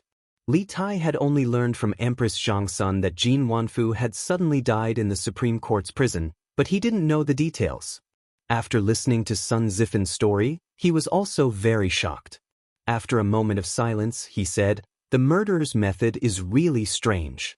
If it weren't for Dai Xiaoqing's keen observation and the Supreme Court's coroner's autopsy, I'm afraid Jin Wanfu would have really choked to death. Di Jixuan's eyes lit up as if he suddenly thought of something. He looked at Li Tai and hurriedly said, Qingge, don't you feel that the murderer doesn't seem human? Li Tai was inexplicably stunned. He was also a smart person. After a moment's thought, he nodded and said, Indeed, he doesn't seem human. He killed without leaving a trace, and there was no murder weapon. He didn't make a sound and treated the Supreme Court's prison guards as if they didn't exist. Such methods and abilities are really inhuman. Clap. Di Jixuan clapped his hands excitedly and said, That's right. Sun Zifan was confused. He couldn't help but jump up and down and said, What do you mean right? What's right? You just said that you don't believe in ghosts and gods in the world. Why are you saying that the murderer doesn't seem human now? Di Jixuan laughed and said, Zifan, there's no contradiction between what you said and what you said. We only said that the murderer doesn't seem human, but we didn't say that he's not human but a god. Also, Think about it carefully. What kind of person doesn't seem human? Sun Zifin's face was full of black lines. He said angrily, I say, Zhishuan, just say what you want to say. Don't keep me in suspense. All right then. I won't keep you in suspense. Seeing that Sun Zifin was about to go berserk, Zhishuan smiled and explained, what I mean is that the murderer's modus operandi is strange and doesn't seem like something a mortal can do. Isn't there a person who doesn't seem human near Chang and City right now? There might be some connection between the two. You mean that monk Dui? Sun Zifin thought for a moment and understood. He widened his eyes and couldn't help but exclaim. Chapter 1506. That's right. The murderer of Jin Wanfu, in order to conceal his identity, deliberately mystified and made the case unpredictable and confusing. This action was somewhat similar to that of Du Yi, who pretended to be mysterious and mystifying. Of course, this is just our initial suspicion. There is no evidence, but it may not be impossible. It just so happens that we are going to meet Du Yi. If we can really find evidence that he is related to the case, wouldn't it be killing two birds with one stone? In the backyard of the Sun Mansion, seeing Sun Zifin's shocked expression, Zhishuan nodded slightly and explained. Hearing this, Sun Zifin couldn't help but have an idea in his mind. He wanted to investigate the case with Li Tai and Zhishuan. If Du Yi was really related to Jin Wanfu's murder, he would be helping his father, right? He wanted to see if his father would still say that he was ignorant and incompetent in the future. Once this idea was born, it spread and grew crazily in Sun Zifin's heart like weeds.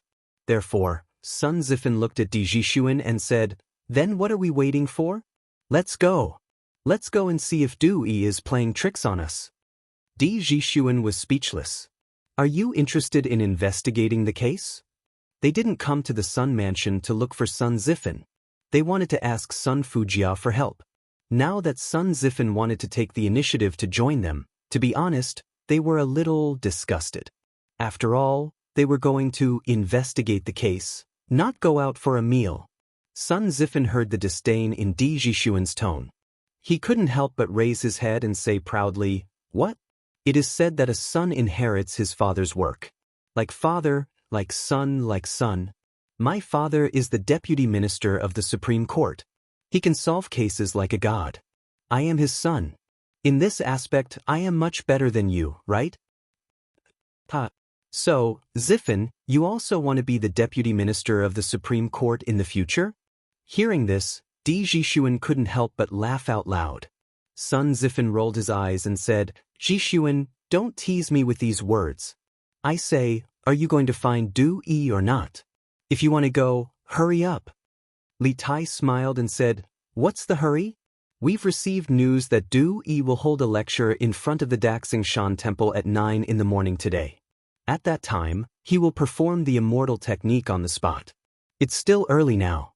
We can make it in time. Sun Zifin nodded and said, All right then. I'll get someone to prepare the horses. Let's go to Daxingshan Temple together later. Zhishuan laughed and said, What horse? Just ride a bike there. The three of us came here by bike. Bicycles? Second-generation bicycles? Ji-sun, you also got a second-generation bicycle?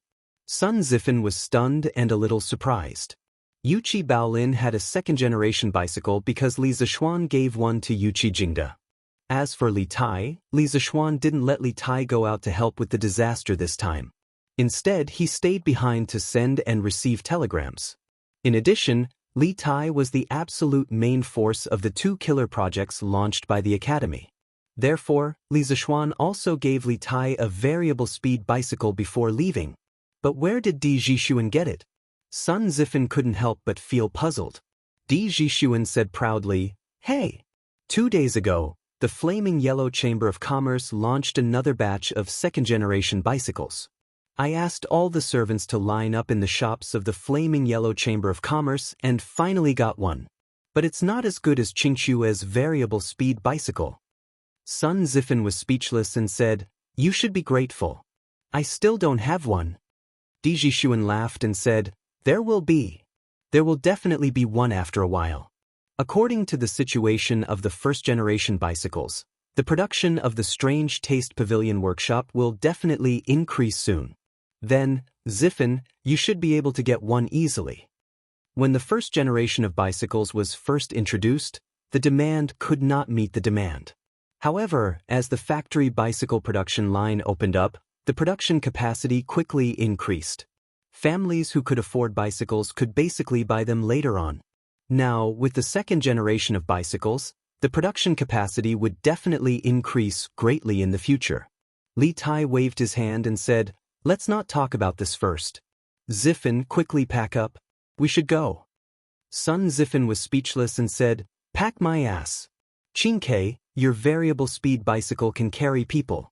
You can carry me." Li Tai's little face darkened and said unhappily, No. You're so heavy. How can I carry you? Go find Bao Lin." Sun Ziffin was furious. "Damn it.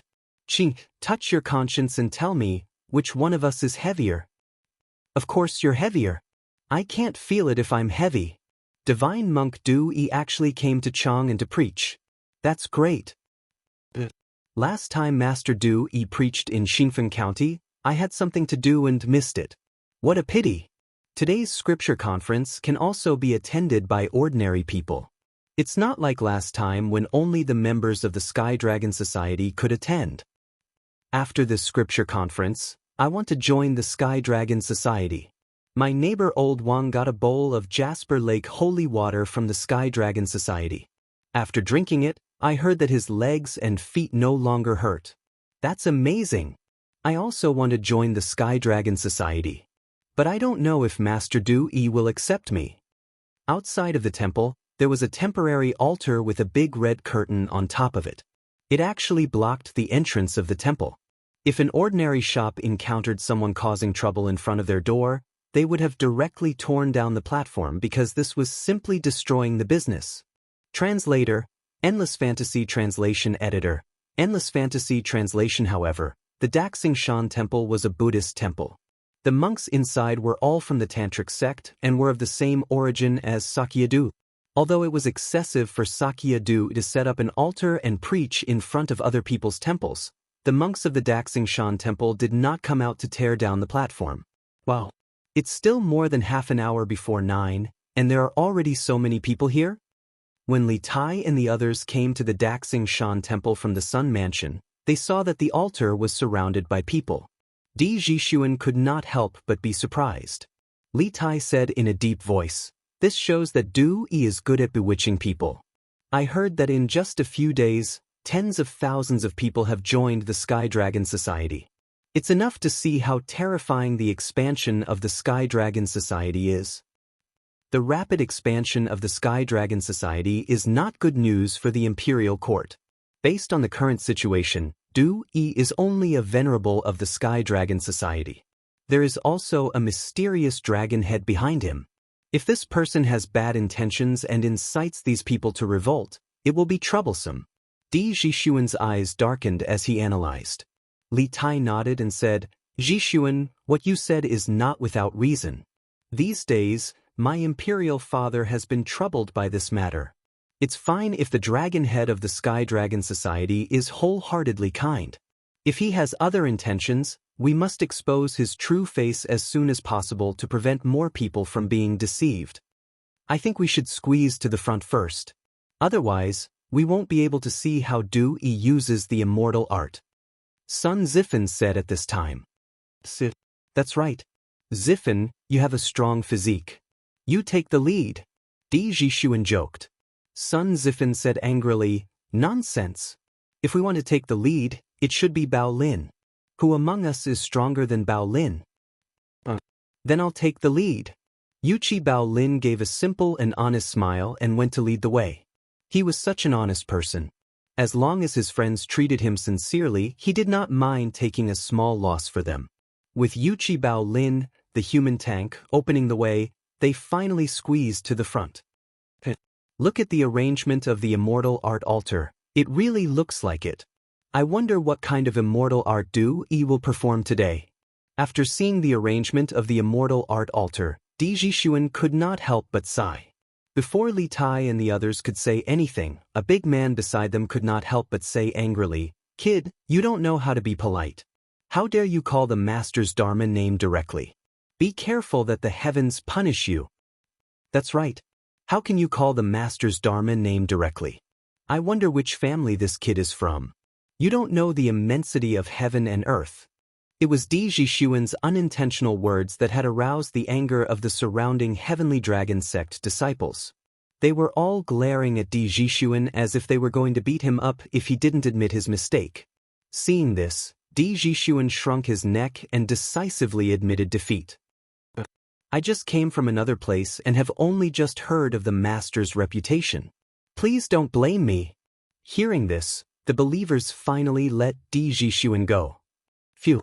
Di Jixuan heaved a sigh of relief. For a moment, he felt like a little lamb that had fallen into a pack of wolves.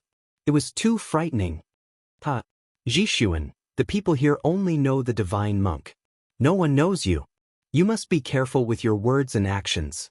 Li Tai said softly.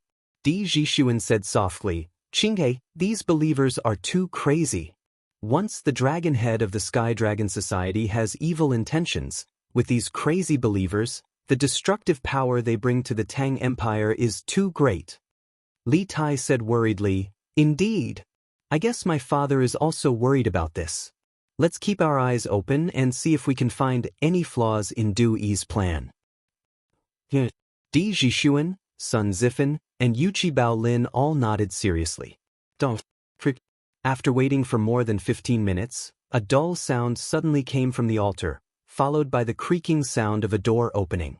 Yes, it was the sound of a door opening, but it wasn't an ordinary door. The wooden planks in the middle of the altar suddenly opened to both sides, and a monk in a red and golden cassock rose from the ground to the surface. Moreover, he was still rising slowly. The monk held a staff in his left hand, and his legs remained in a cross-legged position. Just like that, he rose from the ground and rose higher and higher. Finally, the wooden planks in the center of the altar closed again, and the monk sat cross-legged in midair, holding a Buddhist staff in his left hand and a Buddhist salute in his right hand.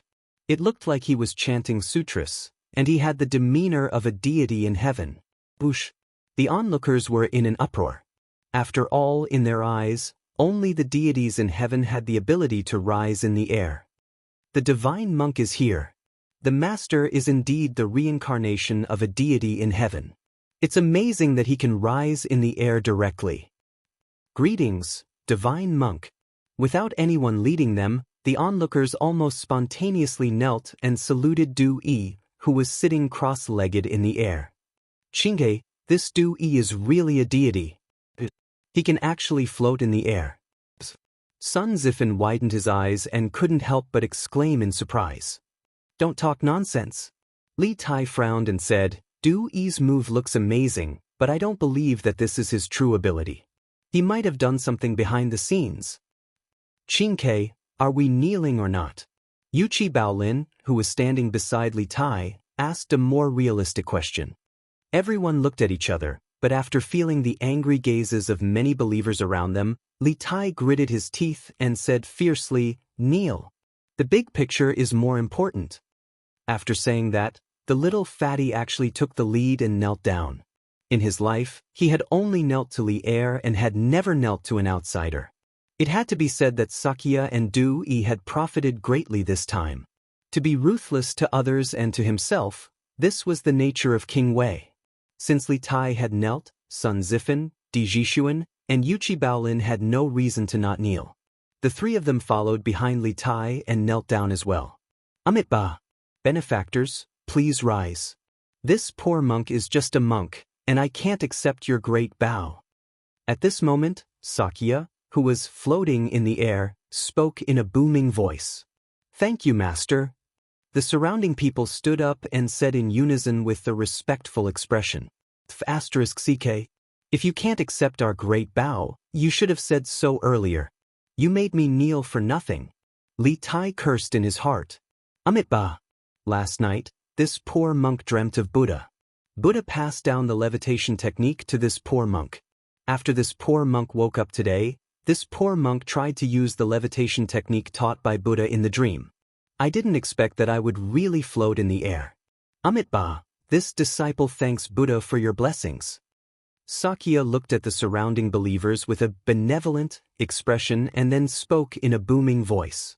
When everyone heard that, they couldn't help but be surprised. Master is actually a personal disciple of Buddha? Doesn't that mean that Master is a personal disciple of Buddha? First, there is the clear water lotus technique, and now there is the levitation technique. Master is indeed the reincarnation of Buddha. I am willing to become Master's disciple and seek Master's guidance on Buddhism. Xianxia's words directly made the surrounding people even more fanatical. They believed that if Xianxia asked these people to kill people now, these people probably wouldn't even hesitate. This was the power of faith. Did Xianxia really dream of Buddha? Sun Zifan swallowed his saliva and said with a look of surprise. Li Tai and Di Zhishuan were silent. Obviously, they were also shocked by Xianxia's move. Although they didn't believe that there were gods and Buddhas in this world, they really couldn't explain why Xianxia could sit cross-legged in the air when there was nothing below him. If it wasn't an immortal spell, there was really no other explanation. I can even play this levitation trick. This monk is really boasting shamelessly. Unexpectedly, just when they were shocked and speechless, a little girl next to them whispered at this time. Chapter 1507. Little girl, you said you know how to levitate? Is that true? In Chang'an City, at the altar in front of the Daxing Shan temple, Di Zhishuan's eyes lit up. He quickly found the little girl who had spoken arrogantly, squatted down, and asked in a low voice. Of course it's true. I knew how to levitate when I was 7 years old. The little girl was wearing patched clothes made of coarse cloth. She was not shy, but she still looked at Di Zhishuan warily. After a moment of hesitation, she said in a clear voice, that's great. Hearing this, Di Zhishuan could no longer hide the excitement on his face. Li Tai, Sun Zifan, and Yuchi Baolin also hurriedly squeezed over. Di Zhishuan then asked, Little girl, can you tell me how to levitate? This guy was like a strange uncle. If it were modern times, he would probably be arrested by the people and sent to the police station. I won't. Why should I tell you? The little girl rolled her eyes, then pouted and said arrogantly. Di Zhishuan was instantly choked. He thought to himself, why are children nowadays so difficult to talk to? Little girl, if you tell us the secret of levitate, I will buy you a lot of delicious food. Li Tai also bent down and whispered at this time. The little girl's height was less than Li Tai's armpit. In order to ensure that his voice could be heard by the little girl and not by the people around him, he could only bend down. Are you rich? The little girl looked at Li Tai with her big watery eyes and then asked weakly. Li Tai's face froze when he heard this. After a moment, he laughed dryly and said, You can say that. The little girl supported her chin with her hand and thought seriously. Then she raised her head and said, Then I don't want delicious food. I want money. How much can you give me? This was a difficult question for Li Tai. If he said too little, the little girl might turn around and leave. If he said too much, wouldn't he be a fool who would be slaughtered? After pondering for a moment, Li Tai stretched out a finger and asked, How about money? He saw that the little girl in front of him was dressed shabbily and was only about 8 or 9 years old. Money should be a huge sum of money to her, so he said that. The little girl wrinkled her nose and snorted. She did not say anything, but it was obvious that she was not satisfied with the price. Li Tai couldn't help but be speechless. He thought that this little girl's appetite was really big. After a pause, he said, How about 10 strings of cash? The little girl's eyes lit up slightly, but she was not in a hurry to agree. Instead, she sized up Li Tai seriously and said, You are so insincere. Just based on the jade pendant on your body, it's more than 10 strings of cash. Li Tai couldn't help but look at the green jade pendant on his waist. He thought to himself that this little girl had some eyesight. She actually knew that this jade pendant was expensive. As the king of Wei, all the accessories on his body were expensive, and this jade pendant was no exception. Then how much do you want? Name a price. After being rejected one after another, Li Tai became impatient. He simply asked the other party to name a price. The little girl thought for a moment. After a moment, She also stretched out a finger. There was some hesitation in her eyes, but it was soon replaced by determination. She said, "I want 100 strings of cash. Is that okay?" It was obvious that she did not have much confidence in this 100 strings of cash, but for some reason she still named this price. 100 strings of cash? Li Tai couldn't help but frown. With his status and wealth, he naturally wouldn't take a mere 100 strings of cash to heart. However, this little girl in front of him wanted 100 strings of cash just for a piece of information. Wasn't she asking for too much?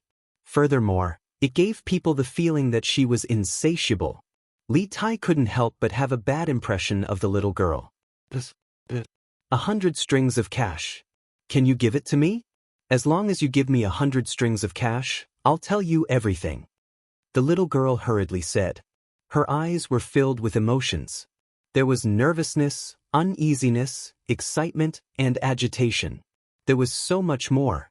Even if I give you 100 strings of cash, aren't you afraid of encountering bad people with so much money? Li Tai frowned. A trace of fear flashed in the little girl's eyes, but she immediately insisted, "You don't have to worry about that. You just have to give me the money." Li Tai was helpless. He could only take out 100 Tang Yuan from his sleeve and hand it over. This is 100 Tang Yuan. It can be exchanged for copper coins in the Yanhuang Bank of the Tang Dynasty. If you want to get this 100 strings of cash, you have to first tell me the secret of the levitation technique. Previously, he had planned to ask the little girl's name, but after this conversation he couldn't even be bothered to ask her name. This was because in his opinion, this little girl was too greedy and not worth his asking. Li Tai only wanted to quickly understand the levitation technique and send her away. The little girl blinked and shook her head. That won't do.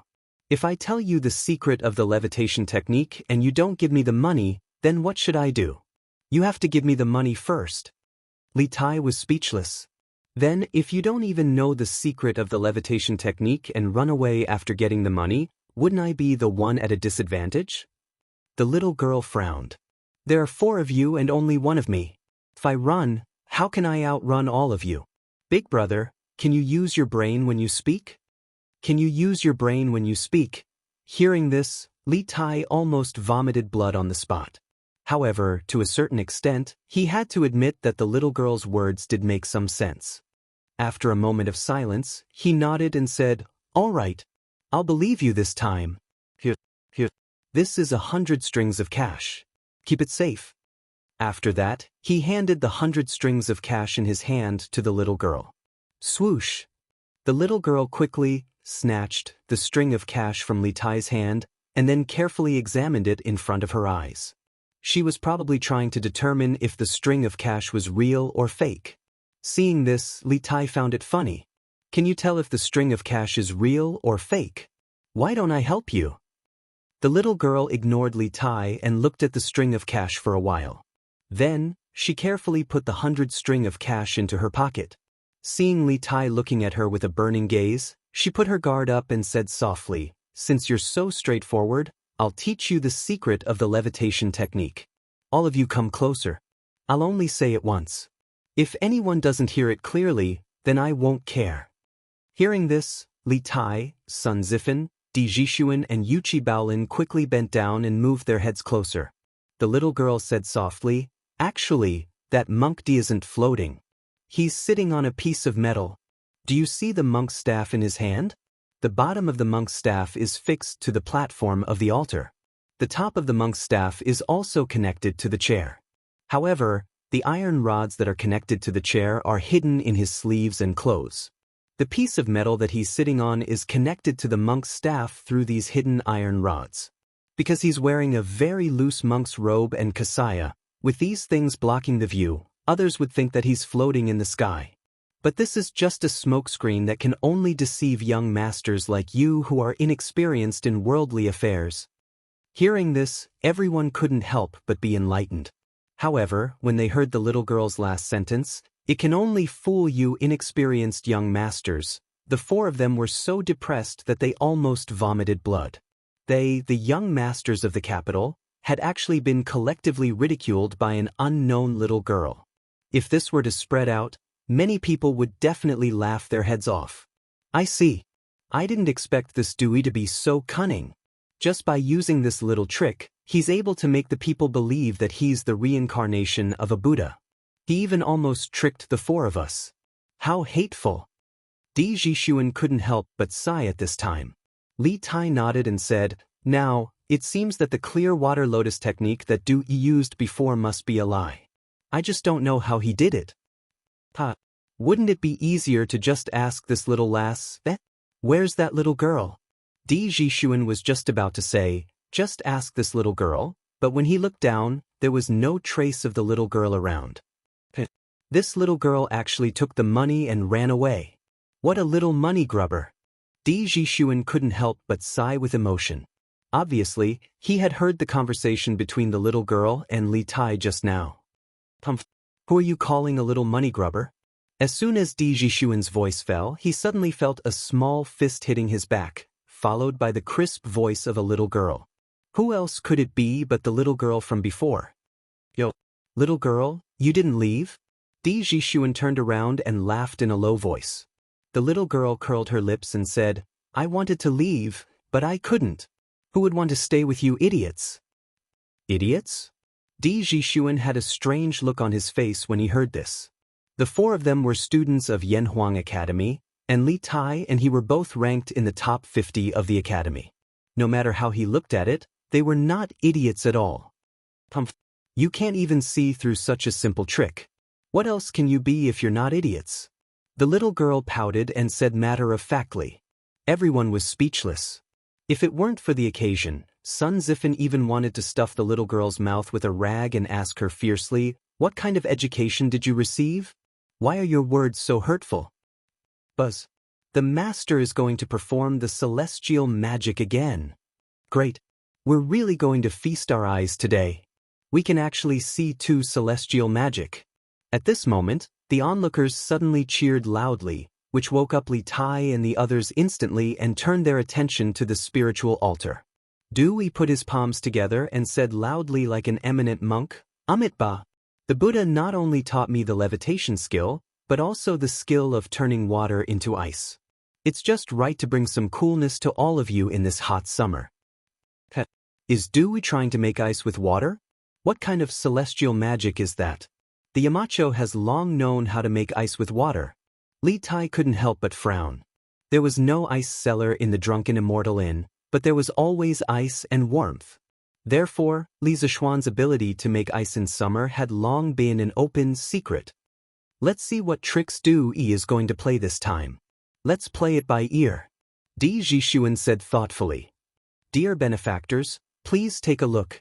I'm holding a bottle of water in my hand, a bottle of water that can flow. Next, I'll use the skill of turning water into ice. Dear benefactors, please take a look. At this moment, Du Yi took out a bottle of water from somewhere on the stage. It was a glass bottle, and the freely flowing water could be seen through the glass bottle. Then, Du Yi opened the bottle and held the bottle in his left hand and a transparent glass cup in his right hand. Under the watchful eyes of the crowd, Du Yi slowly tilted the bottle of water, and the crystal clear water immediately flowed down and hit the transparent glass cup. The expected scene of water splashing didn't happen. Instead, a shocking scene appeared. The flowing water on the glazed cup quickly turned into dark gray ice cubes. As more and more water flowed down, more and more ice cubes appeared in the glazed cup. Under the sunlight, people who were close to the glazed cup could even see the cold air coming out of it. Obviously, it was really ice cubes. Buzz. It really turned into ice cubes. This is amazing. The water actually turned into ice cubes on such a hot day. This is really amazing. The reincarnation of a Buddha. Master is the reincarnation of a Buddha. It's really the work of a god. I'm really lucky to be able to see it. Shakyamuni grinned when he heard the compliments that came from all directions, and then he passed the plate of ice fragments to a young monk and asked him to distribute it to his followers. In an instant, the plate of ice fragments was fought over by the crowd. Chinke, this time, Du Yi shouldn't be lying, right? He turned water into ice in front of everyone's eyes. Sun Zifen's eyes almost fell out of their sockets. In the end, he couldn't help but say, it's not a lie, but it's definitely not a god skill. I'm guessing that Yamacho must know the principle behind it, Li Tai said faintly. Sun Zifan frowned and said, although Yamacho knows how to turn water into ice, it's impossible for them to turn flowing water into ice in an instant like Do-e, right? Li Tai said with a serious face, I believe that Yamacho must know. When we go back later, I'll send a telegram to ask him. Sun Zifan nodded and said, well, that's for the best. Xianxia, I have an idea. All of a sudden, Di Jishuan said this without any reason, which gave them a great shock. Then, he realized that his words could easily cause misunderstandings, so he hurriedly added, as for the murderer, I have an answer in my heart. Chapter 1508. What? Jishuan, do you know who the murderer is? Hearing Di Jishuan say, I'm pregnant, Sun Zifan was both surprised and excited. He had always wanted to help his father solve the case. It was just that this guy was too agitated, causing his voice to be a little too loud, causing the surrounding people to hear him and cast angry gazes in his direction. Damn it. Kid, keep your voice down. Feeling the malicious gazes of the surrounding people, Li Tai panicked and hurriedly covered Sun Zifan's mouth. Suddenly, Li Tai caught a glimpse of Du-e, who was sitting high up on the spell altar. At this moment, he suddenly turned his gaze towards them. Li Tai was instantly alarmed. He hurriedly lowered his head and whispered to the few people around him, let's go quickly. That monk Du-e seems to have noticed us. No way. He's so far away from us. How could he have heard us? Di Jishuan's heart tightened. He subconsciously wanted to look up at the altar, but Li Tai stopped him. Don't look up. Let's get out of the crowd. Seeing Li Tai's solemn expression, they all nodded. Then, with Yuchi Bao Lin taking the lead, the four of them finally squeezed out of the crowd after much effort. Phew. Fortunately, that Du-e didn't force us to stay. When they arrived at a herbal tea stall on the east side of the Daxingshan temple, Li Tai panted and rejoiced. Qingyi, you're the king of Wei. Are you afraid of a monk? Sun Zifan felt that Li Tai was making a fuss over nothing and couldn't help but complain. Li Tai said faintly, Kid, don't you see how fanatical those people are looking at Du-e? If Du-e wanted to keep us here, he only needed to give the order. Those people wouldn't care whether I'm the king of Wei or not. They would definitely tie us up directly. You're the king of Wei? At this moment, the surprised voice of a young girl came from behind them. Li Tai and the others turned to look. Who else could it be but the little girl who had exposed the scam of the calamity avoiding levitation technique? Little girl, I've already given you the money. We should be considered even now, right? Why are you here again? Li Tai frowned and said with an ugly expression. The young lady was not frightened by the ferocious look on Li Tai's face. Instead, she asked seriously, Are you really Prince Wei? Li Tai said exasperatedly, No. They're just talking nonsense. The little girl was a little disappointed. Then she said unhappily, I knew it. How could you be the king of Wei? Legend has it that the king of Wei is much fatter than you.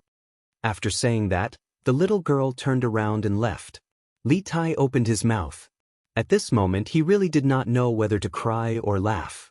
On the one hand, the little girl's words proved that his weight loss during last year's military training was very effective. On the other hand, the little girl's subtext was saying that he was fat in the past. He was still himself in the past. How could he be happy when others said that?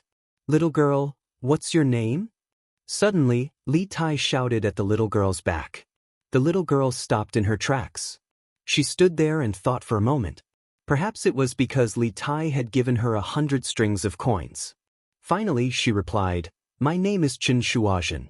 Remember to call me if there's such a good thing next time. After saying that, she waved the 100 Tang Yuan in her hand and said to Li Tai behind her, Chen Shuazhen. Li Tai muttered these 3 words under his breath. Di Jishuan could not help but laugh evilly. Hey, Xianxia, you're not interested in this little girl, are you? In ancient times, people got married early. They got engaged at the age of 7 or 8 and got married at the age of 11 or 12. That was why Di Jishuan was joking like this. Get lost.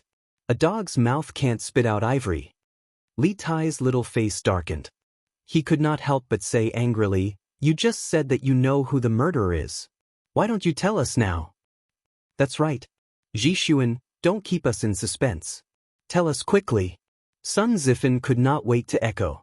Zhishuan put away his smile and said seriously, there are too many people in this place. If someone overhears us, we'll be in trouble. Qingke, Zifan, I want to go to the Supreme Court and check Jin Wanfu's body to confirm my guess.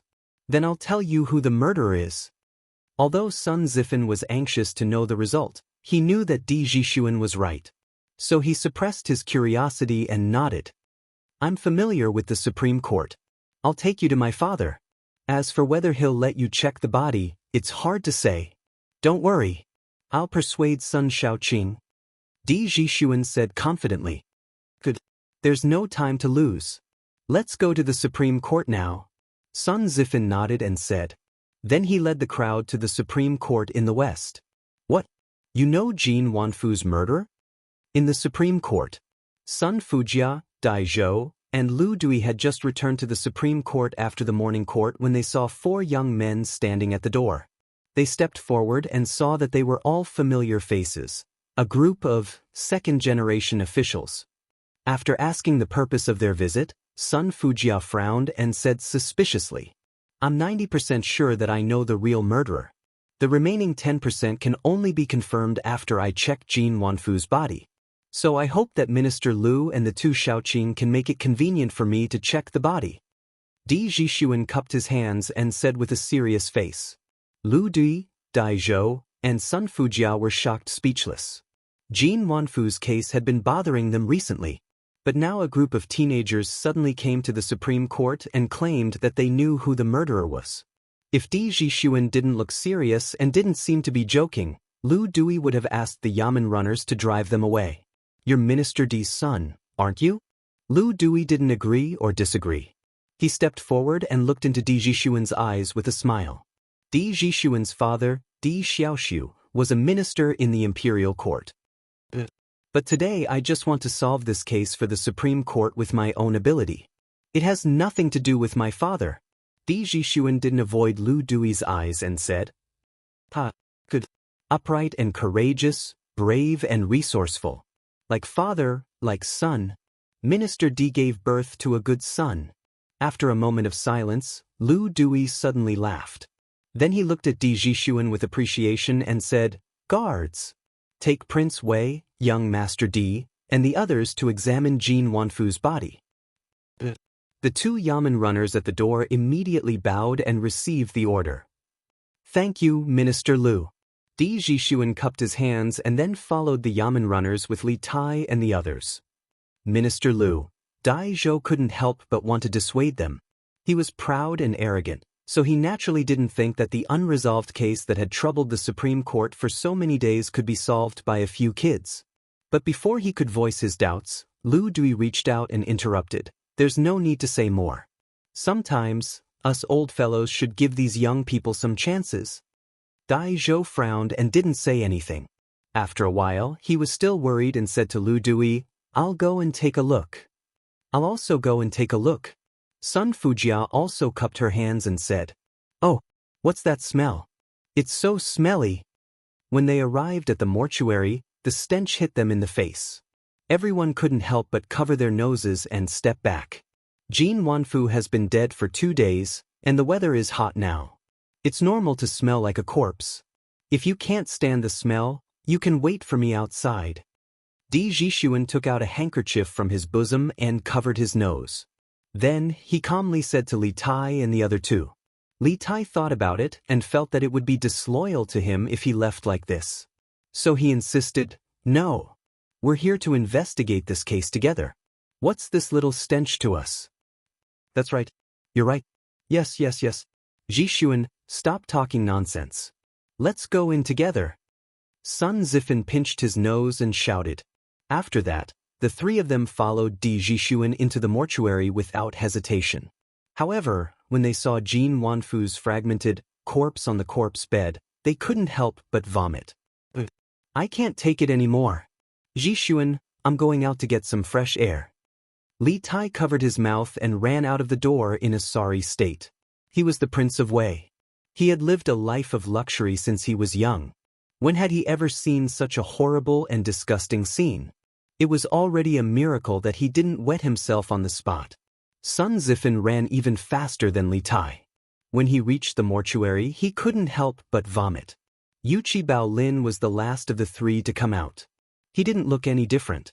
Qingdi, Zifan, are you okay? The honest Baolin came forward and asked with concern. How can I be okay? It's too disgusting in there. I can't take it anymore. Let me vomit for a while more. Li Tai rolled his eyes and started vomiting again. Prince of Wei, how can you come to a place like the mortuary? You'd better rest in the side hall. At that moment, Dai Zhou walked over and looked at Li Tai with concern. Although he said that he was concerned, he was actually looking down on them. In his opinion, how could these four brats who had never investigated a case solve this case? Li Tai was someone like him. How could he not hear the slight contempt in Dai Zhou's voice? He resisted the urge to vomit and stood up straight. He looked at Dai Zhou and said, "Thank you for your kind intentions, Mr. Dai, but my friends are still inside. I'm not going anywhere. We will definitely solve this unsolved case of the Supreme Court." Dai Zhou's expression changed slightly. Then he smiled and cupped his hands. "Prince of Wei, you are so bold. Let's see if young Master D can find the real murderer today. Let's wait and see." Li Tai raised his chin and said without backing down. Sun Fujia secretly shook his head. Although he didn't believe that Li Tai, Di Jixuan, and the others could solve this case, he didn't agree with Dai Zhou's personality from the bottom of his heart. Dai Zhou was too competitive. Sun Fujia believed that Dai Zhou would suffer a great loss sooner or later. They stood outside the mortuary and waited for Di Jixuan to come out. After about 15 minutes, Di Jixuan finally came out of the mortuary. Sun Zifan hurried over and asked, "Jixuan, how is it? Did you find anything?" Both Li Tai and Dai Zhou shifted their gazes to Di Jixuan at this moment. Di Jixuan nodded and said, "Now I can basically confirm how Jin Wanfu died and who killed him." Hearing this, Dai Zhou and Sun Fujia's expressions changed slightly. Lu Dui walked over and asked, "Oh, young Master D, can you tell us how Jin Wanfu died?"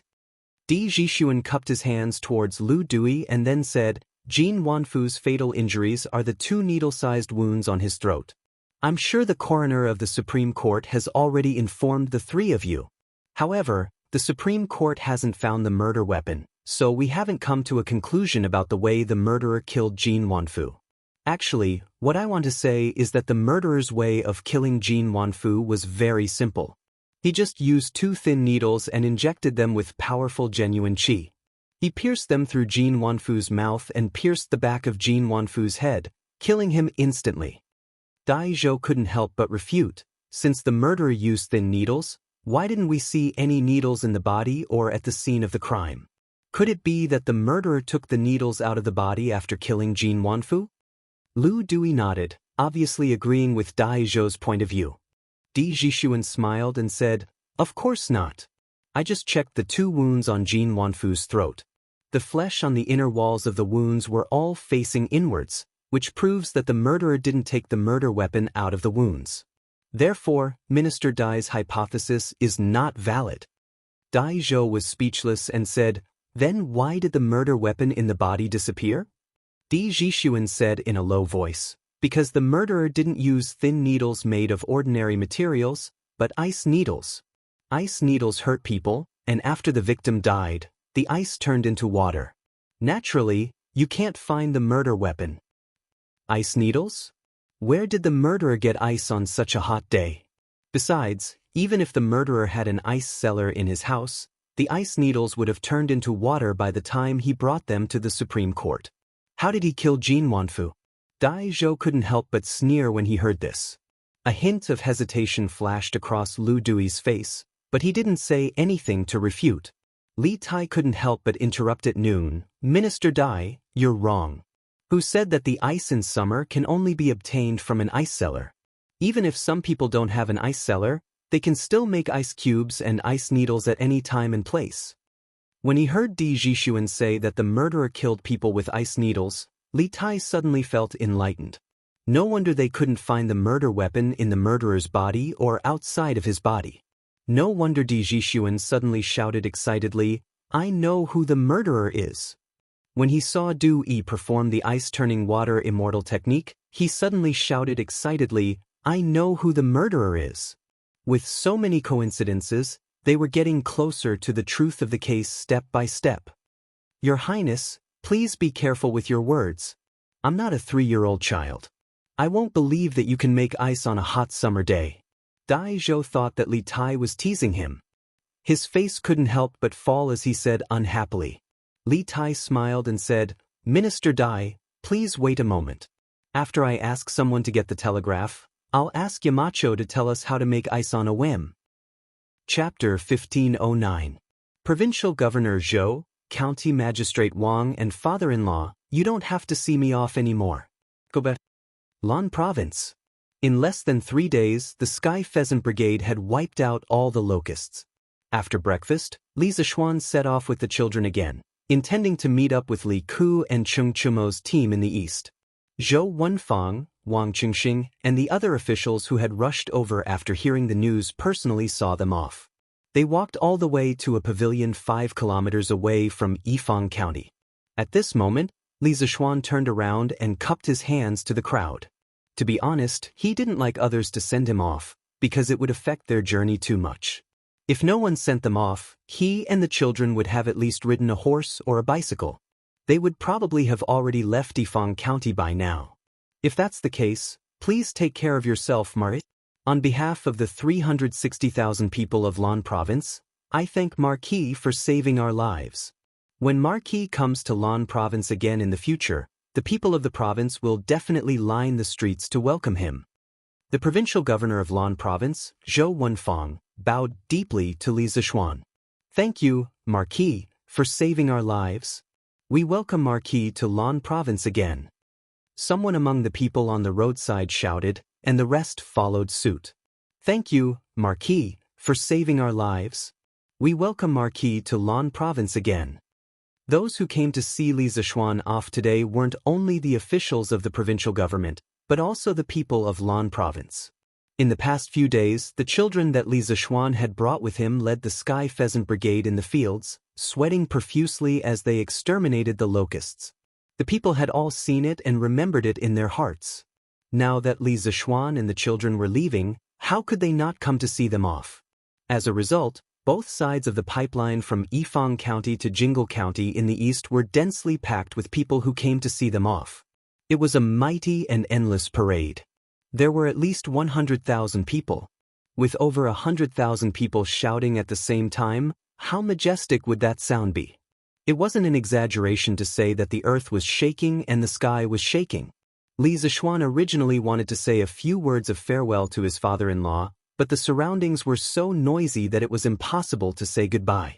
He could only wave his hand, not taking away a single piece of cloud. Then he mounted the horse and led the children towards the east. Beep beep beep.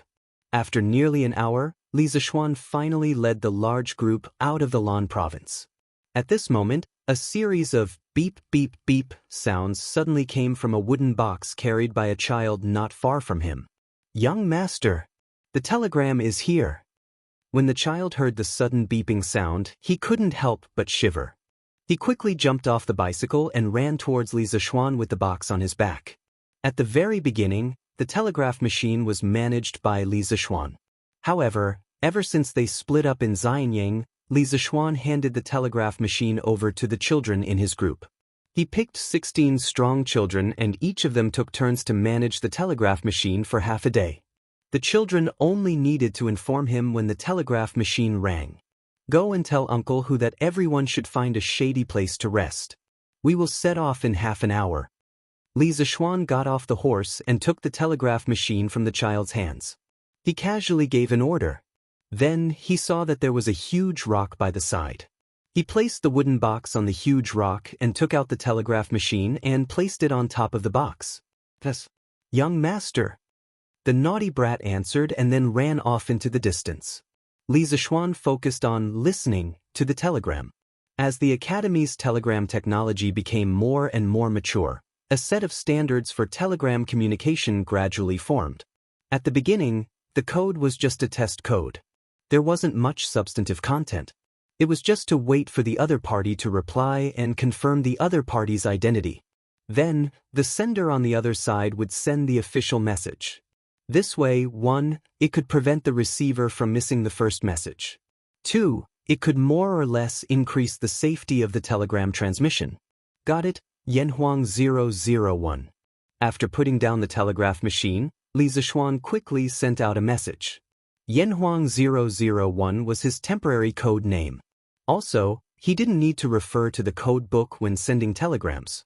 This was because he had already memorized the code. After about half a cup of tea's time, the telegraph finally beeped again. Li Zishuan closed his eyes. Those messages of different lengths were quickly converted into Chinese characters after passing through his ears. Di-di-da, di-da-da. Yamacho, Jin Wanfu falsified the accounts, causing 30,000 strings of cash to go missing from Xinfeng County's Yanhuang Bank. During the Supreme Court's interrogation, Jin Wanfu suddenly died in prison 2 nights ago. His body was unharmed, and there was no poison in his body. His death was bizarre. Now Tai has some clues. He suspects that Jin Wanfu was stabbed in the back of his head with an ice needle. However, he doesn't know where the culprit got the ice needle from, so he can't conclude the case. Tai knows that Yamacho definitely knows the art of making ice in the summer. I hope that Yamacho can teach me. It's urgent. In the message, Li Tai explained Jin Wanfu's case to Li Zishuan in a few words. After summarizing the information in his mind, Li Zishuan was shocked speechless. He never thought that behind Jin Wanfu's case, there was actually a transfer of 30,000 Tang Yuan's assets. He also didn't expect Jin Wanfu to suddenly die in prison. From Li Tai's explanation, it was obvious that Jin Wanfu was killed to silence him. Who was the culprit? Why would they take such a huge risk to kill a Yanhuang Bank's shopkeeper? What kind of interests and schemes were behind this? In this short moment, Li Zishuan's mind was filled with many questions and a strong sense of vigilance. His intuition told him that this matter was unusual. However, he had too little information and couldn't verify it further. However, when he saw the word urgent at the end of the message, Li Zishuan almost laughed out loud. This was because he couldn't help but think of some of the urgent, waiting online memes on the internet in his previous life. After recovering from his thoughts, Li Zishuan began to send a telegram. Saltpeter soaked in water absorbs heat and lowers temperature. Water can be turned into ice. After that, Li Zishuan added, "Have you found the real culprit who killed Jin Wanfu?" Regarding the method of making ice with saltpeter, he didn't intend to hide it forever. This thing couldn't be hidden forever. In any case, he had entrusted it to his family last year. His father had bought a few saltpeter mines. When the time came, even if others knew that saltpeter could be used to make ice, he would still have the saltpeter mines in his hands. Chang and City, Supreme Court. After translating the message sent by Li Zishuan into words, Li Tai was wild with joy. Guards! Quickly go to the nearest medicine shop and help this prince buy some saltpeter. Your Highness. A yamen runner looked at Lu Dui and saw him nod slightly. He quickly cupped his fist and accepted the order. What does Wei Wang want to do with saltpeter? Dai Zhou frowned and couldn't help but ask. Xiaoqing Dai, please wait a moment. Li Tai didn't have time to answer Dai Zhou's question at this moment because he had to reply to Li Zishuan's telegram. As for the identity of the murderer, Ji Xuan and I have already obtained some evidence.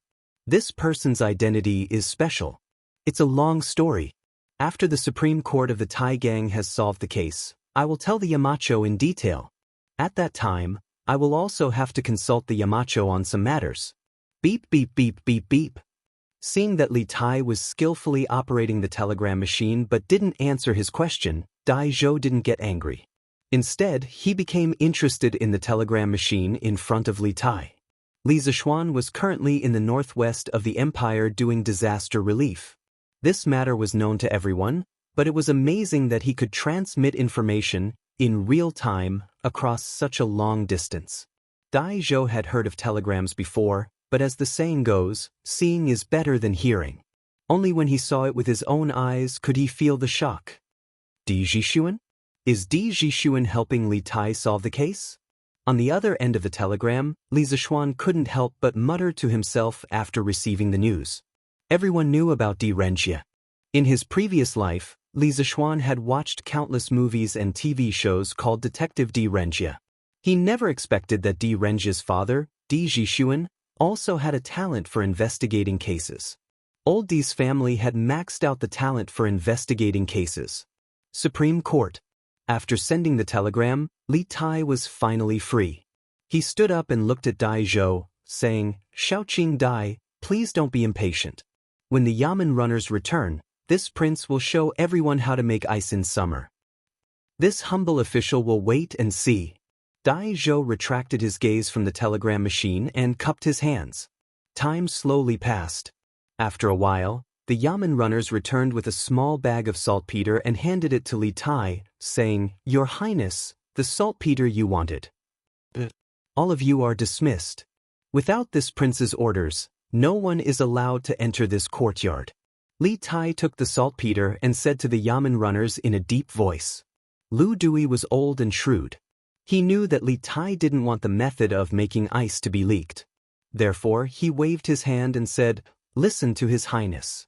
All of you are dismissed." "Yes, sir."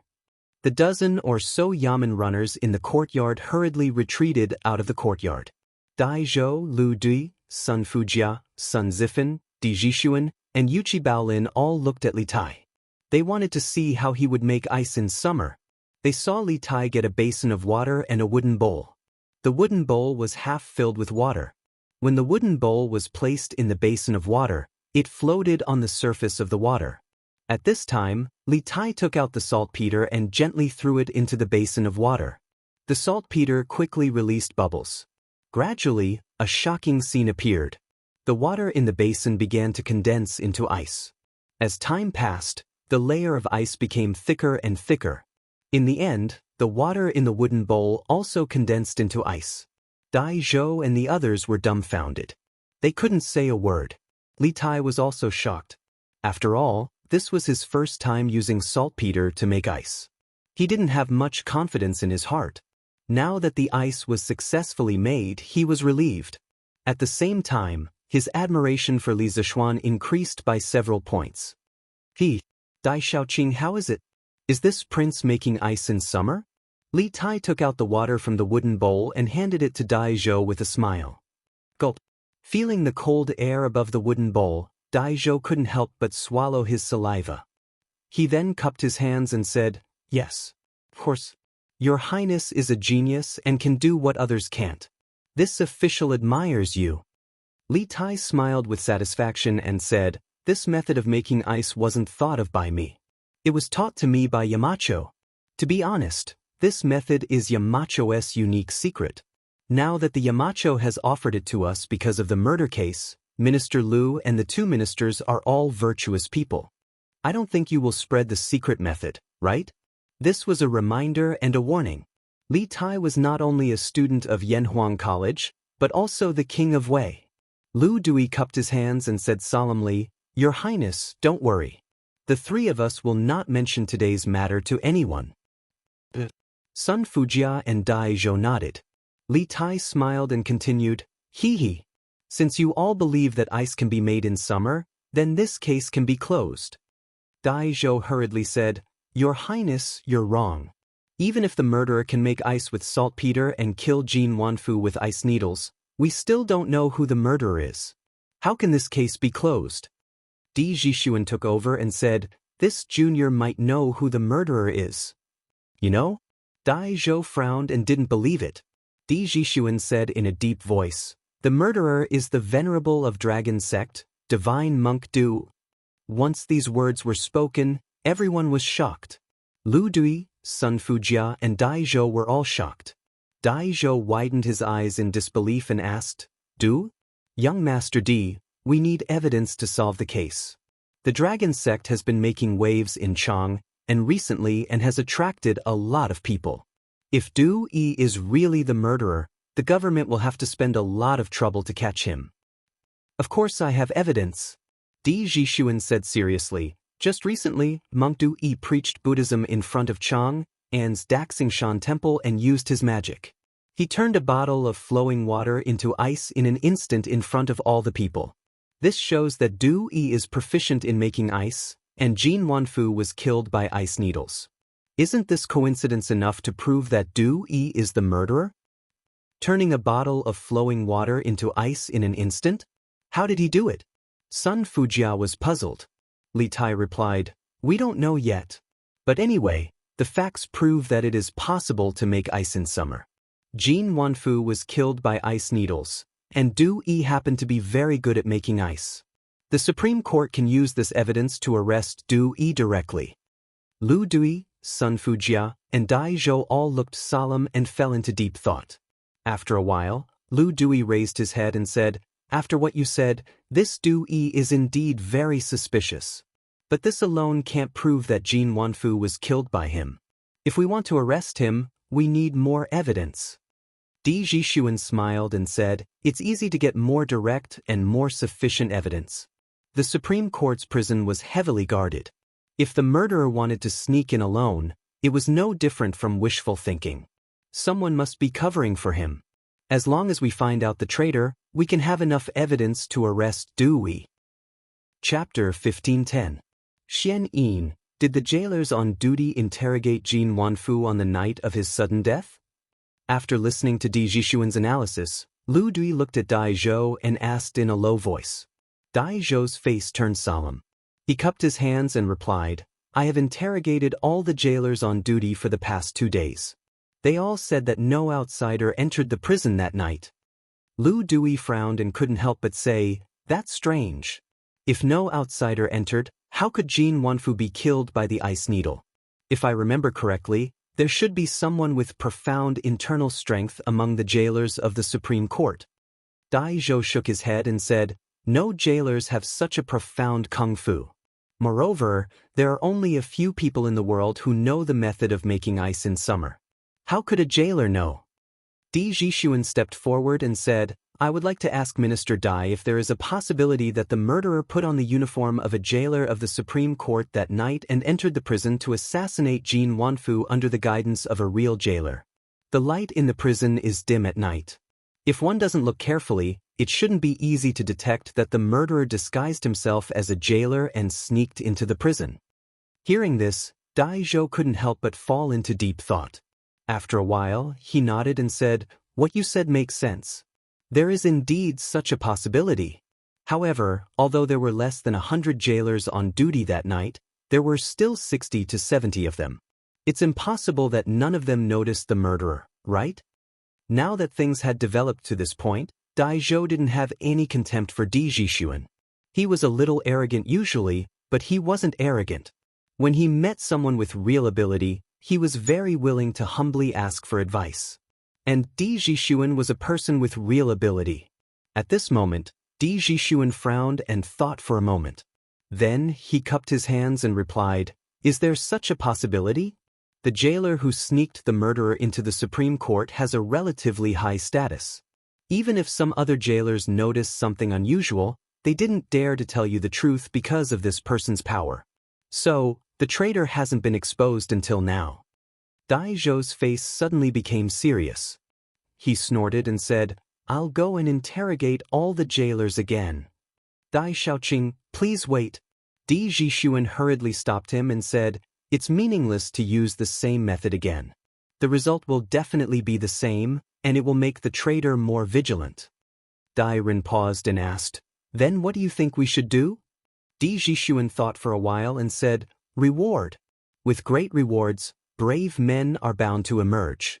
He gathered all the prison guards on duty that night and gave each of them a pen and paper. He asked them to write down some clues that they thought were valuable and told them that the Supreme Court would reward the prison guards who provided valuable clues. This way, not only will I be able to hide my identity, I won't be retaliated against, and I will also be able to obtain a generous reward. I believe that the prison guards who know about this will definitely be willing to report the truth." Hearing this, Sun Fujia couldn't help but nod and praise, using benefits to divide, and letting the person providing the clues have no worries. This method was feasible. As long as there's a traitor in the Supreme Court, We can use this method to find the traitor. Lu Dui couldn't help but laugh heartily. Good. Xian Yin will act according to this method. We must capture the Supreme Court spy as soon as possible. This subordinate obeys. Dai Ren solemnly cupped his hands and said. Then, he nodded slightly to Di Jixuan and turned to leave. Lu Dui looked at Di Jixuan and said, Secretary Di really has a good son. Jixuan, are you interested in being on duty in the Supreme Court in the future? The old man was eager for talent and was planning to poach Li Zishuan's corner. Li Zishuan, who was far away in the Lan state, couldn't help but sneeze. He put away the telegraph and frowned. Damn it, who's scolding me? Li Zishuan, who thought that he hadn't done anything immoral, was puzzled. In the end, he could only shake his head and say to Hu Hanyan, Uncle Hu, tell the children to set off. We'll try to get to Shirong County before noon. Earlier, Li Tai had said that after they solved the case in the Supreme Court, they would send the details of the situation in Chang and via telegram. He had to find a place to stay in advance. Young master. Hu Hanyu nodded, then turned around and shouted to the naughty children who were sitting on the ground, Get up, all of you. Let's go. The effect of today's sermon was good. Our dragon sect has an additional 3,000 followers. The next step of the plan can begin. In a secret room in the Dragon Temple in Xinfeng County, the dragon head of the dragon sect stood with his hands behind his back and said lightly. Standing behind him was Xianxia. The next step of the plan? Dragon head, have the connections in Chang and been opened? Hearing the iron-masked man talk about the next step of the plan, Du Yi's face showed a look of surprise and hurriedly asked. Yes. The iron-masked man nodded and said lightly, The dragon sect has more than 10,000 followers in Chang. Among them, there are more than 200 officials. In addition, there are many old friends of mine in Chang. Wouldn't it be easy to get through those joints? Our great cause is about to be completed. At the end, the iron-masked man's body couldn't help but tremble. Obviously, he was still very excited. Amitba. Congratulations to the dragon head for your great cause. Xianxia Du Yi bowed with a face of joy. The iron-masked man heard and let out a burst of wild laughter. After laughing for 2 or 3 breaths, he finally calmed down and said in a deep voice, But before that, we still can't expose ourselves. The trouble you caused before must be solved today. How is it? Have you asked Yi Hong to come out? Yi Hong was the jailer who helped Du Yi sneak into the Supreme Court. At this time, Du Yi hurriedly replied, reporting to the dragon head, after the sermon, I met Yi Hong and asked him to wait for me at the 10-mile slope outside Chang, in city before noon. I will bring him to meet the dragon head and use the Jade Lake holy water to help him to never rise again. He has already agreed. The world is indeed greedy. 10-mile slope good. You don't need to worry about this matter. I will arrange for the Earth Fiend group to get rid of him. The iron-masked man said in a deep voice. Xianxia Du Yi knew that he was in the wrong and hurriedly bowed. Why is one person missing? Where did Yi Hong go? In the Supreme Court, when Dai Zhou gathered all the guards who were on duty the night before and found that one person was missing, he couldn't help but frown and ask. The jailers couldn't help but look at each other in dismay. After a while, one of them walked out and cautiously cupped his hands. Reporting to Dai Xiaoqing, Boss Yi said that her mother suddenly fell seriously ill and left the Supreme Court an hour ago and went home. His mother suddenly fell seriously ill? Dai Zhou couldn't help but frown. Inexplicably, he thought of Di Jixuan's hypothesis that the traitor had a very high status among the prison guards, so the others didn't dare to expose him. Dai Zhou shook his head and threw away these thoughts. Then he said in a deep voice, I've already told you what I need to say. Anyone who can provide valuable clues will be heavily rewarded. Now, everyone start writing. The jailers answered, lowered their heads and began to write. Old Wu, do you think the person brought by Yi Hong that night is the murderer? At the back, a jailer couldn't help but whisper to another jailer beside him. How would I know? That person didn't look like Wang Ming, but I didn't see clearly at the time. If we were wrong and offend boss, we won't be able to survive in the Supreme Court. You have to think carefully. That's true. But since we wrote it on a piece of paper, Boss, you should know that we wrote it, right? Besides, Yi Hong isn't here today. Should we write it? We'll be rewarded handsomely if we do. Right? Then write. Silence. I told you to write clues. What are you whispering about in private? At that moment, Dai Zhou, who was standing in front of everyone like an invigilator, couldn't help berating them. The jailers who had been whispering immediately quieted down and started to write at a high speed. Half an hour later, all the jailers had thrown their written notes into the wooden box that Dai Zhou had prepared earlier. After one note was thrown in, another left. A moment later, Dai Zhou was the only one left in the room in the Supreme Court. Dai Zhou picked up the wooden box and went out.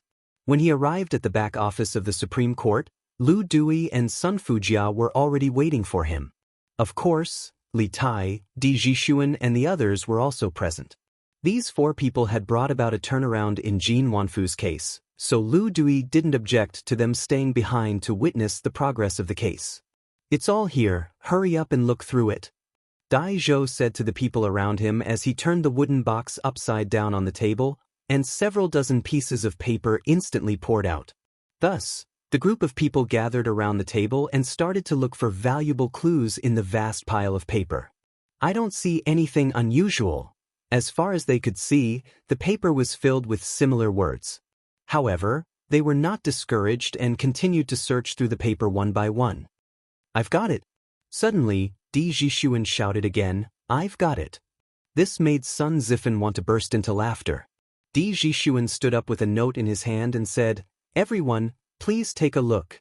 A jailer named Wu Mengshan claimed that on the night of Jin Wanfu's sudden death, he saw the jailer, Yi Hong, enter the B cell area with an unfamiliar, tall man in jailer's uniform. He even deliberately sent them away for a period of time. After reading the contents of the note, Lu Dui's expression turned ugly as he said, Yi Hong? I was the one who promoted this person back then. How could he be an accomplice to the murder? Men, summon Yi Hong to see me immediately. Minister Lu, there's no need to summon him. Dai Zhou shook his head and sighed softly. Yi Hong must have absconded by now for fear of punishment. Earlier, when I summoned all the jailers on duty that night, he was the only one who wasn't present. It's said that his mother suddenly fell seriously ill. From the looks of it now, he must have sensed that something was wrong in advance and fled immediately. Bam! Lu Dui slammed the table angrily and stood up. Outrageous! Xianin, send out all 3 teams of Yamen runners from the Supreme Court. They must capture Yi Hong and bring him back to me. Yes, sir. Knowing the urgency of the situation, Dai Zhou cupped his hands and left immediately to carry out the order. Son, where are you taking your mother to? On the official road outside Chang and City, a carriage was speeding south. In the carriage, an elderly woman shouted to a middle-aged man who was driving a horse outside the carriage. Mother, didn't I say earlier? I'm taking you to a new place. There's Jade Lake holy water to drink every day. Your body will get better and better, and your son will also live to a ripe old age and never die. The middle-aged man turned his head and smiled at the old woman in the carriage as he steered the carriage. Son, then what about your job in Chang and City? Mother remembers that Minister Lu treated you well. How can you face Minister Lu if you go? The old woman in the carriage said again. Hearing this, the middle-aged man fell silent. After a moment, the hesitation in his eyes turned into determination. He said in a deep voice, Mother, after we drink enough Jade Lake holy water, it won't be too late for me to repay Minister Lu. Hiya! The speed of the carriage was very fast, and it had the momentum of leaving the dust in the dust. In addition, at noon, there were not many people on the official road. Therefore, after about half an hour, the carriage arrived at the Tenli slope north of Mount Zhongnan. Hush! Mother, let's wait here for a while. Master Du Yi will soon come to take us to the sacred ground of Dragon Sect to meet the Dragon Head. After driving the carriage to a shady place, the middle-aged man jumped off the carriage and said to the old woman in the carriage, Hong, or Mother feels that this matter is a bit inappropriate. How can there be an immortal in this world? Mother just wants to see my son have a promising future and not go down the wrong path. Mother doesn't care whether you live to a ripe old age or not. The old woman walked down the carriage with Yi Hong's help and couldn't help but say, "Mother, you can't not trust others, but you can't not trust Master Du Yi. He is the reincarnation of the Buddha in heaven. He can purify water lotuses and turn water into ice. He is very capable. If we follow him, we are following the Buddha. We will definitely live to a ripe old age." Yi Hong frowned and said impatiently, "Whoosh whoosh whoosh." At this moment, 6 black-clothed masked men wielding blades suddenly came down from the side of the hill. Due to their speed being too fast, by the time Yi Hong heard the whooshing sounds, the 6 black-clothed men had already surrounded the small carriage. For you. Seeing these masked men in black holding swords, Yi Hong panicked and subconsciously took 2 steps back and said, "We are the people who will kill you." The leader of the masked men in black snorted coldly and was about to go forward and chop Yi Hong. Hearing this, Yi Hong was so scared that his legs turned to jelly. He quickly said, Don't kill me. I have money, I can give you money. I can also give you Jade Lake holy water. Drinking it can cure hundreds of diseases, and you may even live to a ripe old age." This guy thought that he was a bandit who robbed him. "You can keep those things to drink in hell." The masked man sneered and didn't talk nonsense. He directly held his long sword and pounced on Yi Hong and his mother.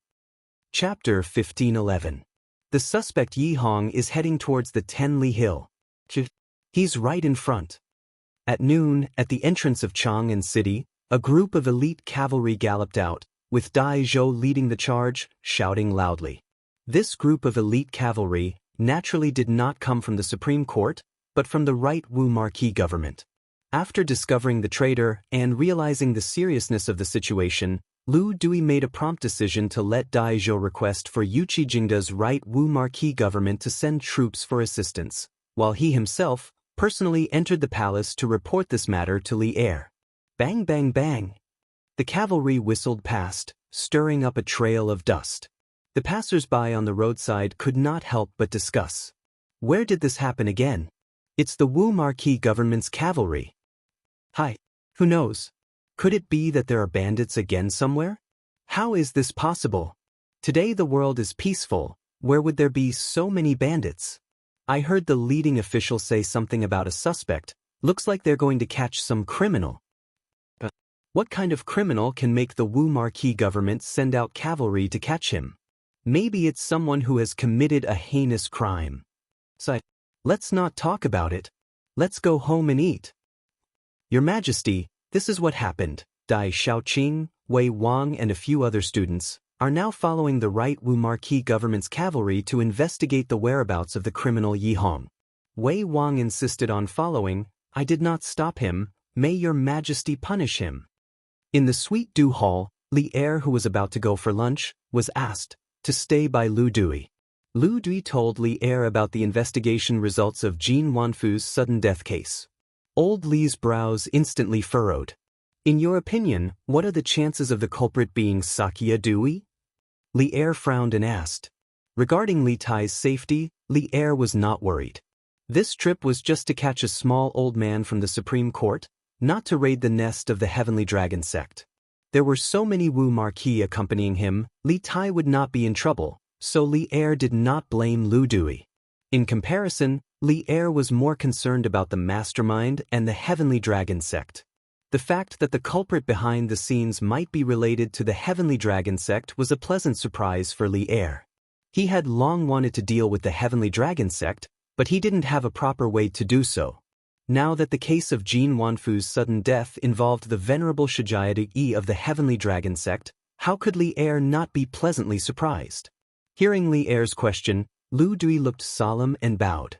Your Majesty, this old subject believes that His Highness King Wei and Di Jishuan's speculation is highly credible. According to the report of the Supreme Court's bailiffs, Yi Hong had recently become a believer of the Heavenly Dragon sect. Whenever the Heavenly Dragon sect's divine monk Du Yi gave a lecture, Yi Hong would definitely be there. There is no enmity between Jin Wanfu and Yi Hong. This time, Yi Hong brought people to assassinate Jin Wanfu. It doesn't make sense. The only possibility is that Du Yi wants to kill Jin Wanfu, and Yi Hong has no choice but to be his accomplice. Li Er pondered for a moment, before he nodded and said, "Why would Dewey take such a huge risk to kill Jin Wanfu? Is it because of his personal grudge, or for the benefit of the entire Heavenly Dragon sect? And if I remember correctly, Jin Wanfu is also involved in a 30,000 Tang private bank case. Is there a connection between these two cases?" Lu Dewey's brows instantly furrowed. He cupped his hands and said, "Your Majesty suspects that the 30,000 Tang yuan that Jin Wanfu got from the private bank ended up in the Heavenly Dragon sect?" "That's right. The Heavenly Dragon sect first gave out porridge and cured diseases in various places to win over the people, so how could it not be supported by a huge amount of money? I even suspect that there are many Jin Wanfu secretly sending money to the Heavenly Dragon sect." Li Er nodded and said in a deep voice. Lu Dewey was silent for a moment, before he solemnly cupped his hands and said, "After Yi Hong is brought to justice, this old subject will definitely investigate this matter to the bottom." Li Er waved his hand and said, "Capture Yi Hong first. If you want to capture him alive, I will mobilize a team of Imperial Guards for you. Minister Lu, you will personally keep an eye on him to ensure that nothing goes wrong." Lu Dewey cupped his hands and accepted the order. This old subject obeys. After that, he turned and left the main hall. The main hall suddenly fell into silence. I didn't expect Li Zishuan's student to be so proficient in investigating cases. Interesting. Li Er leaned on the dragon couch and was silent for a long time before he chuckled and sighed. Zhao Song couldn't help but interject at this time. Di Zhishuan secretly ran away from home to participate in the Yanhuang College's entrance exam, which provoked Secretary Di to personally climb Yunshan and find Ma Qiyong, and to ask for him. Hearing this, Li Er couldn't help but recall that when he went to Yanhuang College to observe the entrance exam last year, he happened to bump into Di Xiaoxiu, who blocked the door. He couldn't help but laugh. Di Zhishuan is so outstanding now. I guess Secretary Di is secretly happy at home. He really took advantage of the situation and still acted innocent. Don't kill me. I'm a guest invited by Master Dewey. Are you from the Heavenly Dragon sect? You can't kill me."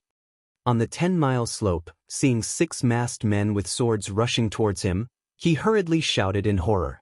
The masked men opposite him didn't want to talk nonsense and directly slashed at Yi Hong with their swords.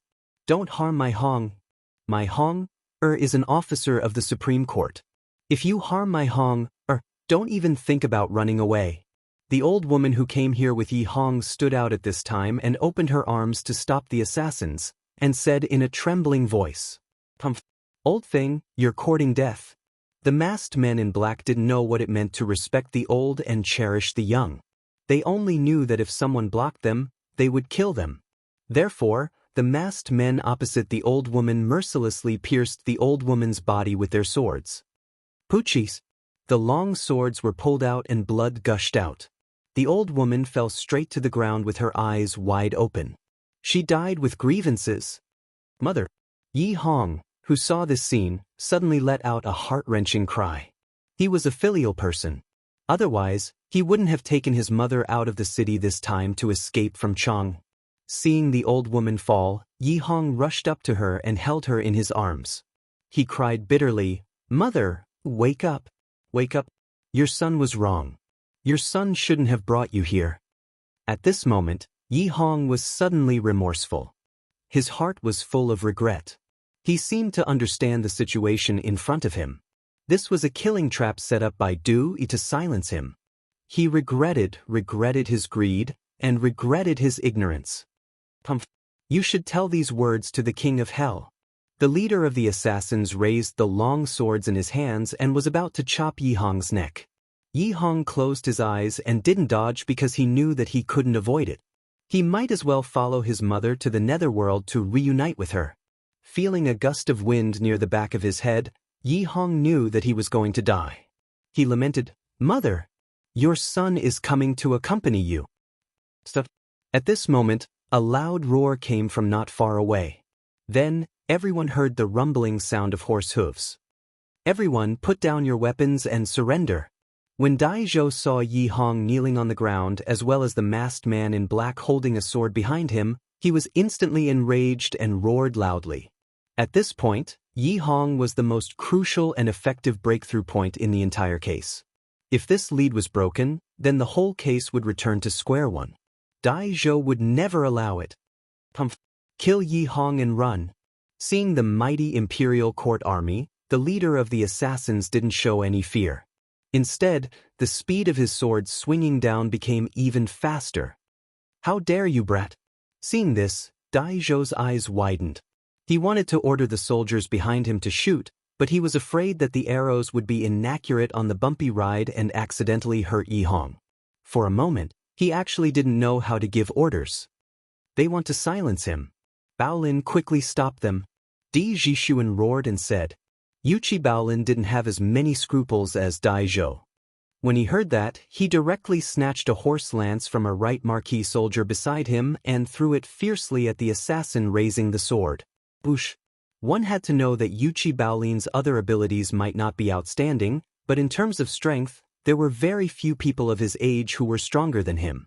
This throw of his with all his might caused the lance to make a whistling sound in the air. One could only imagine how fast it was. At this speed, the horse lance would have already pierced through the assassin's body by the time he chopped off Yi Hong's head. If the assassin wanted to avoid this attack, he would have to give up on killing Yi Hong.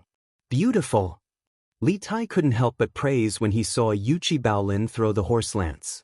However, what he expected didn't happen. A hint of ruthlessness flashed across the assassin's eyes. He still didn't dodge. Instead, he held his sword with both hands and slashed at Yi Hong's neck as fast as he could. The sound of the long sword piercing flesh and the horse lance piercing the body rang out one after the other. Right after that, Yi Hong's head fell to the ground and rolled forward for some distance. As for the assassin in black, he was sent flying by the powerful momentum of the horse lance. Then, he landed heavily on the ground and didn't move at all. Evidently, he had been killed in one blow. It was probably a life for a life. Dai Zhou gasped when he saw how ruthless and decisive the assassin was, willing to kill Yi Hong even at the cost of his own life. He was both shocked and furious. He shouted loudly, "Capture all of them! Don't let any of them escape!" Now that Yi Hong was dead, Dai Zhou could only place his hopes on these assassins in front of him.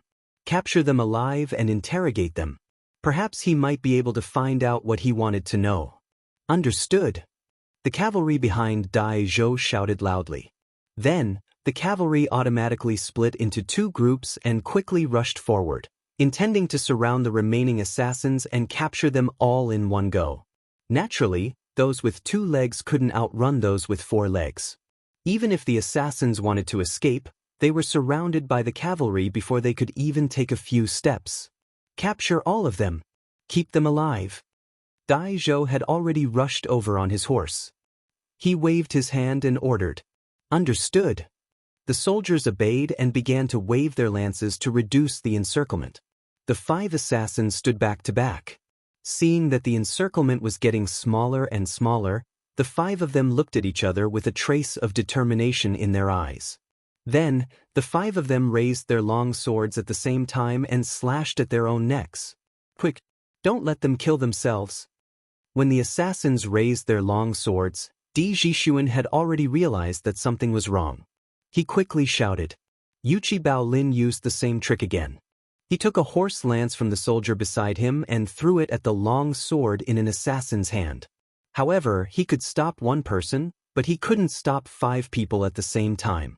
Therefore, although Yuqi Baolin's horse lance knocked away the long sword in an assassin's hand, the other 4 assassins had already cut their own throats.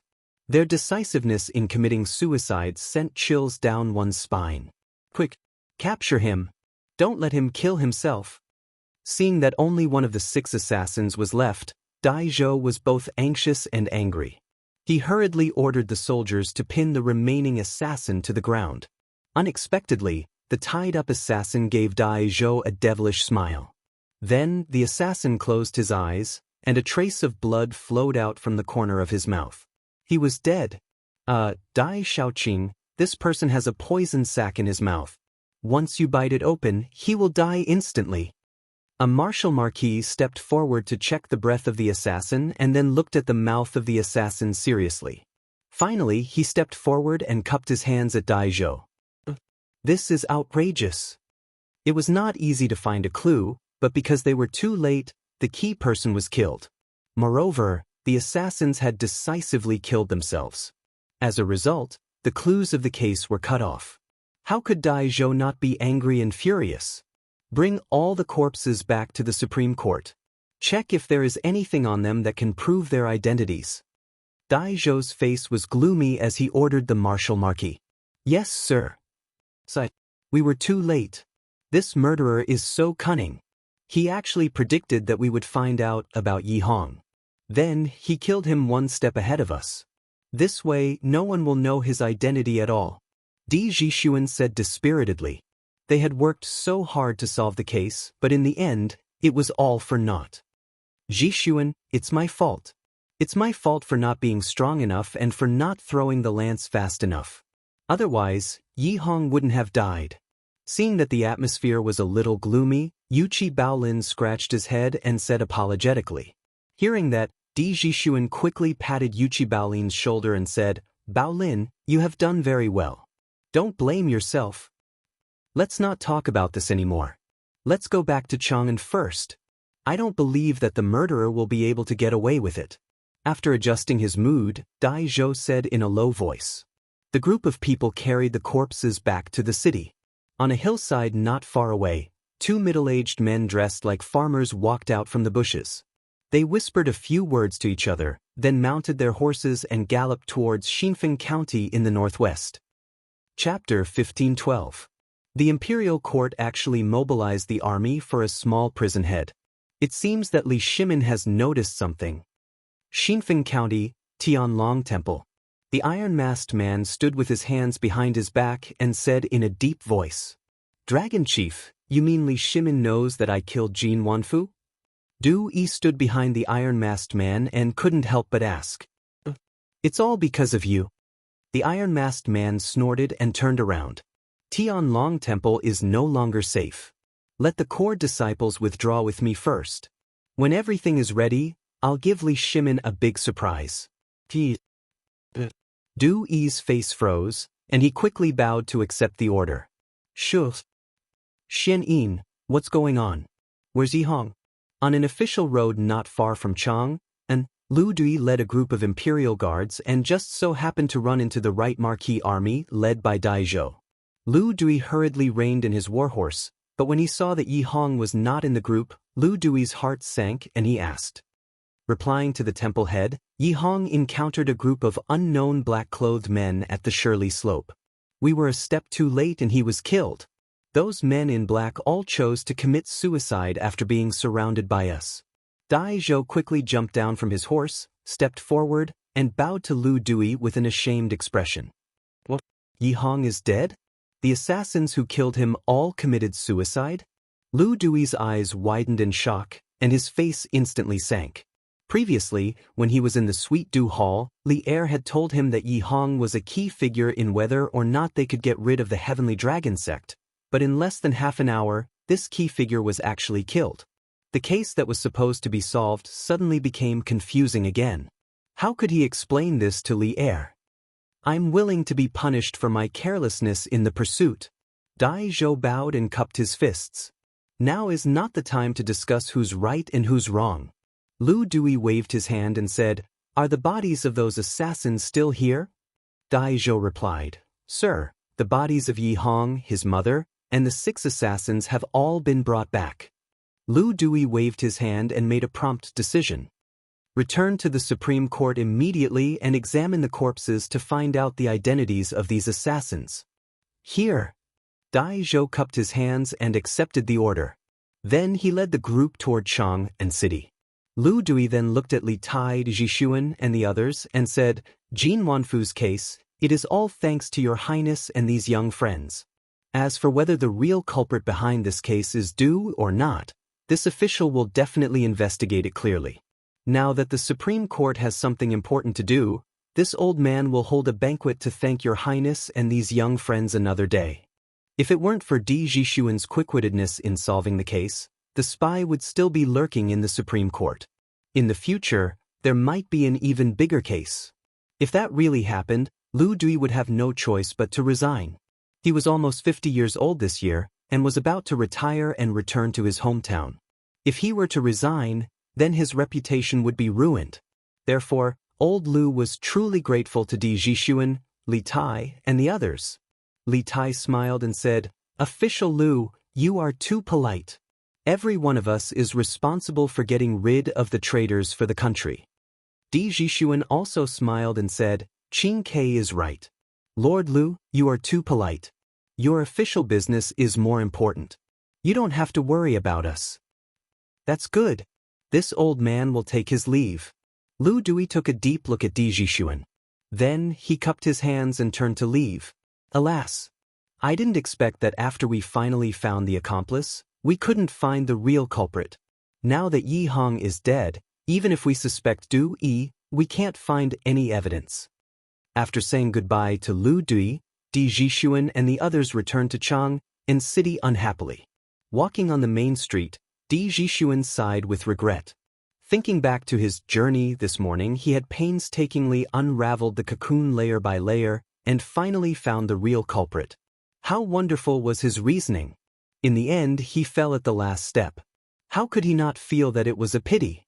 Li Tai frowned and said, "Zhixuan, don't you think that those assassins are very strange? Not only did they kill themselves when they were surrounded, they even killed themselves by swallowing poison after they were captured. They seem to be ready to commit suicide at any time. It's really strange." Di Zhixuan's expression turned solemn. He nodded and said, "These people want to kill Yi Hong. It's very likely that Du Yi ordered them to do so. Moreover, from the way they act, it's very likely that they are death warriors trained by the Dragon Sect. But how could the Dragon Sect have death warriors? What kind of ulterior motive do they have? Qing Ke, I think these problems must be solved as soon as possible.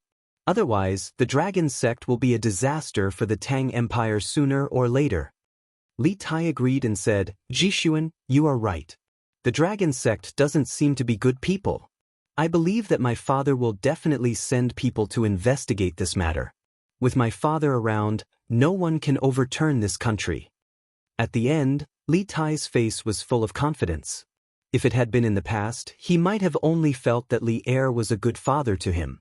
However, after studying outside the palace for over a year, what he had heard, seen, and learned gradually made him understand that Li Er was also a skilled and iron-blooded emperor.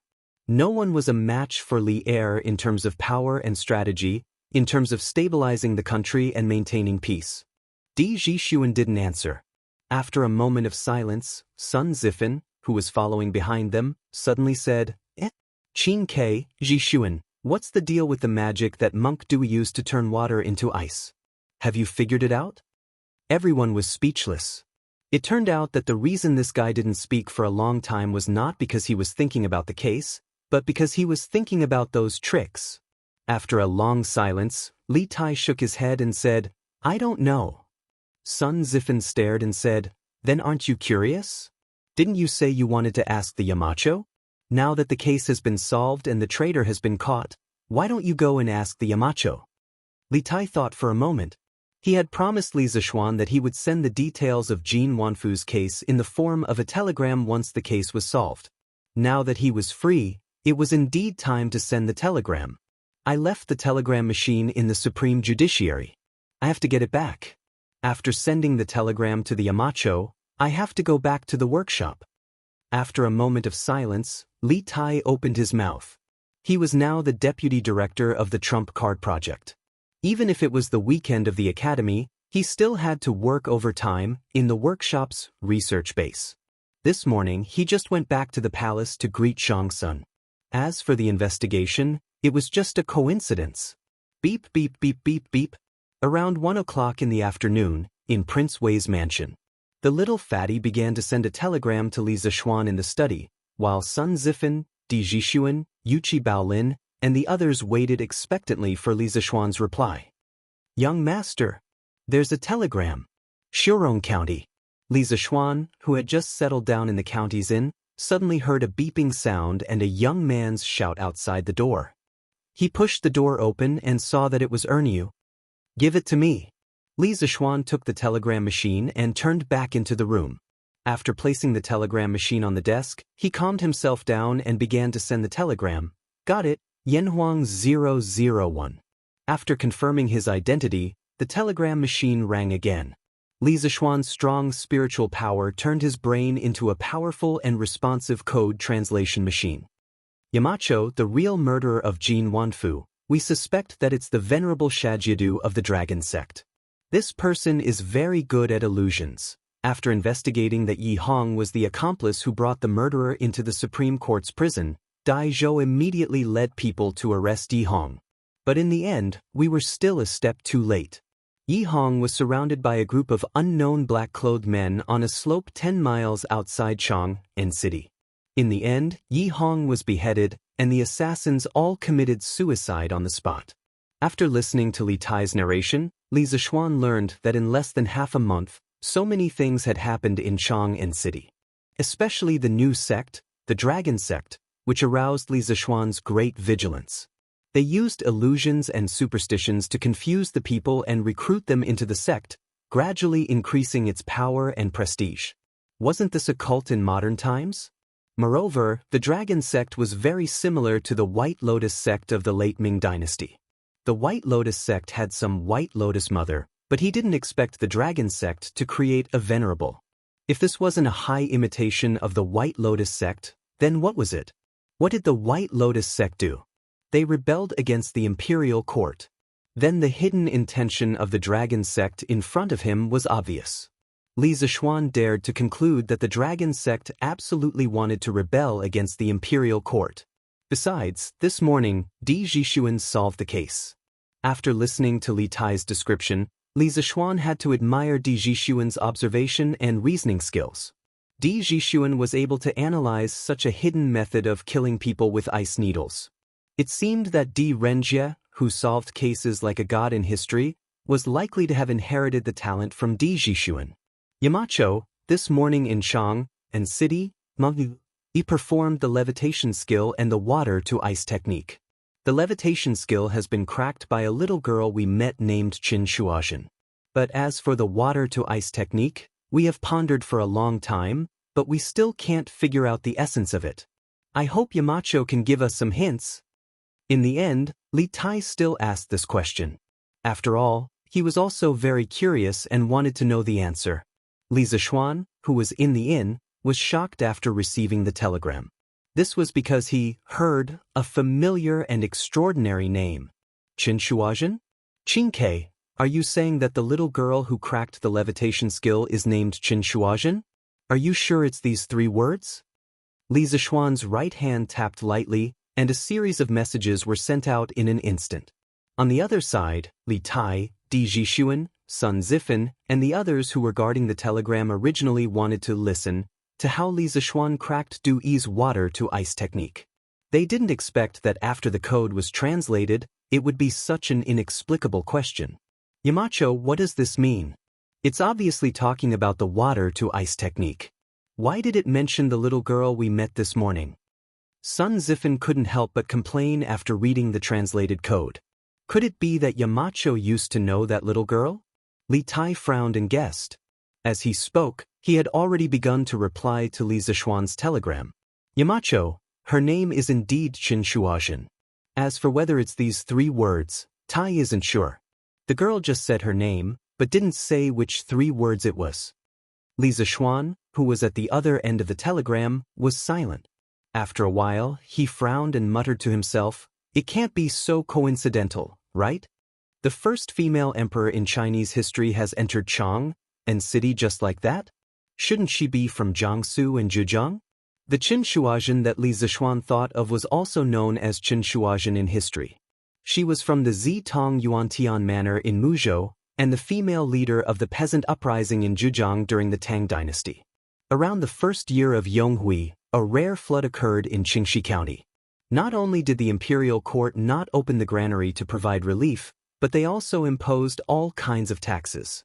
As a result, the people had no way to make a living.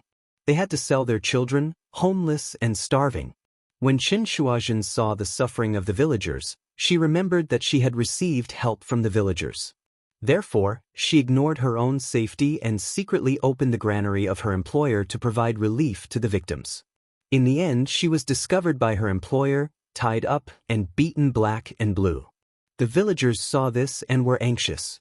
That night, many villagers spontaneously organized themselves and rushed into the woodshed where Chen Shuozhen was locked up to rescue her. In order to escape the search of the soldiers, Chen Shuozhen escaped to the junction of the 3 counties. While Chen Shuozhen was recuperating, she felt that only by overthrowing the imperial court could she let everyone live a good life. Chen Shuozhen decided to use Taoism and secret religions to develop believers as a force for future uprisings. Later on, when the number of believers was about to increase, Chen Shuozhen officially announced an uprising at the beginning of the 10th month of the 4th year of Yonghui to fight against the government. She imitated the official system of the Tang dynasty and established a political regime. She appointed Zhang Xuyin as her servant and was in charge of various affairs. She was called the Emperor of Wuxia. In the history of China, countless women participated in peasant uprisings. However, there were very few women who were leaders. Chen Shuozhen was the only woman who was a leader and also called the Emperor. She was called the Emperor even earlier than Wu Zetian. Therefore, many historians called her the first female emperor in the history of China. Li Zishuan did not understand why such a demonic woman would appear in Chang, and so early. Could it be that because of his appearance, the lives of the people in the Zhejiang region became better? Was that why Chen Shuozhen was able to travel to Chang'an? Beep, beep, beep, Yamacho, what is the meaning of the art of turning water into ice? At this moment, the telegraph rang again. It was Li Tai on the other end of the telegraph. After waiting for a long time, Li Zishuan did not reply, so he sent another telegram to urge him again. Li Zishuan came back to his senses and replied, "The water in the Dujie bottle is probably distilled pure water. Because there are no impurities attached to it, it lacks the coagulants needed to freeze. Pure water will remain in a liquid state at a low temperature below the freezing point of water. However, once it comes into contact with the outside world, it will quickly freeze into ice particles. Xianxia, you can do an experiment to verify this point." Chapter 1513. In his previous life, Li Zishuan had encountered such a phenomenon. Sometimes in summer, the water in the freezer would not freeze for a long time, but when it was placed on the table or shaken by hand, it would freeze in 1 or 2 seconds. It was very magical. Later, Li Zishuan searched on the internet and found out that this kind of water was called supercooled water. It was because the water was too pure and lacked the required coagulants or other reasons that the water would not freeze when it was below 0 degrees Celsius. The state of supercooled water was very unstable. It would freeze instantly if it was disturbed slightly. This unstable state was called metastable state.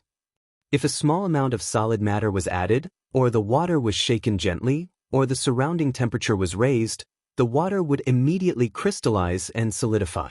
The purer the water, the more obvious the supercooled phenomenon. If it was high-purity water, it would only freeze when it was minus 40 degrees Celsius. In the same year as Li Zishuan, there was a cartoon called The Higher Brothers. In it, there was a segment about supercooled water. The 2 brothers came across a pond that did not freeze when it was below 0 degrees Celsius. The elder brother threw a stone into the water, and the whole pond quickly froze. Of course, this was only a theoretical situation.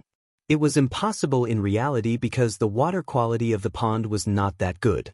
There would definitely be all kinds of impurities and plankton in the pond, which could be used as coagulants. Thus, the supercooled phenomenon would not appear. Therefore, when Li Tai asked this question today, Li Zishuan could answer it so quickly. On the other side of the telegraph, after the code sent by Li Zishuan was translated into Chinese, Li Tai, Sun Zifan, Di Zhishuan, and the others all widened their eyes in astonishment. Today, not only did they know the secret of making ice in summer, but they also knew how to turn water into ice. If this had happened in the past, it would have been the means of immortals in the eyes of the world. I knew that Du Yi was bluffing again. Now it seems that he was right. Li Tai shouted as he slapped his thigh. Di Zhishuan frowned and said, "Now, we can be absolutely sure that Du Yi is not the reincarnation of some deity or Buddha. His so-called immortal arts are just some kind of clever magic tricks that can be explained with engineering knowledge. Although we didn't catch Yi Hong alive this time, and we don't have sufficient evidence to prove that Du Yi is the real murderer of Jin Wanfu, we can expose the immortal arts that Du Yi showed to the world before, so that he can no longer deceive the world with the identity of the reincarnation of gods and Buddhas. One had to know that the Heavenly Dragon faction's members were spread all over the world. Some were businessmen, some were servants, and some were officials in the imperial court. The more members there were, the greater their ability to wreak havoc. This time, Du Yi took advantage of Yi Hongda's identity as the chief jailer of the Supreme Judiciary to sneak into the prison and kill people. Who knew whether or not he would enter the palace and assassinate under the lead of some palace attendants in the future? Therefore, the power of the Heavenly Dragon faction must be weakened. Otherwise, if we let it continue to develop, the influence of the Heavenly Dragon faction will spread all over the world, even to the various departments of the imperial court. That would be too terrifying. Hearing this, Li Tai's expression turned serious. After a moment of silence, he said, "Jixuan, you are right. Whether or not Du Yi is the real murderer of Jin Wanfu, we can't let the Heavenly Dragon faction continue to grow. I will report this matter to Father later and let him make a decision." Beep beep beep. Li Tai's voice fell, and the telegraph suddenly rang again. Sun Zifan quickly said, "Qingke, Yamacho is calling again. Quickly record the code." Without Sun Zifan saying anything, Li Tai had already picked up a pen and began to record the code that Li Zishuan sent over. The Heavenly Dragon faction sent out Sakyamuni Du Yi to use clumsy tricks to mislead the world. They are definitely not good people. Qi, you must report this to His Majesty and let him be more vigilant. Jin Wanfu's case is likely just a wedge.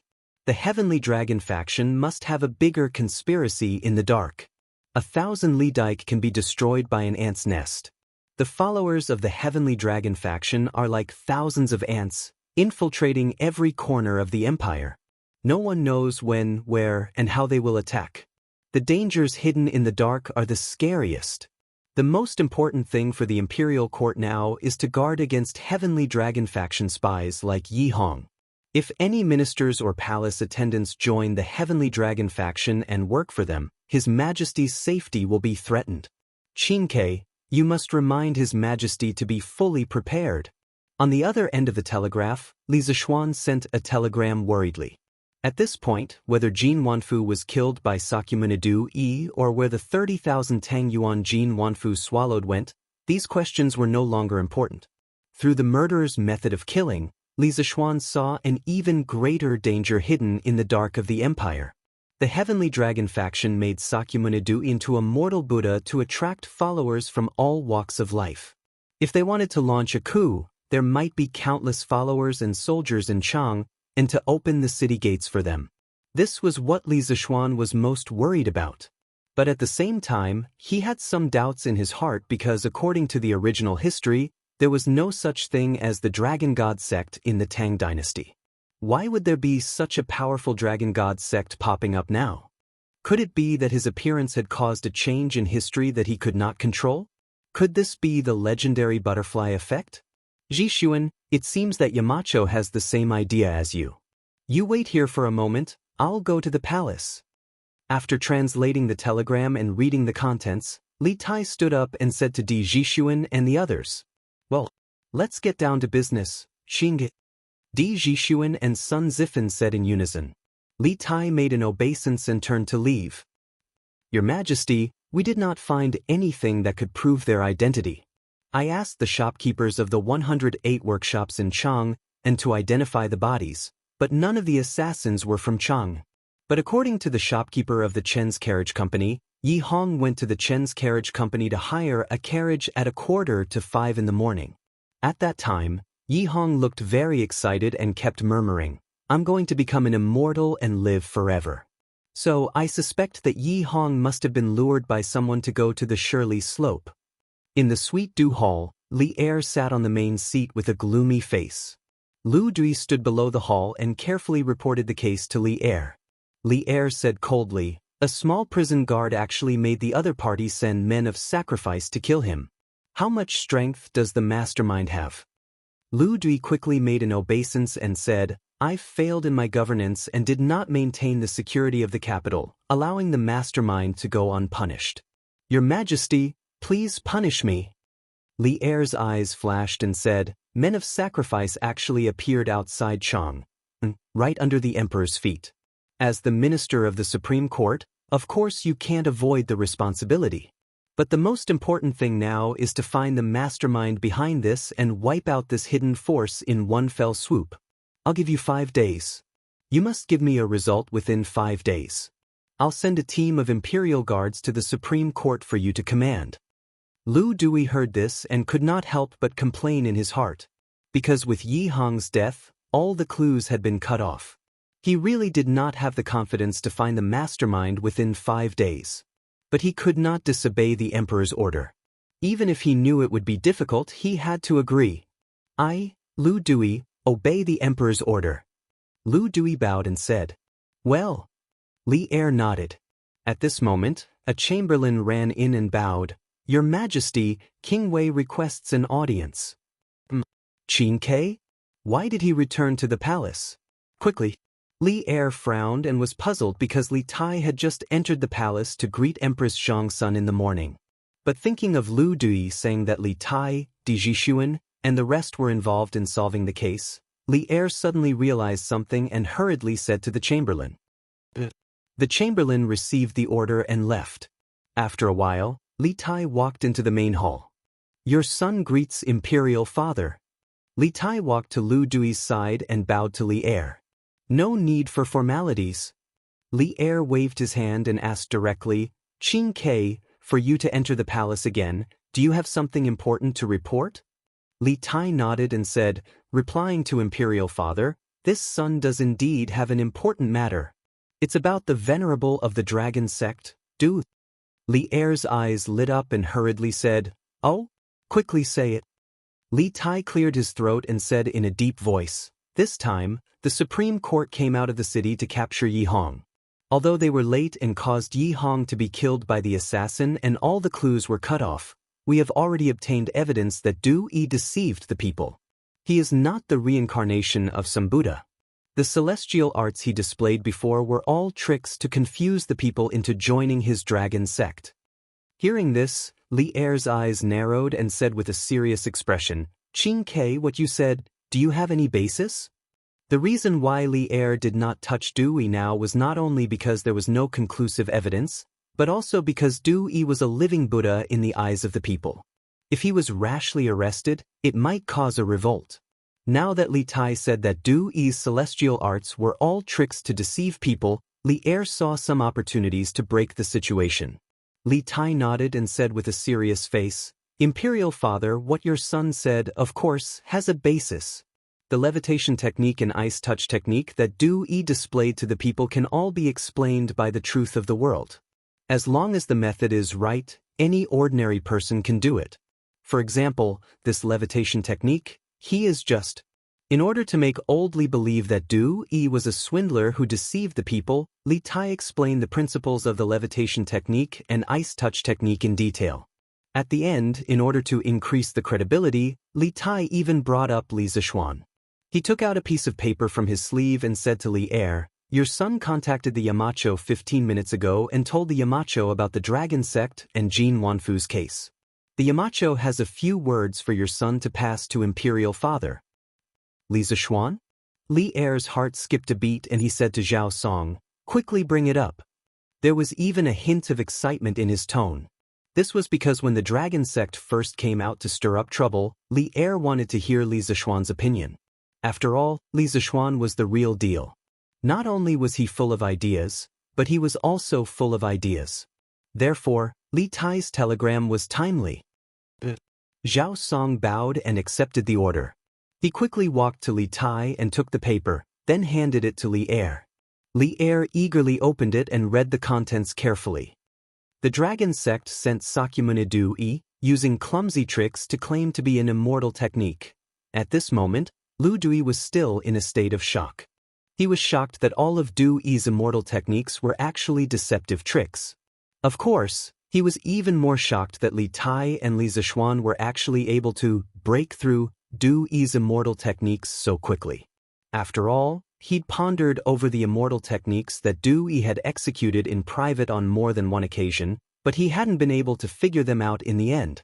After a moment of silence in the hall, Li Er finally finished reading the contents of the paper. At this time, his old face had become incomparably gloomy. Obviously, Li Zishuan's words had struck a sensitive nerve in Li Er. Minister Lu, immediately bring people to seal up the dragon sect and arrest the dragon head of the dragon sect as well as Sakyamuni Du Yi. Li Er said coldly. There was a hint of determination in his voice. At this moment, the iron-blooded emperor was back. Lu Dui raised his eyebrows and quickly cupped his hands. Your Majesty, this old subject does not have any evidence of Sakyamuni Du Yi's crimes. I'm afraid that rashly arresting them will cause widespread criticism. How can there be no evidence? Regardless of whether Jin Wanfu was killed by Du Yi or not, just based on his clumsy tricks, falsely claiming to be God and Buddha, and misleading the people to join the dragon sect, he should be arrested. Li Er snorted coldly. Now that the mysterious veil on Du Yi's body had been removed, how could Li Er, who originally wanted to deal with the dragon sect, endure it? It was already good enough that he did not directly send an army to encircle and annihilate the dragon sect. How could he let Du Yi of the dragon sect continue to get away scot-free and bewitch the people? Lu Dui suddenly understood and quickly cupped his hands. This old subject obeys the decree. After saying that, he cupped his hands and left the hall. All right, Xianxia, you can also leave. You have done well in this matter. As for the matter mentioned by Li Zishuan, you don't have to worry. This emperor will make arrangements. Rubbing the space between his eyebrows, Li Er looked at Li Tai and said warmly. Li Tai solemnly cupped his hands and said, Then, this subject will take his leave. Imperial father and imperial mother must strengthen the guards in the palace and take care of yourselves. Li Er's heart warmed. He nodded and replied, And you can go. Hearing this, Li Tai cupped his hands and left. Chapter 1514. Your Majesty, General Li has infiltrated the Heavenly Dragon sect and is thinking of a way to bring back a bowl of Jade Lake holy water for Divine Dr. Sun. In the Sweet Dew Hall, after hearing Li Er's order, Zhao Song said with some difficulty. Not too long ago, Li Er had given Li Junxian a secret mission. He was to find a way to obtain the Jade Lake holy water that the people of the Heavenly Dragon sect were going crazy over and deliver it to the Great Tang Alliance Clinic for Sun Simiao to study.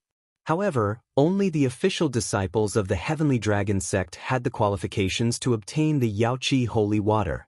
Moreover, this kind of elixir that could cure all kinds of illnesses had to be drunk on the spot in order to maintain the best medicinal effect.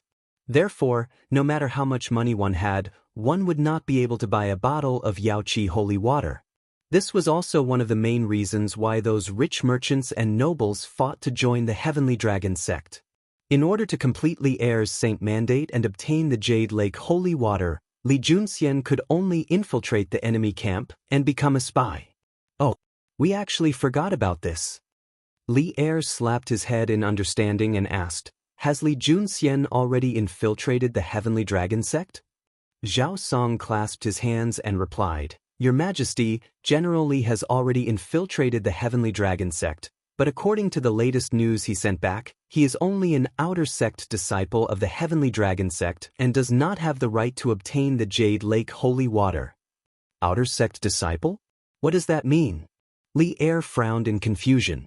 Zhao Song hurriedly explained, Your Majesty, the Heavenly Dragon sect did not have an outer sect disciple or inner sect disciple in the past, but as more and more people wanted to join the Heavenly Dragon sect, they began to divide into inner and outer sect disciples.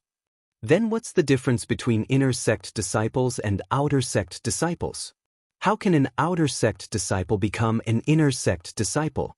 Li Er asked with a frown.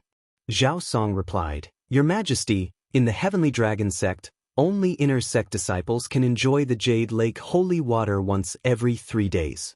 Outer sect disciples can only enjoy it once every half a month. As for how an outer sect disciple can become an inner sect disciple, I heard that the Heavenly Dragon sect has a judge in charge of this matter. As long as you pay enough money, you can become an inner sect disciple at any time. If you don't have the money, you can only slowly become an inner sect disciple by completing missions. A small sect like the Heavenly Dragon sect is actually robbing the people of their wealth. Their greed is insatiable, and they have accumulated so much wealth. What are they trying to achieve? Li Er coldly snorted. Find a way to get in touch with Li Junxian and have him work with Lu Dui. Today, we must capture all the important members of the Heavenly Dragon sect. Zhao Song bowed and said, "This old servant obeys. You must also pay attention to the investigation of the officials and eunuchs. I don't want Chang and to be in chaos." Li Er added. Zhao Song's heart trembled as he replied. "Quick! Surround the entire Heavenly Dragon Temple. Don't let anyone escape." At 4 p.m., Lu Di led a group of Supreme Court runners and 2,000 Imperial Army soldiers to the Heavenly Dragon Temple in Xinfeng County. Lu Dui waved his hand and said coldly, "Here." More than 2,000 soldiers and runners answered in unison, then quickly divided into two groups and surrounded the newly renovated Heavenly Dragon Temple. Why would the army of the Imperial Court surround the Heavenly Dragon Temple? That's right. This Heavenly Dragon Temple has Master Du Yi, the reincarnation of a Buddha. Why are these soldiers surrounding the Heavenly Dragon Temple? This is disrespect to the Buddha. That's right. Why are you surrounding the Heavenly Dragon Temple? You will suffer the wrath of the heavens. Surprisingly, when the Imperial Army surrounded the Heavenly Dragon Temple, the first to stand up was not the monks of the Heavenly Dragon Temple, but the people outside the temple, or rather, the followers of the Heavenly Dragon sect. If it was in the past, they would definitely not have dared to speak up against the Imperial Army. However, at this moment, it was as if they were possessed. In their hearts, the Heavenly Dragon sect was their #1 priority. They were willing to die for their beliefs. Lu Dui frowned and shouted, "This official is Lu Dui of the Supreme Court."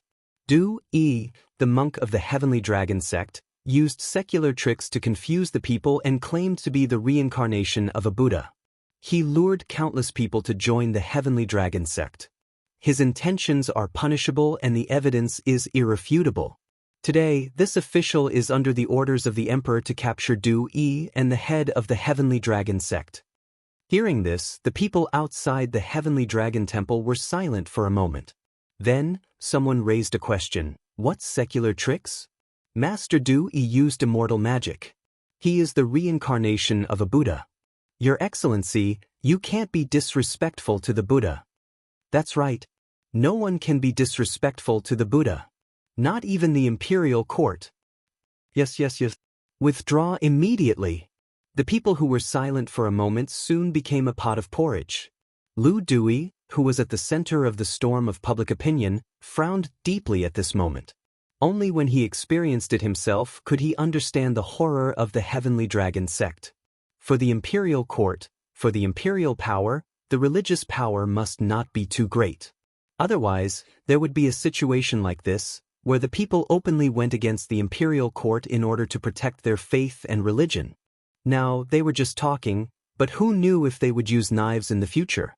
Directly raise a rebellion? Silence! Lu Dui's face darkened and shouted with all his strength, "Whether Du Yi of the Heavenly Dragon sect is using secular tricks to deceive the people, this official already has conclusive evidence. After he is arrested and brought to justice, there will be someone who will go to court with him. At that time, if he is really wronged, this official will naturally let him go. Now that the Supreme Court is handling the case, all unrelated people must stay away. Otherwise, don't blame this official for the crime of disturbing the public order." Lu Dui's face was stern and his voice was low. His shout frightened many people. At this moment, a carriage from the Wonderful Taste Pavilion drove over. Lu Dui glanced at it and saw the curtain open. Li Tai, Sun Zifan, Di Jixuan, and Yuqi Baolin came out of the carriage. Lu Dui quickly went up to them and asked, "Your Highness, why are you here?" Li Tai smiled and said, "This prince expected that someone would obstruct Minister Lu from handling the case, so I specially came here. I can take advantage of today's opportunity to expose Du Yi's deceit and let the people see the true face of the fake Buddha. Lu Dui's eyes lit up and he said with surprise, "Oh? Your Highness is already prepared?" If he could directly let the people see Du Yi's deceit, it would be the best for Lu Dui. After all, in many cases, blindly using force would not solve the problem. Li Tai smiled confidently and said, "Yes. This prince is ready." After that, he turned and took out an iron cylindrical object from the carriage. If the people present were from the Han village or Plum village, they would definitely recognize this object. That's right, this object was a loudspeaker. The workshop's newest secret product. Bao Lin, help me hold the loudspeaker in a while. Jixuan, Zifen, bring the things and come with me. Today, we will let these people who have been deceived wake up. Li Tai waved his hand and arranged. But everyone answered and came to the place where Lu Dui was standing earlier. Yuchi Baolin placed one end of the loudspeaker next to Li Tai's mouth. Seeing that the people in front of him were looking at him and talking about him, Li Tai coughed softly and said, "Cough, cough. Silence. Silence." From the calm tone of the words, one could tell that Li Tai was not shouting at the top of his voice. It was just like how he usually talked to people. However, the volume of this sentence was much louder than that of other people shouting at the top of their lungs. It really shocked the 100 people in Tianlong Temple. "Oh my! Who's this? Why is his voice so loud?" "This is His Highness Prince Wei. I have seen him in Shang and City. Why is His Highness Prince Wei's voice so loud? It seems that he did not use much strength. Could it be that His Highness Prince Wei knows how to use celestial arts like Master Du Yi? Oh my God! His Highness Prince Wei is also an immortal?" The people could not help but talk about it. Li Tai continued to shout into the loudspeaker, "Okay." Everyone was silent. "I am the current Prince Wei. The reason why my voice is so loud may be that I know how to use celestial arts. Coincidentally, apart from this, I also know other celestial arts. Watch carefully." Li Tai did not care about the people's exclamations. Instead, he nodded at Di Jixuan. Di Jixuan hurriedly handed over a transparent glass bottle, which was filled with crystal clear water. Li Tai took it with one hand. Then, he took a square glass cup from Sun Zifen. Then, he looked at the people and said, "I think many people have seen this celestial art. Today, I will let you see it again." After that, Li Tai asked Di Jixuan to help him open the bottle cap. Then, under the eyes of the people, he slowly tilted the glass bottle. The crystal clear water slowly flowed into the glass cup below. However, the moment the liquid water touched the glass cup, it quickly turned into ice crystals. The surrounding people could not help but exclaim, "Celestial art! This must be a celestial art." His Highness Prince Wei is actually the same as Master Du. They are both celestial beings. Other than turning water into ice, His Highness Prince Wei can also make his voice very loud. It feels like His Highness celestial art is even more powerful than Du Yi's. Such a simple trick made the people look at Li Tai with a feverish gaze. This made Li Tai somewhat worried. In his opinion, these people were simply too easy to fool. "Silence! Everyone, silence!" After clearing his throat, Li Tai loudly said, "That's right. The reason why this prince can amplify my voice by more than 10 times is not because this prince knows any celestial art, but because this prince has learned engineering and knows how to create tools that can amplify a person's voice by more than 10 times. Similarly, this prince used Du Yi's celestial art today not because this prince is a celestial being, but because this prince knows engineering and knows that the celestial art is not a celestial art. It is just a trick that Du Yi specially prepared to trick the people into joining the dragon cult. This prince is only a mortal, not a celestial being. Similarly, Du Yi is only a quack, not a celestial being. The celestial art he showed is just a trick to confuse the masses. Everyone, don't fall for Du Yi's trick just because of some appearances. What? These are not celestial arts? Master Du Yi is not the reincarnation of a celestial being? How is that possible? Have we all been deceived by the dragon cult? Hearing this, The commoners couldn't help but widen their eyes. They found it hard to accept. After all, Li Tai's words had completely destroyed the beliefs in their hearts. The collapse of their beliefs wasn't something that could be recovered in a short period of time. Lu Xiqing quickly go in and search. While the people were in a daze, Li Tai gave Lu Dui a look and said in a low voice. This was the first time Lu Dui had seen this kind of technique with his own eyes. He was still in a daze. At this moment, when he heard Li Zishuan's reminder, he quickly recovered and said, "Your Highness's reminder is right. This official will send someone in to search." After that, he waved his hand to the left and right and decisively ordered, "Go in and search. Capture Du Yi and the dragon head of the dragon cult." Two groups of soldiers immediately filed in from the main entrance of the Tianlong temple. Now, no one jumped out to oppose. At this moment, the people were still in a daze. "Get out. Stand properly. Be honest. Stand here. Line up." After about a quarter of an hour, the two groups of soldiers who had entered the Tianlong temple earlier came out with some men and women whose hands and feet were tied. Report. Lu Xiqing. The venerable Sakya Du Yi and the mysterious dragon head of the dragon cult are not in the Tianlong temple.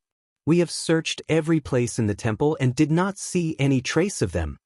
The leader of the soldiers walked to Lu Dui and cupped his fists. They must have expected the imperial court to come here in advance, or received the news in advance and left the Tianlong temple before us. Lu Dui frowned when he heard this. At this moment, a man whose hands and feet were tied suddenly ran out from the group of captured disciples and ran straight toward Li Tai. "Your Highness, be careful." Lu Dui was very anxious. He never thought that someone would choose this time to launch an attack. Moreover, it was against Li Tai, who had a special status.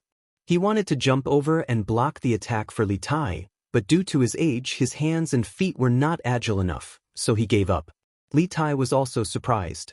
Although he was younger than Lu Dui, his physique and physical fitness were still there.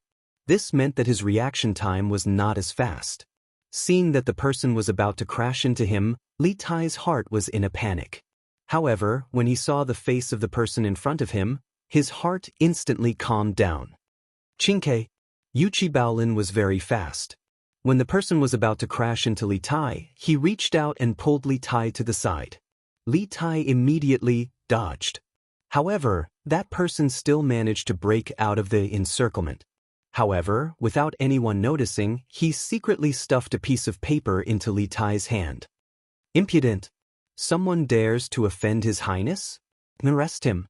Lu Dui hastily ordered. Li Tai caught a glimpse of Lu Dui's faintly discernible smile and understood that Lu Dui also knew the man's true identity. He looked at the people and used the loudspeaker to shout, "Today, you have all seen that Du Yi's immortal arts are just tricks to deceive people. Now, Du Yi and the dragon head of the Heavenly Dragon sect have fled in fear of punishment. What does this prove? It proves that they have a guilty conscience. If they were the reincarnations of gods and Buddhas, how could they have a guilty conscience? So this king hopes that when you return, you will tell each other what happened today. Don't let others be deceived by the dragon sect again." Chapter 15:15. Boom! In front of Sky Dragon Temple, Li Tai's words caused an uproar among the people. Did Master Du Yi really abscond for fear of punishment? Impossible. Master Du Yi is the reincarnation of a deity. Why would he be afraid of the imperial court's army? Why would he flee? Master Du Yi must have left Sky Dragon Temple because of something. Reincarnation of a deity?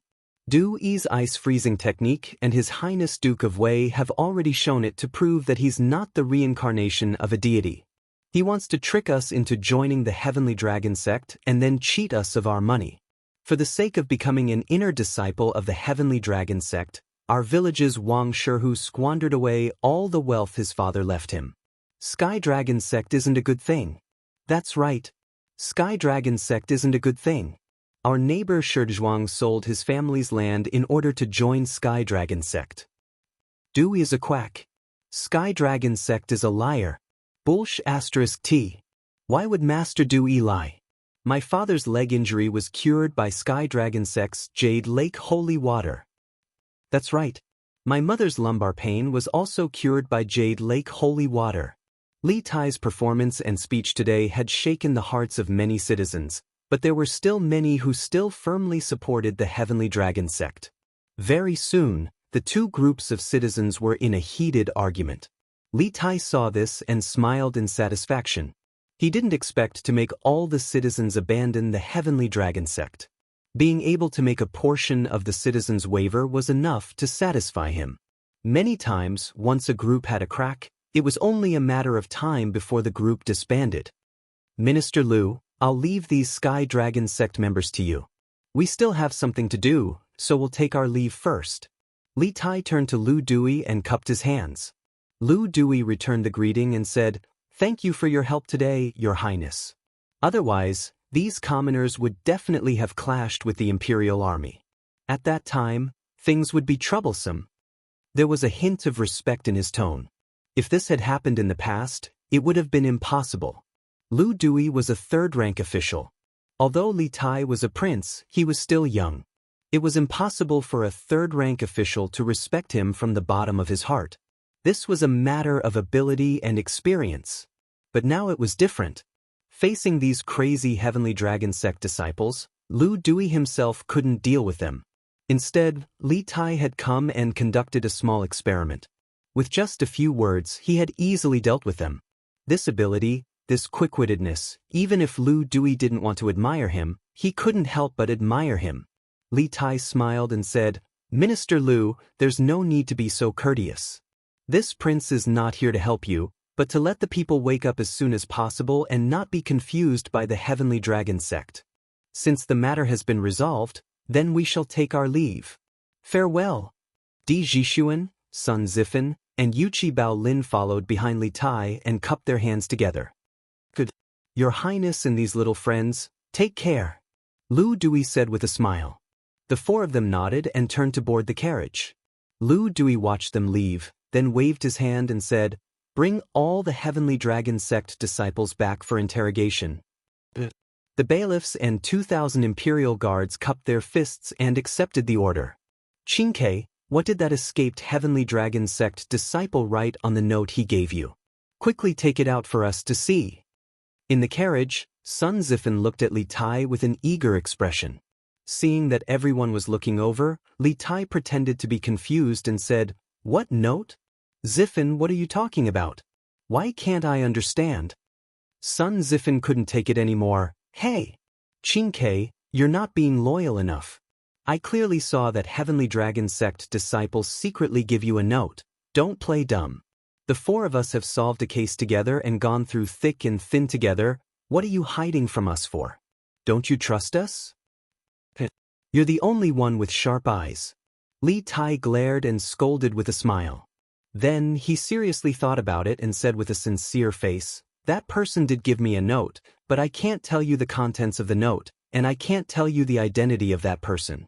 It's not that I don't trust you, but the less people know about this, the safer that person's situation will be. I hope you can understand."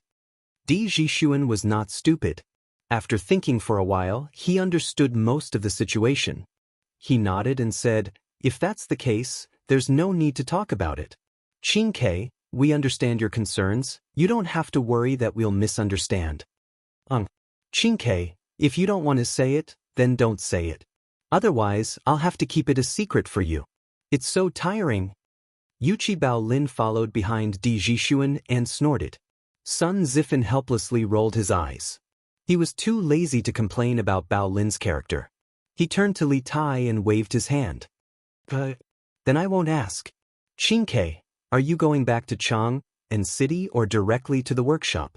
Li Tai pondered for a moment and said, "I have to go back to the palace first. There's something I have to report to my father. I can also send you guys home on the way." "That's great. Otherwise, I'll be burned to death if I get off the carriage on such a hot day." Sun Zifan leaned on the sofa in the carriage and said happily, "Dragonhead's prediction is amazing. The Imperial Court has indeed sent an army to surround the Sky Dragon Temple. If not for the Dragonhead ordering the core members of the sect to retreat first, we would have been surrounded." On a mountain peak, a man with an iron mask stood. Behind him, Shakyamuni bowed in admiration. Is this something to be happy about? The man with the iron mask snorted mercilessly.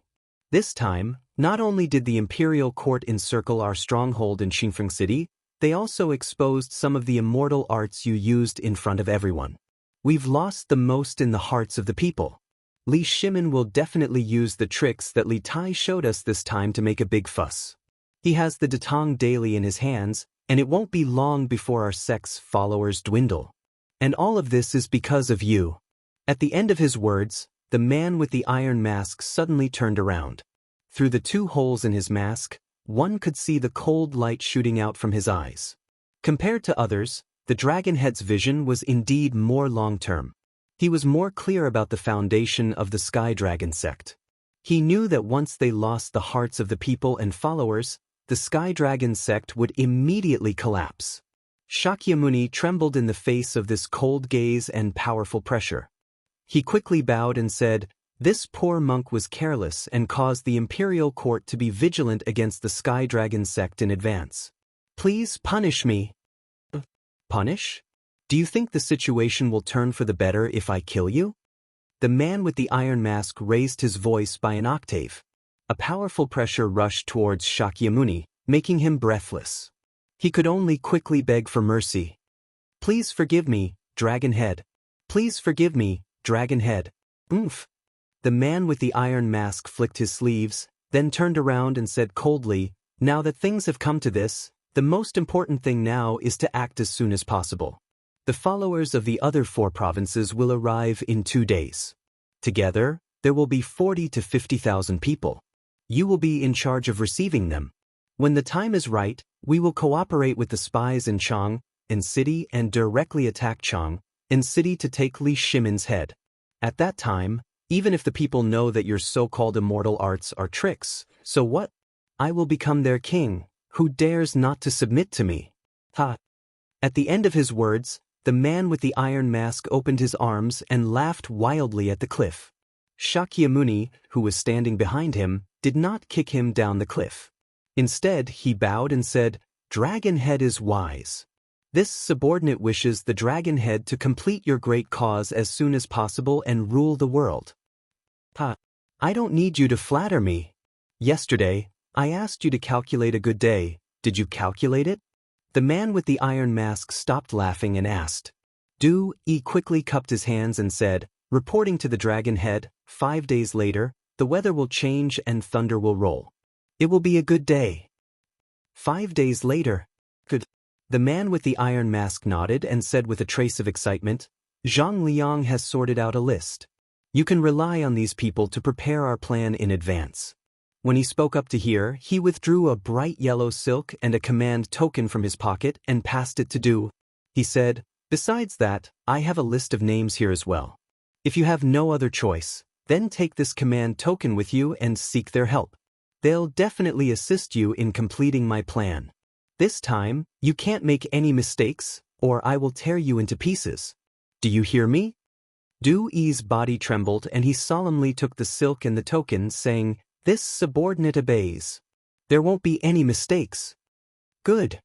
The man with the iron mask nodded and turned to look at the towering mountains and precipitous cliffs in front of him. He could not help but sigh. Snake Spirit Mountain, 1 man can hold the pass against 10,000. This is really a good place. It's a pity that Yin Batian and Snake King were courting death by provoking Li Zishuan. Such a good sect is wasted. Now, this place has become the temporary residence of our Heavenly Dragon sect. Snake Spirit Mountain. The core members of the Heavenly Dragon sect had actually retreated to Snake Spirit Mountain. Du-E smiled. "Dragonhead is wise. Last year, the Imperial Court sent an army to encircle Snake Spirit Mountain, and Li Zishuan used gunpowder to raise the peak of Snake Spirit Mountain to the ground. Now, no one will expect us to stay here. No matter how good the Imperial Court is, they won't be able to find us here. The most dangerous place is the safest place. I will start from this Snake Spirit Mountain and conquer this world." The man with the iron mask laughed proudly. "Report." At this moment, a Heavenly Dragon sect member behind the 2 ran over and bowed, reporting to Dragonhead, There is an outer disciple of our sect in Weinan County who is inquiring about the whereabouts of Dragonhead and Venerable One. He said that he has something extremely important to hand over to Dragonhead and Venerable One. We have locked him in the Wu Manor at the foot of the mountain. Dragonhead, please make the decision. Something extremely important? Du Yi frowned slightly, his face full of displeasure. Why don't you just snatch it from him? Can't you see what the situation is now? If we are not careful, we will attract the Imperial Court's army. The disciple looked troubled. Venerable One, that person said that he didn't bring that thing with him. He will only take it out after he is sure that he can see Dragonhead. This person is so cunning. It is very likely that he was sent by the Imperial Court. Let's kill him before he knows where we are. Hearing this, a trace of viciousness flashed across Shiji's face as he coldly said, "This." The disciple hesitated, not knowing if he should obey the order. Then, the man with the iron mask said, "Wait." After a pause, the man with the iron mask continued, "Take my order and bring that person up the mountain." Dragonhead, what if this person is a spy sent by the Imperial Court? Won't our whereabouts be exposed? Du Yi hurriedly said. The man with the iron mask snorted, "If this thing is extremely important to our Heavenly Dragon sect, what should we do? Besides, even if he is a spy from the Imperial Court, I don't believe that he can send a message to the Imperial Court under my nose. You hurry up and go." With that, the man with the iron mask pointed at the disciple who gave the order. Dragonhead. The disciple received the order and left. As the sun set, a few men in gray clothes suddenly came to a village outside the mountains. They walked to a small dilapidated house beside the village and asked, "Is that kid still inside?"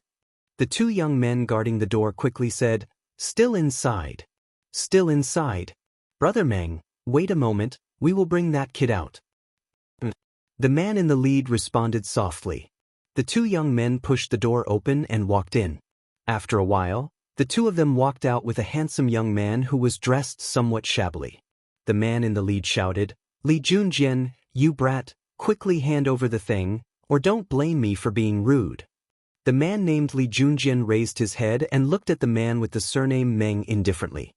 He said without fear, "I said, this thing is very important to me.